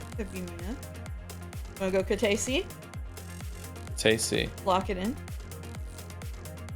Final answer. Final answer. Oh. Naomi still hadn't been found, and it seemed like nobody else could have committed the crime without having traveled through time. That belief led to a whole search with no result. Something very important was found, though: the storeroom secret corridor. Upon its discovery, you likely noticed that someone's actions differed from World B's. In World C, Sai did something to know whether the door was open from that point on. That did not happen in World B. The reason was the piece of duct tape they'd all seen. It had reminded Sai of his favorite novel, which made him think of setting up a check on that door. Sai's favorite novel, Umi Neko no Naku Koro ni. After that, everyone ended up in the attic, where they'd hoped they could calmly spend the rest of their isolation in the bedrooms. Of course, that wouldn't happen. It was Sai who soon tried to go back down unnoticed. It was Sai, really? What if Katsuki and Miya hadn't alerted everyone to his departure? Shiroya and Katsuki stayed in the attic. Sai had gone to the crystal floor, but they didn't follow him down. Shiroya let out a sigh. They had no strength left, so they kept resting, trying to ignore what was happening around them. Indeed, your choice made Miya become Shiroya. I remember this one, yeah. The world changed drastically. The butterfly effect amplifies even a single unwitting change. I don't get this one, Chief. In that world, Miya couldn't have been saved. However, you wanted to know what would have happened if Sai was let loose. That caused Miya to be replaced by Shiroya. That was one of numerous changes alongside Kitei's absence. Kitei wasn't there. Kitei wasn't there. I remember Kitei wasn't there. Yeah. 6 pairs of eyes saw the identical scene. Exactly, it was Kitei's absence. The storeroom's door hadn't been locked, so he'd been able to leave before everyone awakened. In that world, nobody had told the group about keeping the Sekimeiya cold. Sai roamed free for a long time, and on the crystal floor, he had access to both Sekimeiya. With his watch, he was able to figure out the basic mechanics behind traveling to the past and future. Yeah, he is as smart as Katsuki. He just needed a chance. That's how he came up with a plan to remain with the Sekimeiya. What did he do? When he came back up, he showed everyone what the Sekimeiya were capable of. Right now, you understand them a lot more than at that time. However, you might still have trouble figuring out what Sai did. He had to pull out something fairly clever to trick everyone. If you ever want to go back and attempt to see through his scenario, I hope you're able to beat him. I don't want to beat him. I want him to win. In reality, Katsuki and Miya brought everyone to the crystal floor in an attempt to find Sai. Before he was seen, the past Sekimeiya was found in room B6. Sai was in the... Who killed fucking Surupa? Sai was in the event room, and he suddenly heard people approaching. Hoping to let him escape, he touched the future Sekimeiya. You scared the fuck out of me. Holy shit, what the fuck are you doing? You almost hit me with the door. He thought he was safe as soon as he touched it, but the door still burst open. Don't you think there's a better question for you? What are you doing? I'm doing absolutely nothing. We turned to Kitei, who hadn't interrupted us. He was perplexed, staring at his empty hands. What's up with you? Where's the Sekimeiya? What? I have no... It disappeared. I legitimately felt it disappear. Excuse me? Both had disappeared as a world switch had been triggered. Oblivious, they found themselves in World A. Sai spun and looked at the cabinet covered by the curtain. Then he looked all around the room with a slight frown. He was also moderately puzzled. Kitei couldn't have been lying. He didn't have the Sekimeiya. It wasn't on the floor, and he couldn't have hidden it anywhere without us seeing it. Out of nowhere, the cabinet was covered by a curtain. However, that was nothing compared to what awaited in hallway C. The panel to call the elevator was gone. All of them were. They'd been ripped off on every floor. Wait, we didn't lock it, did we? What? You're right. I forgot to tell you to lock it because I was annoyed that Sai left. Whoa, then someone's definitely in here. Is it time to have a talk with Naomi? I wonder if she knows we can enter. In the living room, their footprints had disappeared. And Kitei was the lucky person who found the future Sekimeiya in the open refrigerator. Opening it had been the last thing Sai A would ever do. Ooh.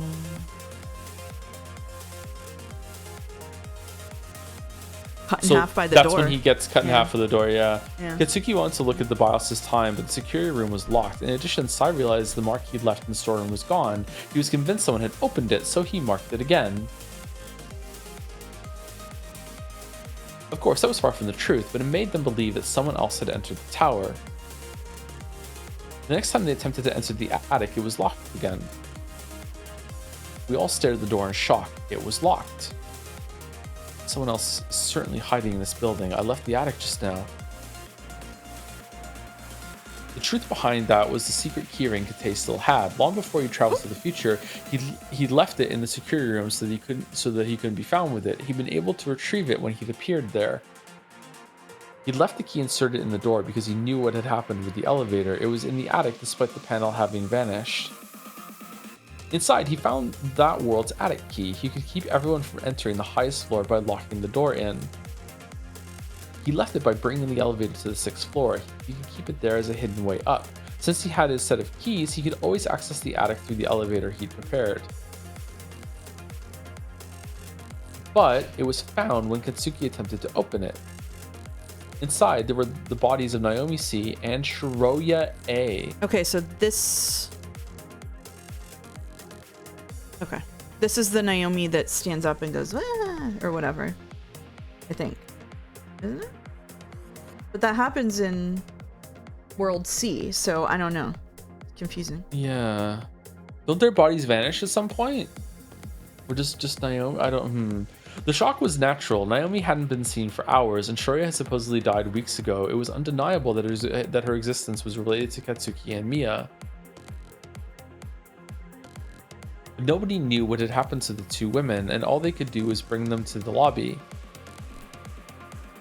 Let's all go. With the elevator, the group was able to reach the attic again, where they found the single key in its inner keyhole. Over 30 minutes later, a new dead body was found near the hallway C stairs. Arena. This is Arena. Arena this A. Is Arena, yeah. Yeah, Arena A. Arena A. Is it Arena A? I think it's Arena A. Which we're in A timeline right now, right? We are in the A world, yeah. Yeah. Yeah, I don't think Arena World hopped that much, so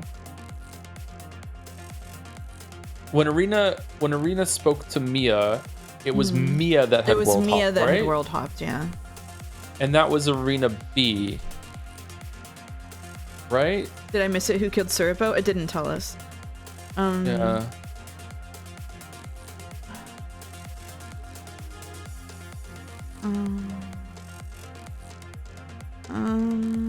It's A or C.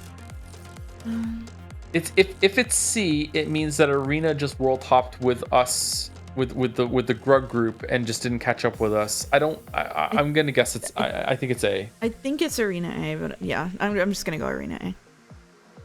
Yeah, okay. It was Arena A's. Arena C, who they'd been with, was in room A1 with That's the with one that you Isla. were talking about. That's the one that you were talking about. Meanwhile, the World A group was waiting in room B4 after Sai, Arena, and had been the second person to leave. Don't lie, it can only be you. You killed them. So who the fuck killed Arena A? Who the fuck killed Arena A?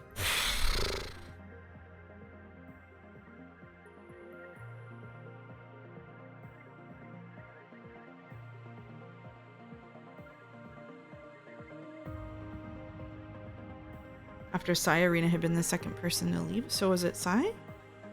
Ugh. I got no clue. I have no idea. Okay, is this after they found the bodies? Is this someone who maybe Arena saw someone kill Shiroya and Naomi? It could be, yeah.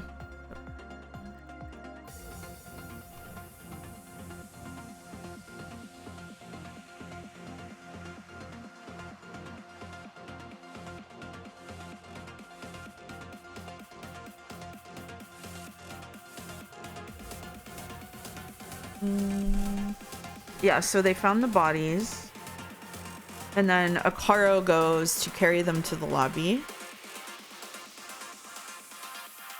and then they go look at the Sekimeiya, and I think this is the fake Sekimeiya.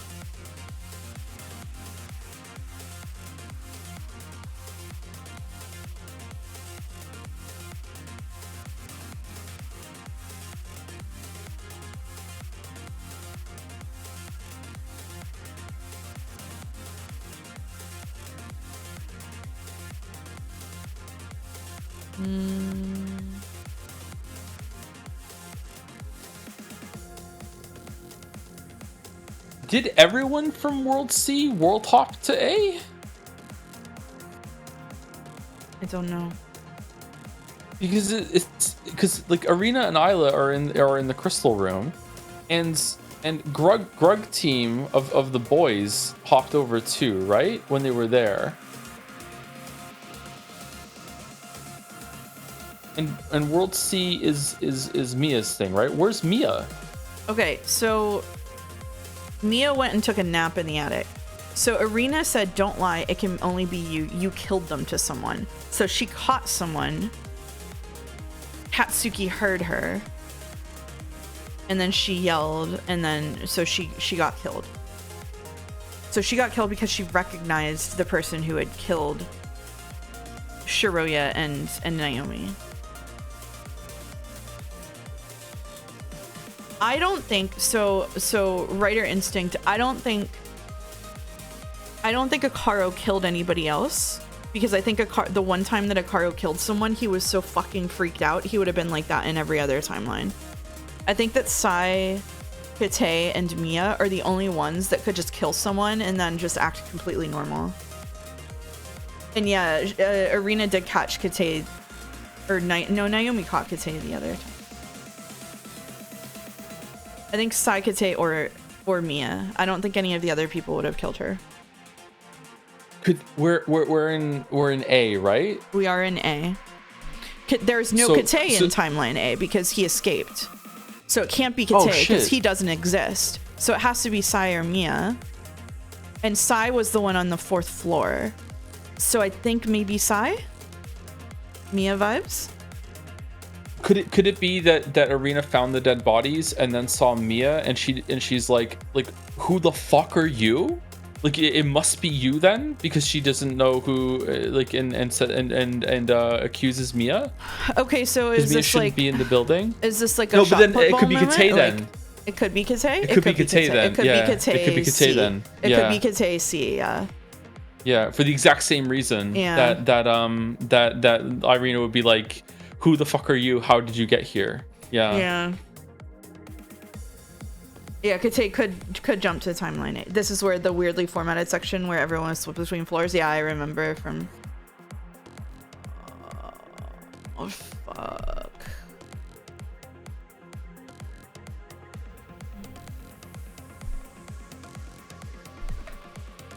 No, we're still in.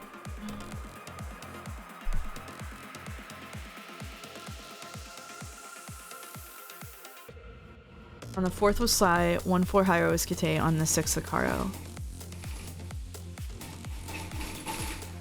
Mia did have Irina's murder eyes after she went into that partition room.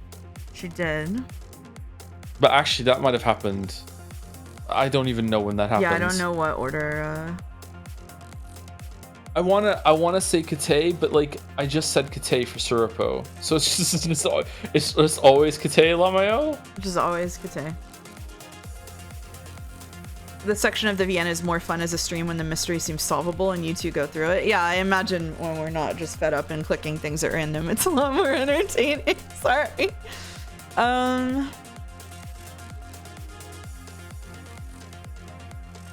It was hard to meet his eyes. He looked only at the floor. There is a duality of in one timeline, like Arena confronts Kate and she ends up killing him, and in another reality the same thing happens and he ends up killing her. There's a nice duality. What if it's Katsuki and he made this whole thing up? What if it's Katsuki C and he made this whole thing up? Wait, but is this Katsuki that we're listening to the one who... Oh god. Wait a minute. Oh Jesus. I don't want to think about that. Okay. We know that timeline B, that Arena is better in Kate, but also that Kate is better than Sai with a knife and a heater is better than Mia, so let's just solve based on that. Okay. We're power scaling. I got no idea. I say also Kate Sion vibes, but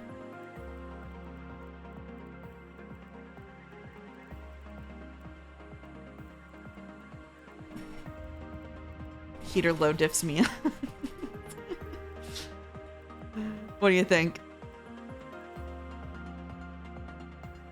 I think Kate C is the safe I think bet, Kate C is the only person here who could like kill.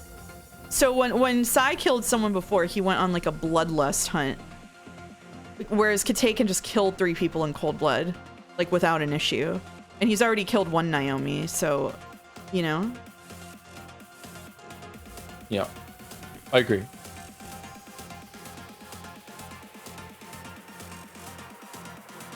Everyone saw Irina's body atop a pool of blood. Someone had just killed her, and Katsuki had heard her words before dying. She confronted who she thought was the killer.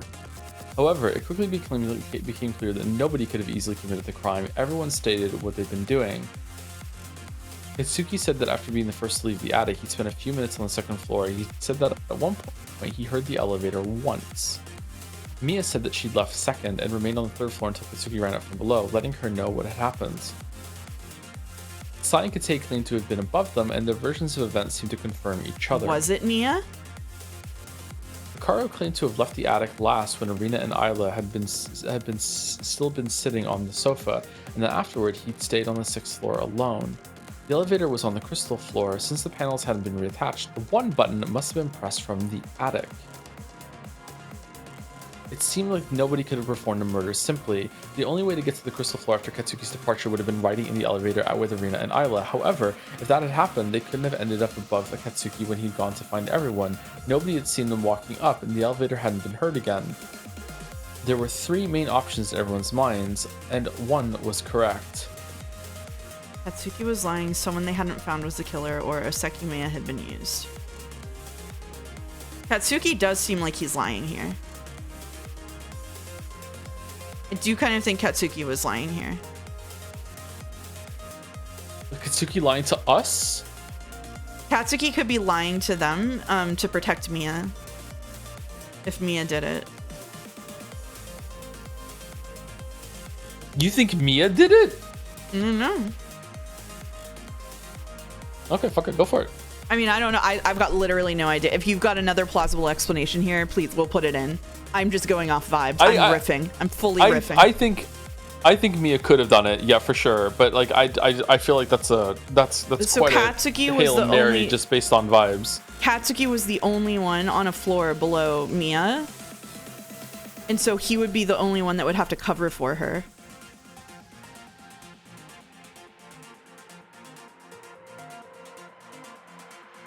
Look, I don't know, man. It's my only guess.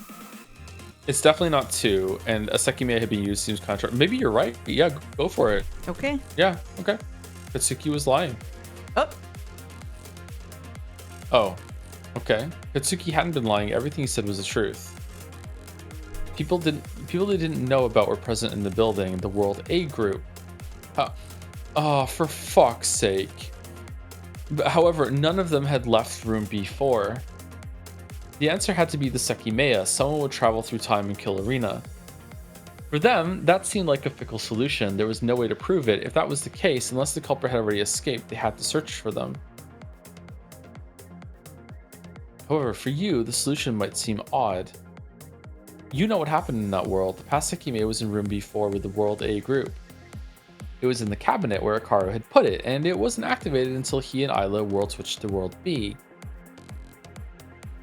After that, what happened to it? Shoria B found it and was able to world switch to World B. Later on, Sai B found it as well and world switched back to World B. Lastly, Katsuki A found it and also world switched to World B. Dear God Almighty, Christ on a fuck. That was it. The past Sekimeiya from World A wasn't activated ever again. Doubt? So then, who killed Irina? How did her killer show up before her and push her off the stairs?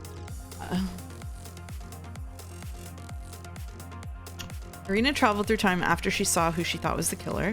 Her killer world switched in front of her, or her killer had traveled from the past. I have literally no idea what's going on right now. Didn't we just confirm that a Sekimeiya was used? We did, yeah. All 3 of these would revolve the Sekimeiya.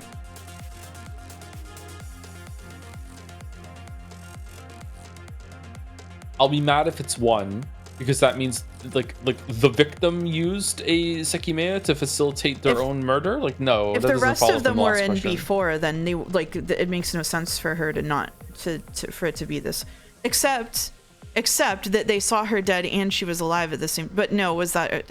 I'm so confused. Okay, never mind. I don't know what's going on. I'm so confused.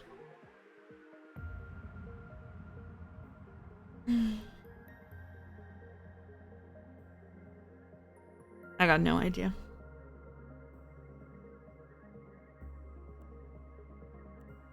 I think it's 3. I don't know why. All right. Uh-huh. The past Sekimeiya couldn't have been used to carry out her murder. The key to solving it was the future Sekimeiya. You did it. It was the one that Kate had found in the kitchen refrigerator. He hid it somewhere in the attic, which he locked, intending to keep it away from the others. This was the moment I checked out for the 13th time during the quiz. You just heard it happen in real time to me. I'm so happy it wasn't 1. I would have been fucking furious if it had been 1. And before the World C group arrived in World A, only one person had touched the future Sekimeiya, Sai A. However, he immediately died where he arrived. In other words, Sumari. Nobody from World A could have killed Irina. Before her death, the World C group had been on the crystal floor. Anyone who traveled to the future could have appeared there, bypassing Katsuki's view. Oh, Mouse of the Stream says there's a good stopping point in about an hour, or go as long as we feel like it and stop whenever. I could go for an hour if you want. Yeah, I can go for an hour. Yeah. That's fine. Okay. We should take another break in a minute here, though. Sure, but that wouldn't have been all. After appearing there, they would have had to make it above him, and such a thing didn't seem simple. No Sekimeiya could have been activated on the crystal floor, and the elevator never went back up. People were leaving, and Isla said she wanted to come down too, since she still hadn't seen all the gems. I noticed she was trying to cheer herself up a little, despite the 2 bodies we found. So even though I didn't want to leave, I went with her, just so that it took her mind off of it. People were leaving. Irina and Isla were on the sofa then, and from their point of view, not everyone had left the attic. There's only one person who could have done it. I walked to the bedrooms and opened the left one. I needed to throw myself onto the bed and be alone for some time. I stood in the middle of the floor 3 corridor. I didn't want to see the others, so I've been thinking to myself. As anyone could have been anywhere, all I wanted to do was wait. I could perceive faint footsteps above me, signaling someone was on the 4th floor. I approached the potted plant and sat next to it. I calmly felt the seconds pass, appreciating the sensation. Then I took the shot put ball out of my fucking pack. Are you alone? Where are the others? He was pretty agitated, so I kept my composure and waited for him to tell me what had occurred. Everything about him gave away that he'd seen something frightful. Irina's body lay facing down over a vast pool of blood, traces of which started in the middle of the staircase. I didn't have to walk farther down to know she was dead. I think someone was on the floor above me at some point. Were you alone when you found her? I kept walking down while I silently wondered why he'd been alone. On the floor of hallway C, I pressed 2 fingers to Irina's body and waited for any perceptible movement. It's not possible for us to take the elevator, so let's walk up. We should come across someone. My heavy breathing was interrupting my words, and I didn't let my gaze stray from Irina. Being so close to her, I noticed that blood was coming out of a part of her head that hit an edge of a step. With what we talked about, could Irina's killer be identified? I didn't think so, but there was a chance I was failing to consider something. She was there, casually leaning against the line of cabinets. I could hardly believe what I was seeing, but there was no wariness in her eyes and not even a trace of blood near her. Most people weren't aware that traveling to the future was possible. When Mia noticed that the peculiar smell again and touched Sekimeiya, she immediately thought she traveled to the past. She appeared where she'd been in the past. It was what happened. It was what had happened before that made her think she'd gone back in time. She was alone above the hallway C stairs when she suddenly heard Irina's voice. Don't lie, it could only be you. You killed them. Irina had seen the bodies in the lobby. Shoya had died, but she'd just been in the crystal room. Sai hadn't come back. Naomi was dead, and earlier in the day, what had happened with the elevator buttons convinced Irina that the killer was someone they'd been unable to find. Mia. The way Mia looked at her only made her more convinced. When she dismissed the accusation with quiet, cold words, Irina ran up the stairs in sheer agitation. She was quickly knocked back. In midair, she let out a yell that cut off upon impact. Mia wasn't sure what to do. She stared at Irina, processing the fact that she wasn't moving. Then slowly she took a few steps backward. Shock rushed through her when she heard footsteps approaching. Katsuki was about to see her. Is this fair? And Annie's saying the same thing. I actually don't know if they're... They did have like a 30 minutes later screen suspiciously in the middle of the segment, yeah. Does that account for time travel time? Is it like jet lag? To hide from him, she rushed into one of the bathrooms on the second floor. The first thing Katsuki did was run down the stairs and check Rina's pulse, which allowed me to escape toward the third floor. There, she heard someone above her. She looked at the security cameras and seen no green lights, which perhaps meant she hadn't been recorded. Nonetheless, she was completely certain she changed the past. However, after Katsuki came running from below, she soon realized that she couldn't easily explain what had happened. It's not possible for us to take the elevator, so let's walk up. We should come across someone. She attempted to hide her future knowledge. At that point in time, the elevator hadn't been opened yet. Nobody knew it was usable despite the broken panels. And despite the fact that they should have been together recently, Katsuki had told her he'd been alone. Did that mean she'd overwritten her past self? I saw that the attic key was inserted into the door. We all entered to find the missing person. I stared at the floor's footprints, the proof that the past had changed. I had no idea how, but it was undeniable that it greatly had.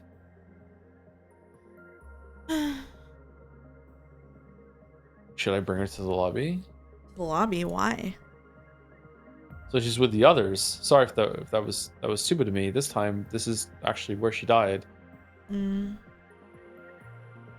went quiet. I'd begun to form a small theory, but it appeared I was wrong. After that, I realized I had no idea what had actually happened. Oh, fucking hell, me too, love. When everyone saw Rina's corpse and began to examine it and began to explain what they'd done, Mia realized her perception was flawed. Had she only traveled a few seconds through time? She wasn't sure. Who killed Tsurupo? When it was her turn to clear her name, she said she'd left the attic after Katsuki and that she'd stayed on the third floor. Did Katsuki notice that contradiction? I just wanted to be alone for a bit, but I didn't feel like staying put somewhere. However, I ended up spending the most time on the third floor where I heard the elevator. I spent some time in the offices and some outside. The staying put ball killer. Everyone stated that the elevator had been heard once, so she'd been forced to go along with it. However, she'd really heard it. If she'd really heard it, she should have known the elevator had ended up on one of the first two floors. It's not possible for us to take the elevator, so let's walk up. We should come across someone. So why had she said that they couldn't be taking the elevator up when she and Katsuki had seen the body?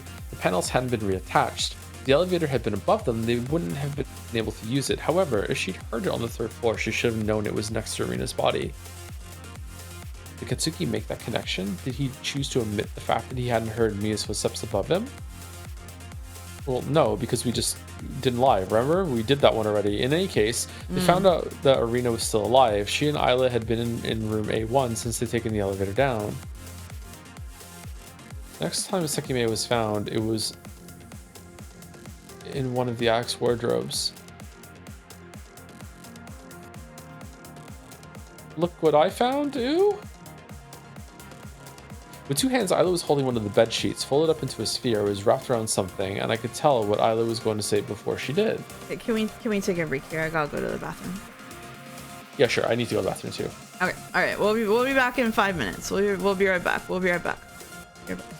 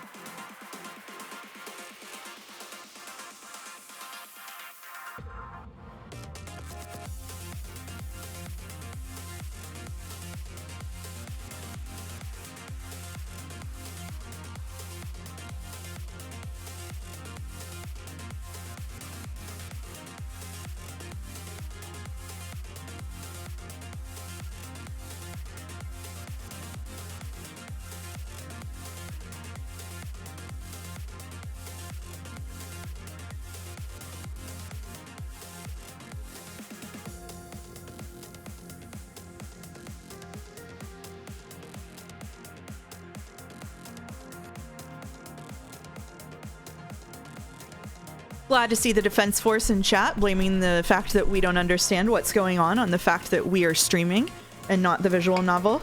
Nice to see you here. All right. You want me to take over? The streamer thing too. Well, I'm eating lemon cake, so I would love if you took over. I will take over. With two hands, Isla was holding one of the bed sheets, folded up into a sphere. It was wrapped around something, and I could tell what Isla was going to say before she did. It's a Sekimeiya. Ew. What? The Sekimeiya's on the crystal floor. No, I have it here. It was in the wardrobe. It was the future Sekimeiya that Mia had activated. Within the sheet, it gathered energy very quickly. The killer could have been hiding somewhere, so starting with the attic, they searched every floor. Since they had the Sekimeiya, they figured nobody could use it to hide from them. But the search didn't yield any results. Because they world switched before it ended, because there was nobody to find, because someone who could have been found world switched before they were found, or because someone who could have been found traveled to the past.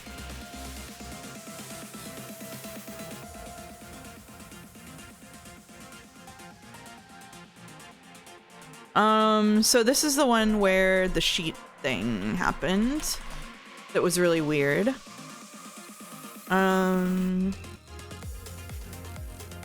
can't remember if they the world sheet thing made switched. Isla. Yeah, this is where the Sekimeiya vanished from underneath the sheet, Yeah. right? Yeah. Yeah, This but is isn't this this around is the they same world time that switch. she yeeted herself back into the timeline or something, or? I don't know. This is where they world switched and then Sai traveled, I think. Yeah, this is when they world switch and then Sai they world switched twice here. They world switched twice here.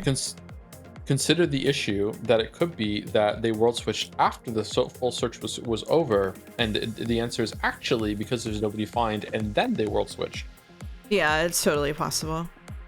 I do know Let's that go they world one. switched. You want to go one? Okay. They do. We know that they Wait, world switched. hold on. Three is different. Because someone who could have been found world switched before they were found. Oh, well, could someone be caught in the radius of their world switch? Maybe, but Would then that count? that wouldn't interrupt their search because then that person would get swapped with them and they would be able to find them. Maybe they gave up after. It's one. It's got to be one. I think it's got to be one. I think it's maybe one. Got to be one. I'm second guessing everything now. The World A group was in room B4, but they weren't found. Karo, Isla, Katsuki, and Shiroya remained there. Akaro and Isla world switched to World B, but Shiroya and Katsuki stayed behind. The reason they weren't seen was that everyone else world switched. The World C group world switched. In the attic, on the office floor, on the crystal floor. That was the crystal floor, right? They were on the crystal floor? It was the crystal floor. Yeah, I remember with the crystal floor. with the sheet. Yeah. When they were on the office floor, okay, never mind. More specifically, on the second floor, Isla A touched Wait, the was that even an option? Isla A touched Shit. the past Sekimeiya in the cabinet.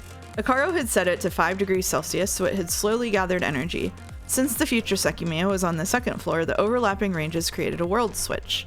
Everyone but Shiroya B and Katsuki A world switched to World B. Alongside both groups, there was someone else who world switched as well. Who else world switched to World B? Naomi C. Naomi. Naomi C. Yeah? We just Her want to... corpse in the lobby. Her corpse in the lobby. Fuck it. I don't care anymore. She has to get all the way back to her own world at some point. She has to get all the way back to her own timeline. So her hitching a ride here makes the most sense to me. That's my opinion. Hold on. Is that the right Naomi? Naomi C? Yes. Naomi A and B both died in timeline B. So Naomi C has to be the one that gets back to her own timeline and lays on the floor and plays dead. Okay. Here's my problem with this. How is it that Naomi was caught in the radius? I think this is the right answer. Naomi was caught in the radius, but Katsuki and Shiroya weren't? Okay. I don't know. Wait, is Shiroya B dead? No. Shiroya A is dead. No. Shiroya A is dead. Shiroya A is dead. Just Naomi C. Just Naomi Let's C, go. just on vibes? Just on vibes? Let's go. Just on vibes? No, just on vibes. Let's just fucking go. Woo!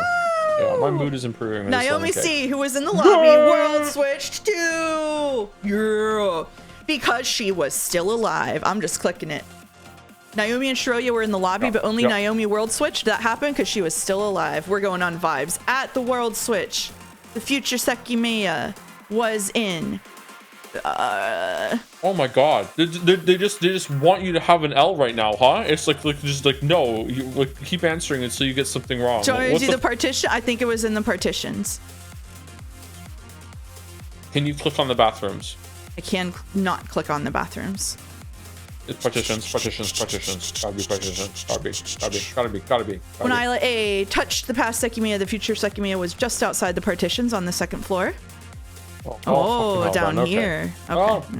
Which was right above the lobby. This is why Shiroya and Katsuki were the only two who didn't world switch. They were in hallway C. When the world switch happened, Isla C had the future Sekimeiya wrapped up deep inside the bedsheet. She didn't immediately notice its disappearance. However, what everyone did... Oh, I see. What everyone did notice was that the elevator panel had reappeared, not only on the second floor, but on all of them.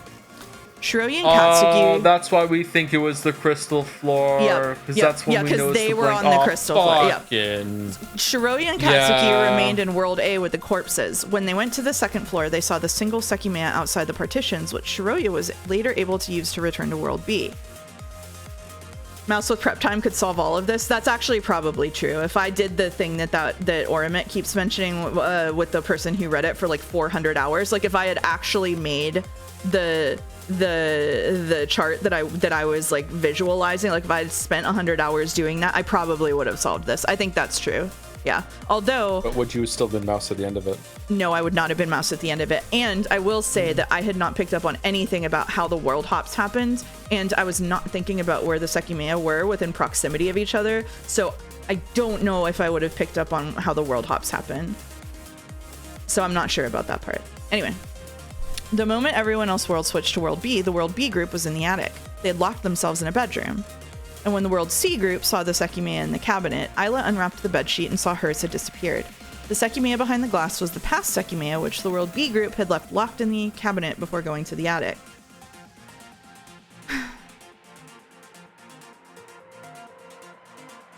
It's you. Wait, it's still here. Isla rapidly unwrapped the sheet to prove she hadn't lied.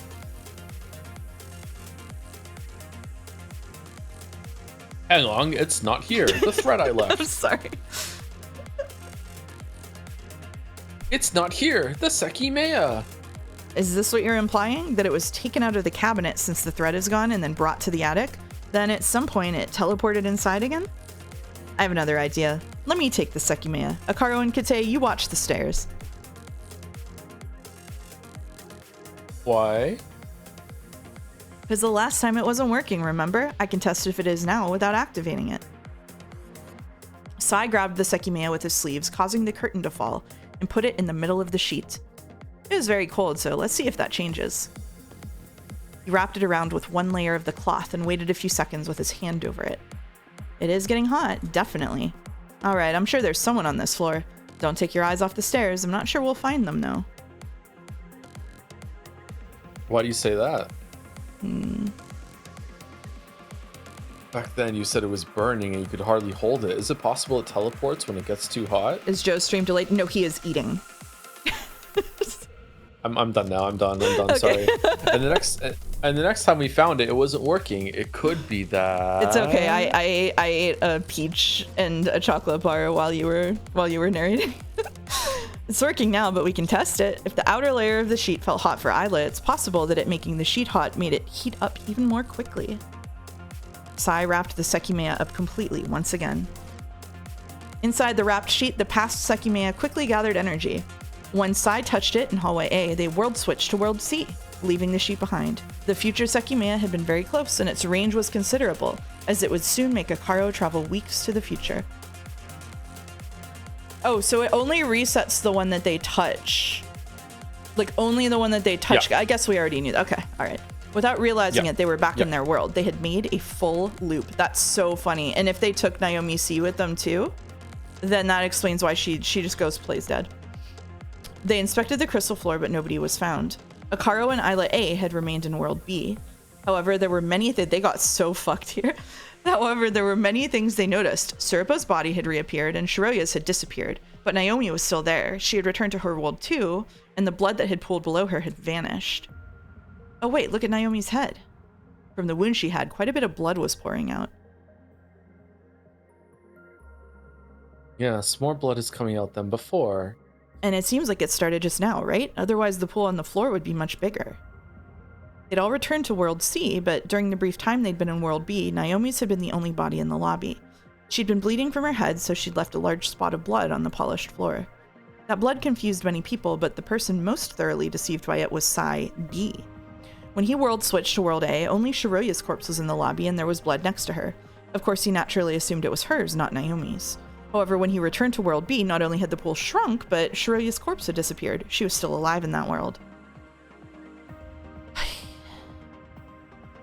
In World C, it became clear that understanding what had happened around them might have been out of everyone's grasp. Nobody had been found, but the bizarre occurrences within the tower hadn't stopped. The security room had unlocked, Irina's body had disappeared, the Sekimeiya had teleported. This time, Mia had found it in room A1. It was the fake Sekimeiya, which they decided to leave in the event room for good. After that, things finally slowed down. And a long time later, Mia had the urge to lie down. She went to the attic where she fell asleep. Has it really not told us who killed Surupa yet? Nope. When she woke up, she world switched again. When she woke up, she realized that Shiroya had world switched to her world. Or while she slept, she had a nightmare. Oh, this is where she wakes up and Shiroya is banging on the door on the other side, right? Yes. Okay, so who world switched? I don't know. I think it was Mia or Shiroya? Well, Shiroya. Sorry, where is fucking? Is this when Shiroya was locked in the room from Sai? Yes. Okay, so it's Mia had to world switch into that then, because if Shiroya world switch into that world, out of that world, the door wouldn't be locked. Shiroya and Katsuki remained in World A. Okay, if Shiroya and Katsuki were in World A, then yeah, she world switched again. She world switched to World A. I think. I'm pretty sure. Yeah, I'm pretty sure. Let's go for it. Let's keep it moving. We're clicking it. We're clicking it. When she woke up, the light suddenly turned on, and that was the sign of a world switch. Yeah! The exact appearance of the bed where she'd been had changed, but she couldn't notice that as the light had been off. In the world where she appeared, the sheets had been messy as well. Nobody was above her, and she heard sounds coming from the opposite bedroom. It was Shiroya who'd been trapped there by Sai. I feel like whenever it's like solvable within like 1 to 3 minutes of searching back, like we understand the mechanics of how it works well enough. But when it's like you needed to make a map of what happened in order to figure this out, we're like, fuck it. Like, I feel like we have like short-term memory for this quiz. Like, you know what I mean? It's like we're just flubbing the essay sections because fuck it, you know. Is there anything wrong with this? It'd be the opposite, but yeah. Yeah, you would think it would be the opposite. The world where she appeared, that the light turned on, or that Katsuki didn't world switch with her.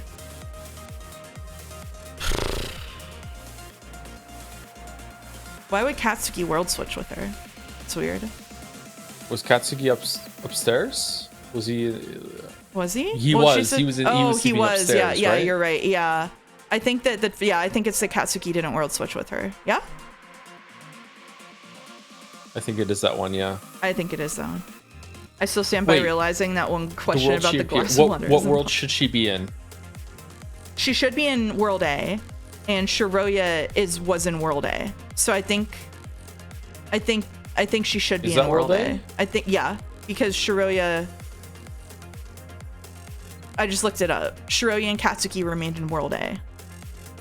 And then Shiroya used it to return to World B. Wait a minute. Shiroya was later able to use it to return to World B. So I don't, shit. So this could be after this. What world was it that Shiroya and Sai locked each other, got locked? That was World B, wasn't it? It was in chapter 1, so it was But I'm not sure if they were in World B at that point. They were, because they didn't swap until the end, right? Yeah. Did they world switch at that point? I kind of. Do you think the world where she appeared feel is like the problem? Maybe she world switched twice? She might have world switched twice. They might be leading you to say she world switched twice here, yeah. Yeah, but I do remember Katsuki being upstairs, so it could be just a recall. Do you remember that Katsuki was upstairs in the I don't know. My first instinct was that one, but now I'm thinking it's A. Shit. Yeah. All I know is that's the real Shiroya. So true, actually. So true.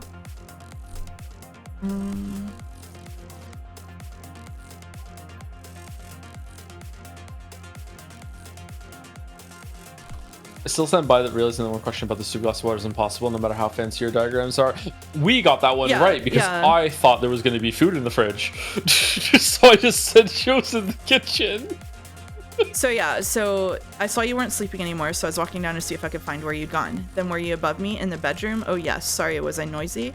I just climbed down the ladder and saw you weren't there anymore.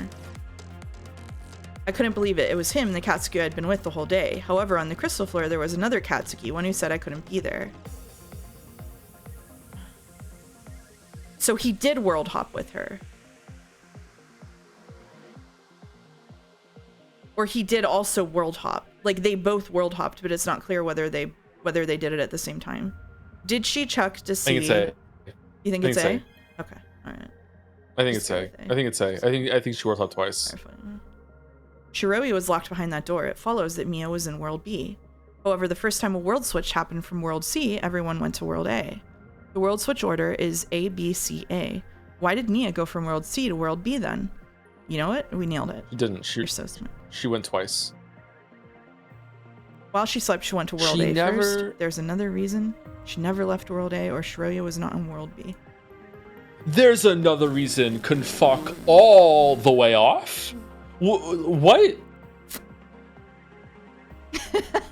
I've done enough Monty Hall problems to know that we should just go D, just on the probability low. It's A, right? She had to have gone to World A first. Yeah.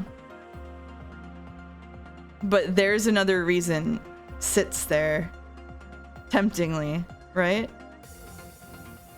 And the other reason is that she didn't realize that she'd been just stuck in an infinite loop of like going from ABC, ABC, ABC, ABC until a bird came along and just knocked it out of a nest and with another egg that interrupted the you pick. A or D, you pick. That's evil. That's evil. A. Oh, it's done. If she had world switched while she slept, she would have died. Stupid! By lying in bed, she pressed the mattress down upon changing worlds. Her body would have been split in half by an uncompressed mattress. You fool! The reason does not follow the order you're accustomed to. Can you recall another time I'm done. You're done? I'm done. I'm done. I'm done. I'm done. I'm done. I'm done. I'm done. Are you gonna go? If we're gonna be fucking like nitpicky about mattress compression, I'm fucking done. I'm fucking done. The dust particles in the air should be contaminating their brain then, and they should just be dying every single time they fight. Like no. Sorry, I missed this. Thank you, Care7, for resubbing with thanks for everything you do. Thank you for being here. Hope you're having a good time. It is true that the VN picks and chooses what it's picky about. I agree. Yeah. Can you recall another time a backward world switch happened? Okay, so is it backwards depending on if both are in range and you touch the past Sekimeiya, you go A B C A B C. But if they're both in range, you touch the future Sekimeiya, maybe you go C B A C B A. If that happens, I'm gonna throw up. When Shiroya and Naomi went to World A, when Sai went to World A, or when Shiroya and Katsuki went to World C. So did Shiroya and Katsuki go to World C? I have no idea what any of these three are referring to. Yeah, me neither. Me neither, yeah. Me neither. I got no idea. No idea. I got no idea.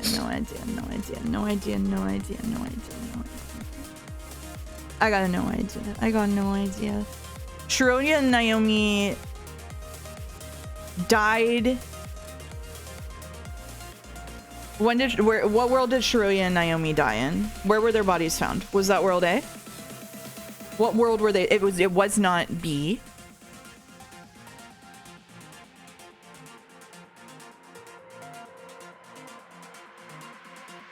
Wasn't it confirmed beforehand that when they were upstairs and Shiroya and Naomi used it and took both of them to a world hop that Yeah, so it's forward? not Shiroya and Naomi going to world A. That is world C to world A. So it is not that one. That was Naomi and world C going to world A.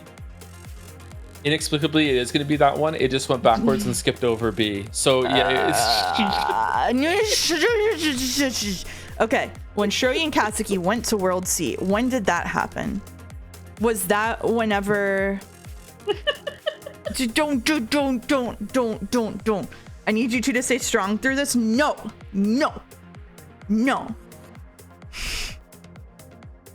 My weave, I just got owned by mattress compression. No. There's no. What the fuck are you talking about? When Sai went to World A, I don't know when the fuck that was. When Shiroya and Katsuki went to World C, there are so many goddamn times that this could refer to. I don't fucking care. Should I put B or C? Just pick vibes. Best stream, worst stream, best stream. It's so strong. It's over. It's peak. It's so over. It's Jover. Should we poll chat for B or C? Why are you saying A? Why are you saying A? That's literally the one that it can't be. Don't do this. A's the only one we excluded. It's the only one. What are you doing? We haven't thought about Psy for a while. I trust in Psy. Why is everyone voting I trust in Psy. Why is everyone voting A? What do they know that we don't know? If it's... This might be the rare double crash out. Shame I just got owned by mattress compression. Can't be a Jodel answer. Why not? You can't complain about people saying A and then expect people not to vote A. I thought my chat has integrity. I'm here though. That's true. I trust in Psy. I say we should go B. Okay. Do you want to go C? I've been wrong a lot tonight, so... I kind of want to go C because Psy... You know what? Psy received the most characterization because he was the least important to the story, so they could do whatever they wanted with his character. And that is a devastating realization. But sure, so multiple choice quiz logic. Shiroya is mentioned in 2 of the answers, so I think we know it's not A unless some bullshit happened. So I think it's C because Sai gets no attention in the story, and because Shiroya is mentioned in 1 that we don't think it is. So I think it's C. I think it's A now.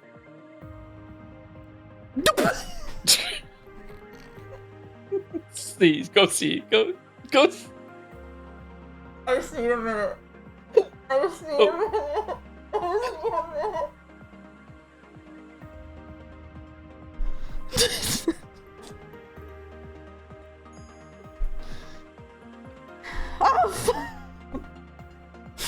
After Sai and Hikaru escaped the addict's bedroom, Sai world switched to World A, while in room B6 from World B, he went to World A.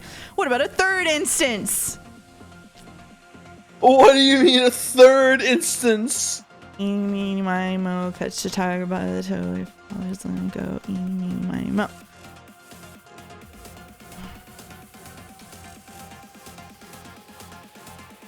When Katsuki and Arena returned to World B, when did they even leave World B? I don't know.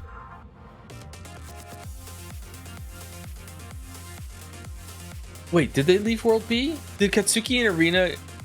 I thought Mia went to their world. I didn't think Katsuki and Arena went to Mia's world. Oh, wait, did that happen?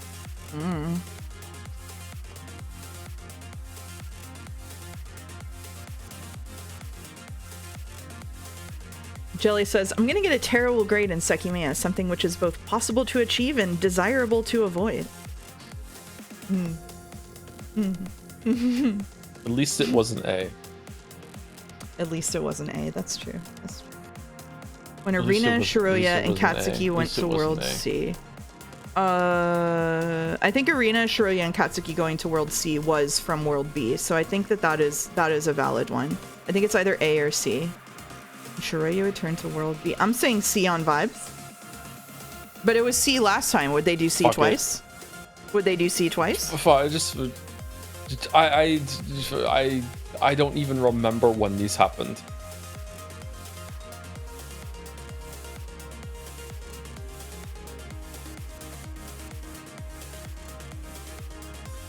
We're gonna go A? You wanna go A?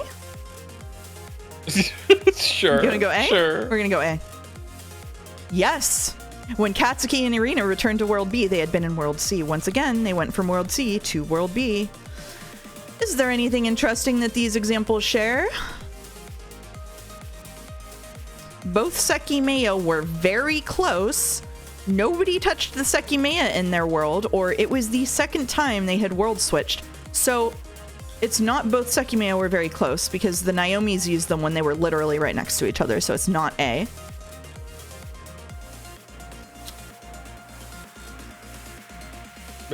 Define very close. Maybe they need to be touching. They were together in the suitcase. Like, I think they were touching in the suitcase. It was the second time they had world switched. Okay, if it's the second time you world switch. If it's the second time you world switch, then you could only ever alternate back and forth, right? But we just saw people do a whole traversal across it. So I think maybe it's nobody touched it. Because we just saw people start in World B and then do a full rotation through C and A. If it was the second time they'd world switched, wouldn't it go in a loop? But maybe it's just because the second time you touch it, you go back to your own world, you know, as the little like preview of being on drugs, and then after that, it's like no. Now you get the full experience. Now you're on the ride. Nobody touched it is the most interesting option. I agree with you, chat. Nobody touched Sekimeiya in the world pisses me off, so that's probably the answer. I just like, what does that even fucking mean? Like, the Sekimeiya just said, you know what, we're just gonna trigger a world swap. We're just gonna do it. Like, what do you mean? I did posit this at one point. I said maybe the Sekimeiya like get to a certain temperature or something triggers them, and then they happen, and then the world switches happen. I had this idea at some point. I kind of think it's B. It's B. I think we have plausible reasons not to say A or C. Okay, we're going. Exactly. Neither of the Sekimeiya were activated in their world. In Sai's case, puzzled, he stepped into hallway B. What had just happened? Out of nowhere, the Sekimeiya had disappeared. He wondered if he'd traveled through time, even though he hadn't touched the Sekimeiya. Something peculiar had occurred. Sai world switched without touching the Sekimeiya, and he had both of them. So then, why did he world switch? Is there another shared similarity? Oh, fuck. The Sekimeiya had gathered energy for too long. It happened at specific intervals of time, or the world switch was activated from the previous world.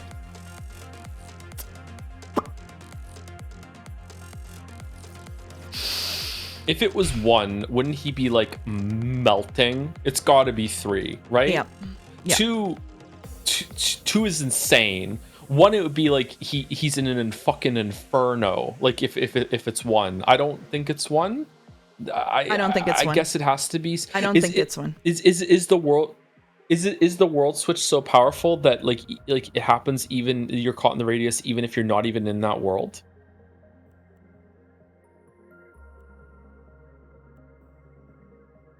That could be it. Yeah, that could be it. Because I bet they're going to show us somebody, like, is somebody doing a world swap in that location in a different world.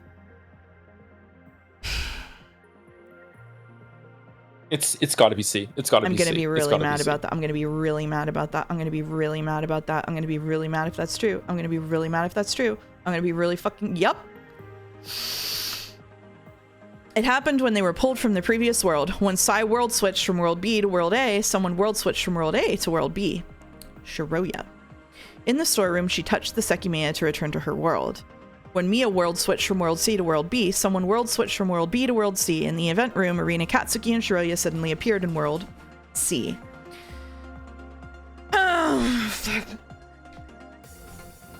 Every time a world switch was activated, it occurred in the world someone would be sent to as well.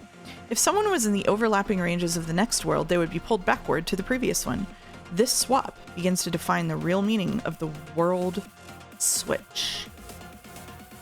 Fuck off.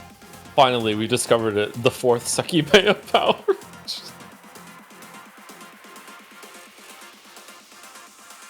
The writer was so happy about naming it World Switch and holding it back for this. This is why I feel it's Yes. a writer showing you the cool thing they Yes. thought about the VN. I absolutely agree with you that it's a writer showing you the cool thing they thought about the VN. Agreed. This is one of the more abstract lost edits I've seen. Thank you, Allison. Thank you. Thank you, Allison. I see it. I see it. I also Yeah, see it. see I it. also see it. I also see it. Oh. Wait, hold the phone. Motherfuckers, they're not even in the radius. No,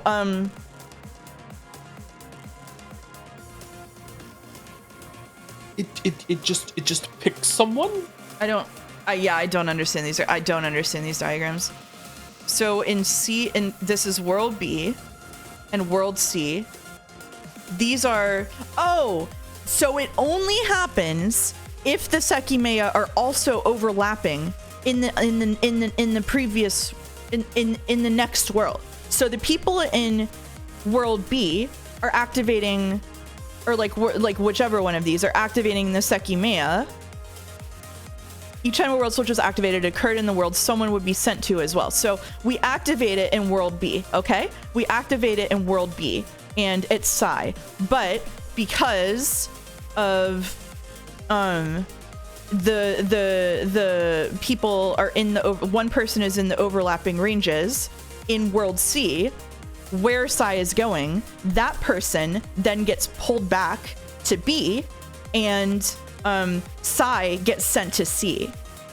But the yellow dot didn't get pulled because they are only in range of one Sekimeiya.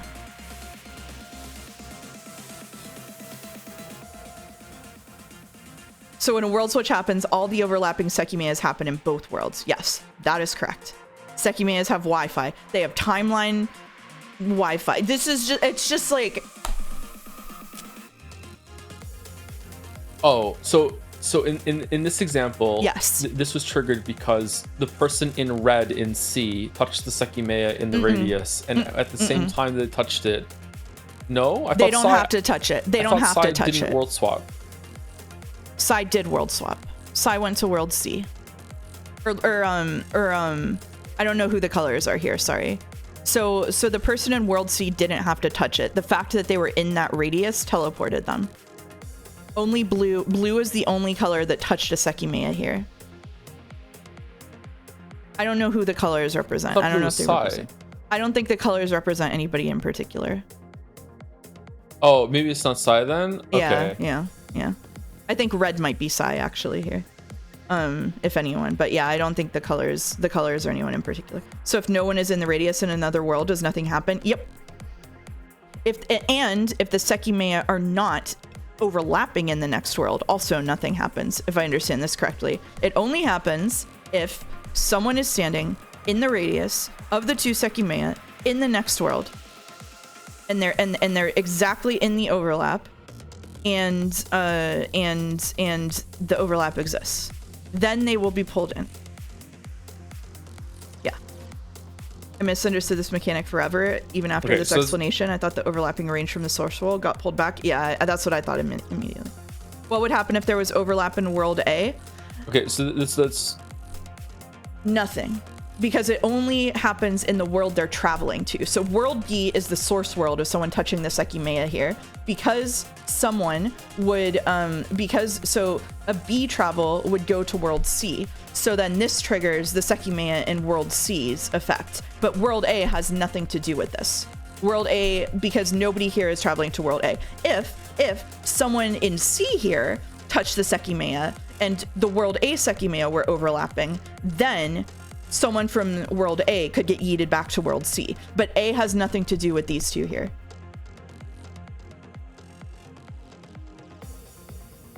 Okay, that's much better than it just chooses someone at random to switch to, like, which is why I was reading the diagram first. Okay. Yeah. All right.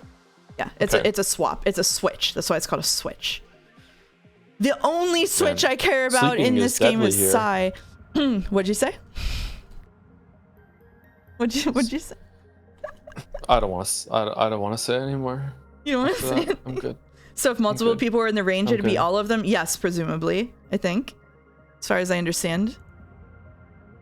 I think that's what happened with Katsuki and Arena, right? Like I think so, yeah. Yeah. Thank you for the emotional support side. So it's not even a 1-1 switch? I think so, yeah. When Arena and Katsuki returned to World B in the elevator, they had been in World C.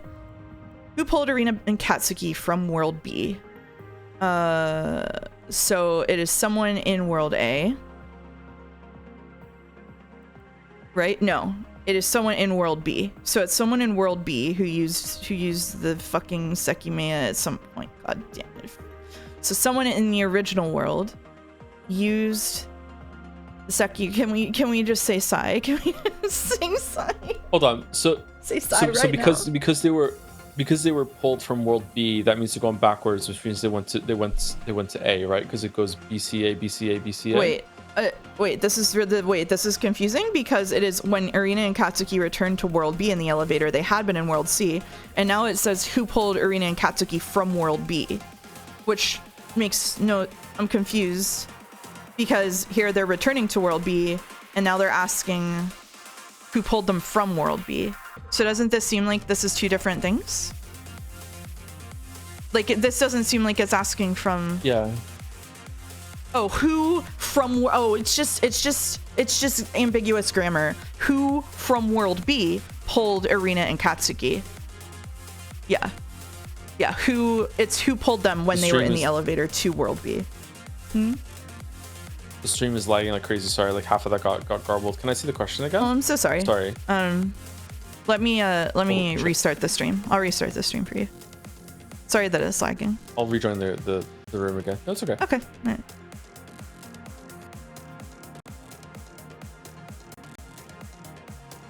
This is difficult because you only need to consider the time the switch took place since the location doesn't matter at all. Yeah, because they have verticality. Okay. Yeah. So the question is... Can I see the question? The question is, when Arena and Katsuki returned to World B in the elevator, so this is when he cut his hand, they had been in World C, but someone in World B triggered the World Hop event and pulled them in, and it pulled them back to World B, and that's when he cut his hand. So the question is who pulled them. So it's who pulled them from World B, not how Arena and Katsuki pulled from World B. Yes, it's just ambiguous grammar. Yeah. I don't like how that's worded, but okay. We got there. It's ambiguous grammar. Can we just say the author? Who in World B jumped to World C at the same time that they jumped back to World B? Yeah, that's the question. Yeah. And I don't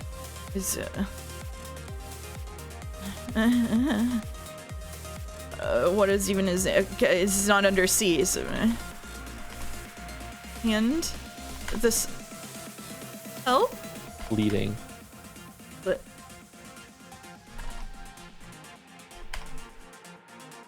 this is the worst day of my life. It's gonna be in narrator. Yeah.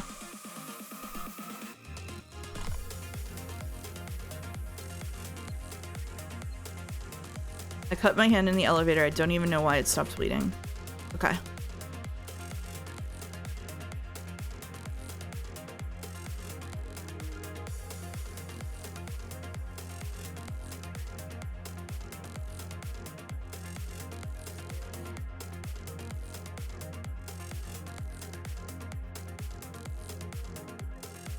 It could be Psy. It could be Psy. It could be Psy who world hopped here, because this is right after he left Shiroya, locked in the room. So it could be Psy who world hopped here.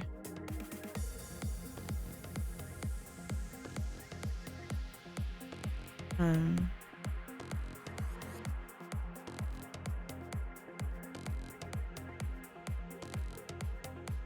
I'm not sure.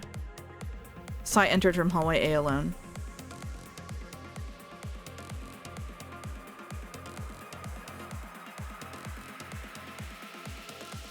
Which side B? I don't know which Sai. I don't know which Sai that was. I can't tell which Sai is which at this point. Akaro also disappeared somewhere around here. Yeah. Yeah, Akaro also disappeared somewhere around here. Yeah, Akaro just fucking vanished here.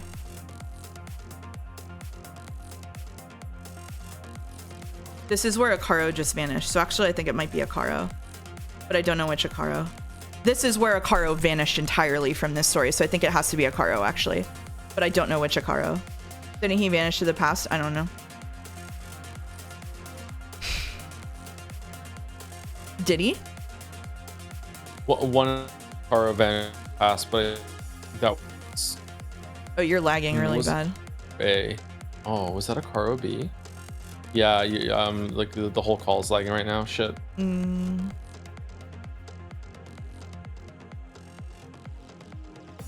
Discord issue again? Yeah. Maybe. Go Akaro B. Let's go. Let's see what happens. Go Akaro B? Okay. We're 32 lines after this question. Yeah. Okay. All right. Okay. It was Katsuki A. So close. The person behind the extra elevator sound in World C. He'd been escaping from Sai in World A and found both Sekimeiya, which brought him to World B. He hadn't experienced the Sekimeiya's powers yet. Startled by the burn, he thought both glowing gems had merely disappeared. In World B, he saw the future Sekimeiya on the floor of the event room, which Irina had activated. He touched it, and as the past Sekimeiya was still active in Ito's locker, he world switched to World C. He was only there momentarily. After allowing Irina and his World B self to return to World B, he took the elevator up. Out of nowhere, the elevator disappeared, and he fell all the way down onto that world's elevator, leaving him unconscious and wounded.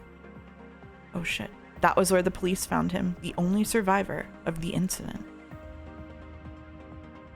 That's right. So who world swapped him? I don't know. The light suddenly turned on. Mia was pulled to World B. She heard Shiroya's voice and silently left the attic.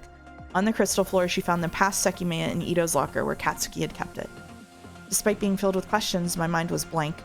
My hand was drawn to the shape that had begun to take form behind the dark lines, and through the narrow space I made contact, hoping with all my might that I would be brought to the awaited time. After what had happened with Irina, Mia had learned that traveling to the future with the Sekimeiya was possible. She wanted to be brought to 9 o'clock out of the tower. Through the slits in the locker, she activated it, and as Irina had just triggered the world switch, the future Sekimeiya was powered off. Mia went more than half an hour to the past and reset the Sekimeiya.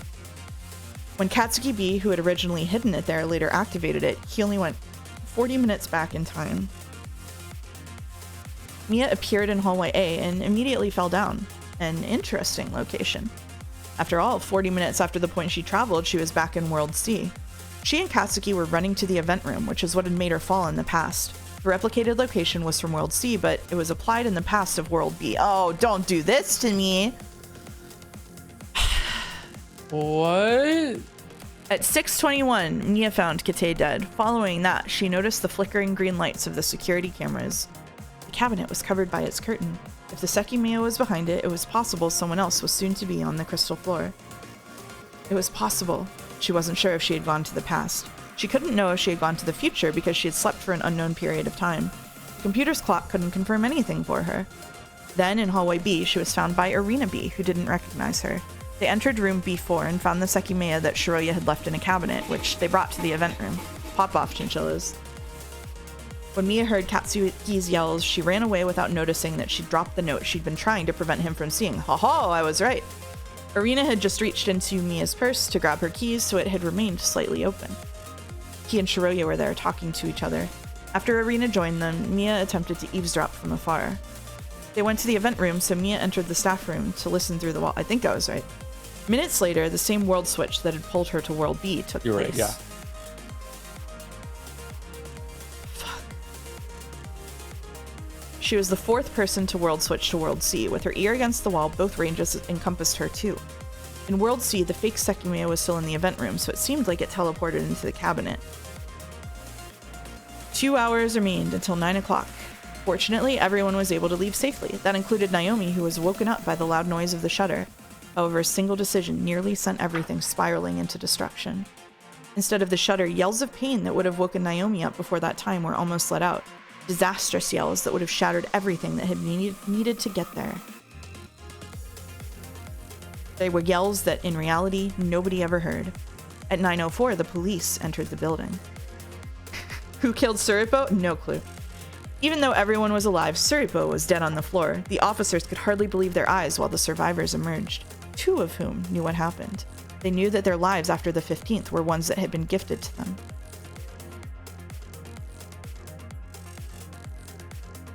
Hopefully you enjoyed the story. It's not made for everyone, but I'm glad you're still here. We're pretty high up. Let's see, you answered 57 out of 94, 60% questions correctly. I hope you're proud of that. Are we proud of that? Who killed Suripo?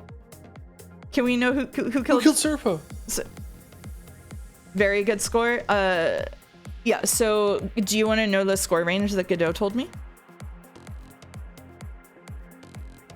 Is it gonna make me sad? No. No? Okay, sure. Godot told me that, let me make sure that I get it right. Actually? Were there really 94 questions? Holy shit. Yup.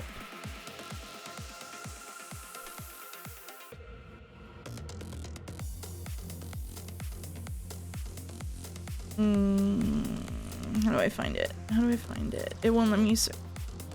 About 80% of players sit from 30 to 60% correct. So we're pretty much at the top of like the mid range of where most players are. So we're actually like that's pretty fucking good. Yeah, that's pretty fucking good. Yeah. And it took 2 of us together to get there. Yeah. Yep. I hope you're proud of that. Cap's got 54. We're peak of the mid. That's right, baby. Of course, though, there's one less thing for you to see. The peak. Did you think you'd already seen it, maybe? What exactly is at the very top? And I'm guessing... No, I'm bad at peak. We're done. We're done? Tell me we're done. Tell me we're done. We're done. Okay. All right. Here we go. The majority is at 30 to 39%. Fucking nailed it. This is a dangerous thing to ask, unless there is a really good reason for us not knowing right now. Who killed Suripo? Yeah, who the fuck killed Suripo? Because I'm upset that we answered a question. I don't know if we got it right. Is there a reason that we don't know who killed Suripo? That was a Caro? Okay, all right. It was a Caro? A Caro really? C? Okay. All right. They give you the results later? Okay. It was Suripo B. Fuck. All right.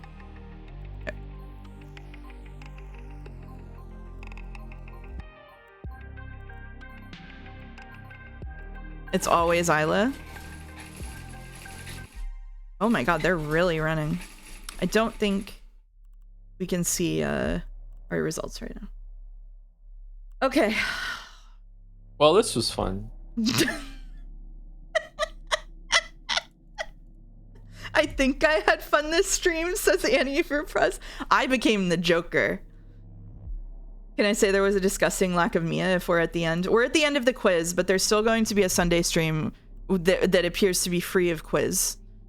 So that's good for us, I think. Hooray! Hooray! No more quiz. No more quiz. No more quiz. No more quiz. Okay, so yeah, it's the peak. We've been told it's the peak, so that's it. How much longer is there? Someone right above you says at least one full 4 hours stream. Yeah, quiz 2. Okay, all right. I'm very tired. It's been a lot of streaming today. So I'm gonna get a raid out. We will. You know what? What? You know what? At least this VN gives you the answers to its mysteries, unlike some certain other product that will remain nameless. Thank you everybody for coming. We will be finishing Umineko tomorrow and finishing this on Sunday. So Sunday we should be streaming at our regular time unless you go late on Expedition 33. Oh, fucking hell. Yeah. My streamer is so mean to Sekimeiya. Deserved. Um, Deserved. is E33 confirmed Sunday actually, or are you still deciding on that? Still deciding. I don't know how it's gonna be. It probably will be though. Yeah. I'm raiding Honey Goblin with Dark Souls 2. That's it. We're doing it. Discord is lagging so bad right now. Shit, I'm sorry. That sucks. That's okay. All right. We will see you all Sunday for the dramatic conclusion of the Sekimeiya. Sunday is the finale Seki stream. It's Sunday. It's Sunday at the same time. Yeah. All right. See you later, everybody. See you later. And bye, Naja, as always. Bye, Naja. Bye, Naja, as always.